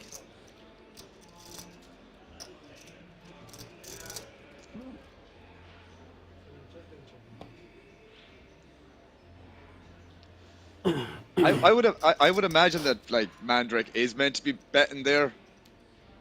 Like, you know, it's these pots add up as well. The ones that you don't pick up when you know you we know you should, basically. Obviously, again, we can see the hands, but like, yeah, I'm not sure like how many big blinds it is. It's like two or three, give or take. So yeah, you think you should bluff the flop or the turn? Well, or no, the like river? by the time it gets to the river, you definitely have to. Whether you decide to do it on the turn itself, I'm not quite sure, because when it checks through like that, then you can start maybe repping some hands. But like once it gets to the river, and when it's check flop, check turn, I really think you have to be betting king high there, king 3 especially, like. Yeah, and yeah, sorry. Obviously, he's not bluffing the flop; he's out of position. But Patrick, Patrick, do you think he should be betting his ace of spades on the flop or the turn? I think on the flop you can definitely do it. I think once the turn happens the way it happened, you can. I think you have some showdown value there with ace 5, that you don't need to start betting the turn or bluffing the turn, whatever. And And yeah, he's obviously ahead against a hand like that, you know, Mandrake didn't decide to bluff. But I really think he should bet the river, Mandrake. Okay. Yeah, I think so as well. We've very little showdown value. Yeah. I don't think we've any, to be fair. Yeah.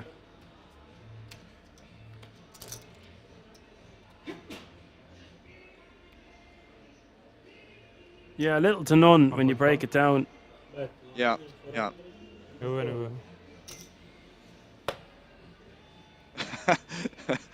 See, now Patrick is doing it and he's getting called, you know?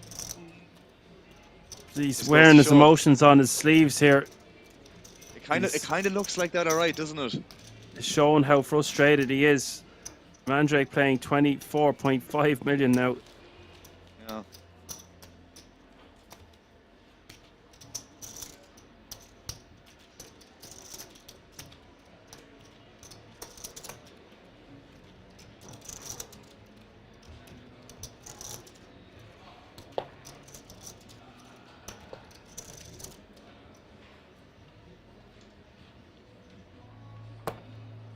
Seven.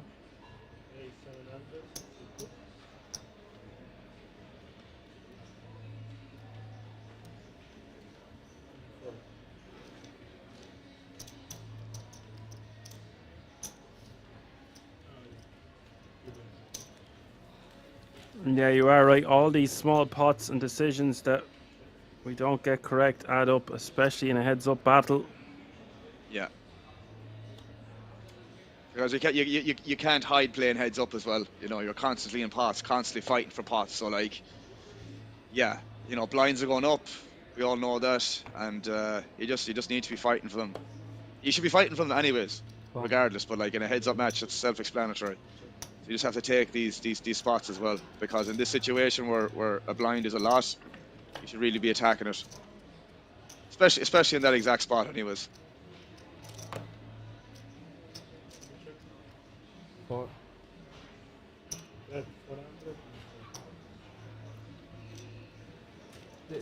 Now is probably a good time to mention next Sunday, back at the boot, Sunday the 29th, Monday the 30th, the Dutch Classics main event. It's a €230 buy-in, €300,000 guaranteed. It's 4 World Series of Poker Europe main event tickets up for grabs.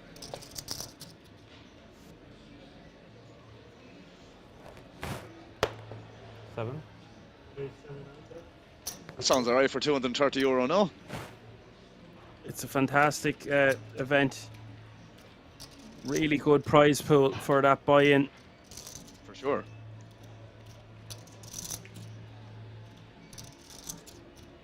Such a great opportunity for amateurs. People that wouldn't be shelling out the guts of $2,000 for a main event buy-in have the opportunity to win one of those main event tickets and play one of the greatest tournaments in the world, the World Series of Poker Europe main event, live from the King's Resort, the last quarter of the year, late October, early November, for about a 3-week series. And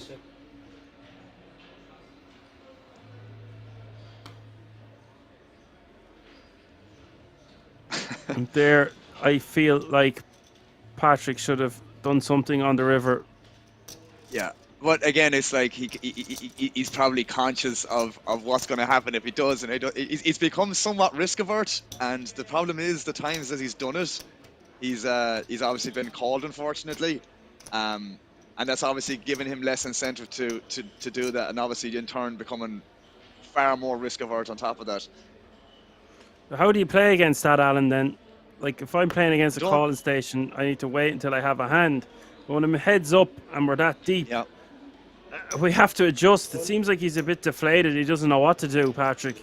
Yeah, I do think still bluffing is going to be the best thing. I mean, you could go really specific and say there's certain boards that you probably shouldn't bother doing it on, because he's overcalling too much. But like, it's hard to make that assessment in game. But yeah, it's obviously demoralizing where you do bluff them hands that you're probably supposed to anyways, and get looked up. It's that can be disheartening. So would give you less incentive or less motivation to do it again because of you're just afraid of that outcome happening. Where if it does, you're just going to be more depleted again and start asking yourself why you did that and all that sort of stuff. So it's obviously not. It's not something that should happen, but again, given the circumstances, there's a lot at stake here. Is it possible that he has over-adjusted to the fact that his opponent is calling him off willy-nilly on turns and rivers? Rivers especially. I would say so, yeah. Enough now. Yeah. Yeah, I think so, like. But, like, at the same time, man, it's funny because he got away with it, like, not bluffing. You know, there was plenty of opportunities where he didn't bother, and then he started doing it after he won a big pot that time, if you remember. So it's like that winning that big pot where Mandrake was very sticky with the trees that time. It's like that gave him an extra boost of like confidence that he started taking those spots with the bluffs and then started getting called. And then this kind of, you know, spiral of, you know, looking depleted and all that kind of started happening. So that's what I think, anyways. Okay. We've different thoughts on it. Yeah, well, it's very similar at the same time. I just think just because one bluff doesn't work shouldn't deter you from making another one. For sure. I agree with that as well. Definitely. And look at this. Patrick's after a river in a full house and Mandrake with the quads. Quadzilla for like the 4th or 5th time today. 4.2 million in the middle, a bet of 1.5 million. Oh my word. Find me a man that bluffs here. Find me a man that bluffs here and you found me a husband.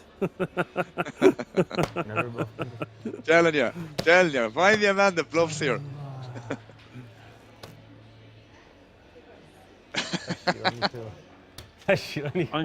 I'm sure they're out there somewhere. Oh no, there definitely is. The There definitely is. Patrick ain't one of them though. It's all going Mandrake's way. You bluffed this hand? You bluffed? No, of course not. Come on. I had 6. You bluffed or not? No, of course not. I had the 6. I don't know. You can talk see later. I had the 6. I was thinking maybe a 10 or 9. I mean, 10 is an ugly slot to be in there.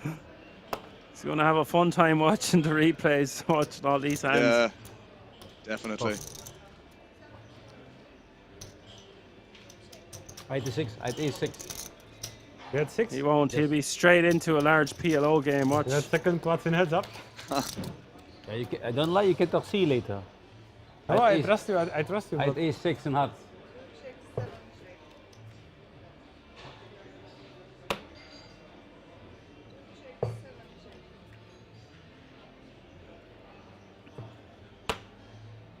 King eye. Very good. Yeah.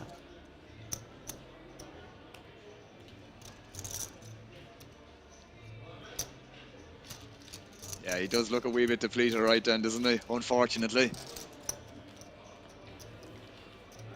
Like I said earlier, if the whole tournament's gone your way, the whole FT's gone your way, and then suddenly you're getting ran over heads up by a guy calling you with like under pairs to the board and 5th pair on the board, it's going to get to your morale. It's going to spank your ego, and it's not going to sit well with you. And that is exactly what's happening. He's not sitting well in his chair because of all of this, and that's causing him to lack a bit of focus in certain moments. I'm not going to say that that's cost him the match. It's not over yet. It's just it's not helped him in any way, shape, or form. Yeah. No, for sure. It's so grueling. Yeah, it's interesting to kind of break it down when you think about, like, you know, when it was at its peak, and then, you know, a few decisions that it kind of brought it down, and then, like, you know, just that roller coaster of emotions, basically. That it was, you know, all peachy at the start, and now it's kind of obviously not. It's completely switched around. in a huge way for Mandrake. Oh, and look at this. Mandrake. Did he call? And Patrick stuffs it all in on him for 21.5 big blinds. 6.425 million. Interesting. Mandrake. This is a call, guys. I don't think we can fold when we have all the chips. You just don't want to double up, Patrick, is the thing. Yeah.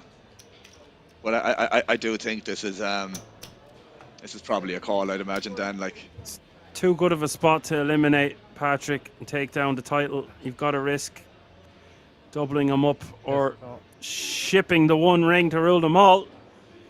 Patrick is all in. The fella, ace deuce off suit. Mandrake calling with the king queen. 42% for the king queen, 58% for the ace deuce. 13.15 million in the middle. Mandrake holds. He will be the champion. If Patrick, or if Mandrake can hit, he will be the champion. If Patrick can hold, we will have a hell of a fight on our hands. Ace in the window. Ace 7-4. What a start for Patrick. Oh. The turn is the king of hearts. Always a surprise around the corner at kings. King on the turn. Oh my good God. The river is the queen of spades. Disgusting.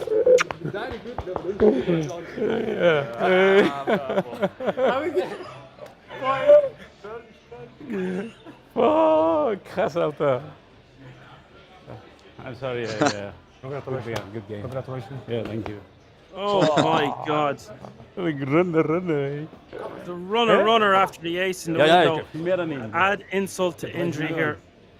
Yeah. Nein, der hat nichts mehr. I mean, congrats, obviously. Massive congrats to the winner. Huge commiserations to the runner-up. Yeah. Both receiving well over 100 grand, 108,300 euro for Patrick. There is your champion. He will take home 171,800 euro. And the main event, no limit hold'em circuit ring. Ja, aber wie krass, Alter. Well played. What a great event. Thoroughly enjoyed commentating on this one. Das zweite Mal war ich ganz tilt, der Re-Entry. Fantastic to have Alan back in the booth Here with our me. winner, Erkan Atamacha. Likewise, Erkan, Yes. how does it feel to win your first Thanks a WSOP million for ring? joining us. I hope we Very get to great. see you I again cannot soon. describe it. You just get to hear your voice. I mean, you overcame a Yeah. huge chip lead for Thank Patrick you, at the start of the everyone. day now, and From the bottom of my heart, got here to massive the end. extra Yeah, thanks. it was very tough. We The had hard much chips. work put in by the moderators 1/3. throughout the but duration the lucky was on of my this side, event. what can I say? I mean, the last hand getting in it with King I will Queen see versus you Ace again Deuce. next I mean, Sunday. Very lucky, very hitting lucky. King, hitting Queen. I mean, Yeah, very And lucky. Monday for so, the I mean, Dutch Classics. Now you win this, you win your seat into the 10K WSOP Europe in the Yes, fall. yeah. Until then, Nice, I am very nice. going to Looking say forward my to playing the, goodbyes. 10K. Of course. Of course.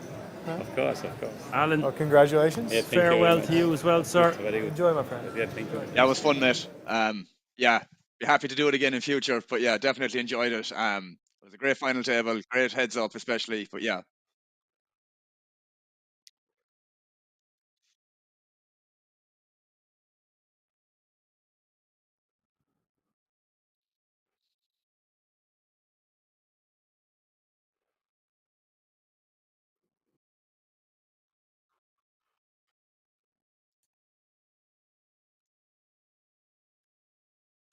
Yeah, I cash games and so.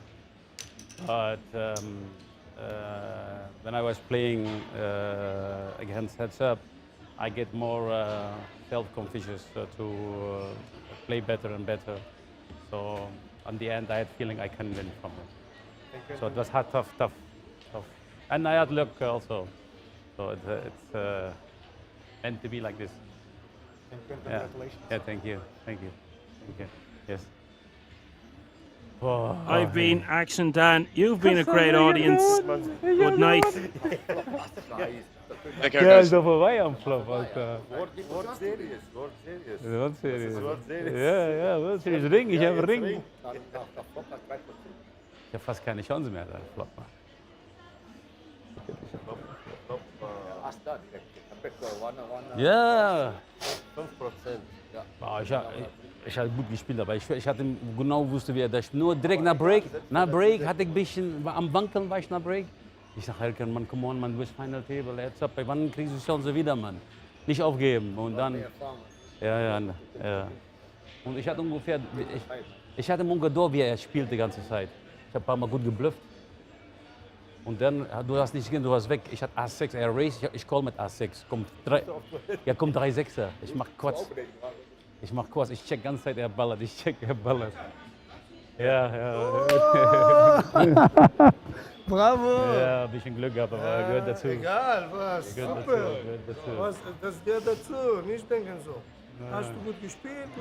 Alles gut. gespielt. Hast du ihn kaputt gemacht, das ist gut. Mann, der hat dreifache, ich habe, was habe ich gemacht, 7, 6 Millionen, der hat 30 Millionen gehabt. Ich habe ihm gesagt, willst du reden? Yeah, thank you. Yeah, thank you. Yeah. Right now, we can take some photos of your winners' photos. Yes, sir. As for the ring, Yeah. when we take your details, the Yes. ring is made especially for the circuit Okay. winners, so it's Okay. not the, generally we have a prop one we would use, like the one that we just have here. Yes. But the owner of that one took it back recently, Yeah. so we don't have one even used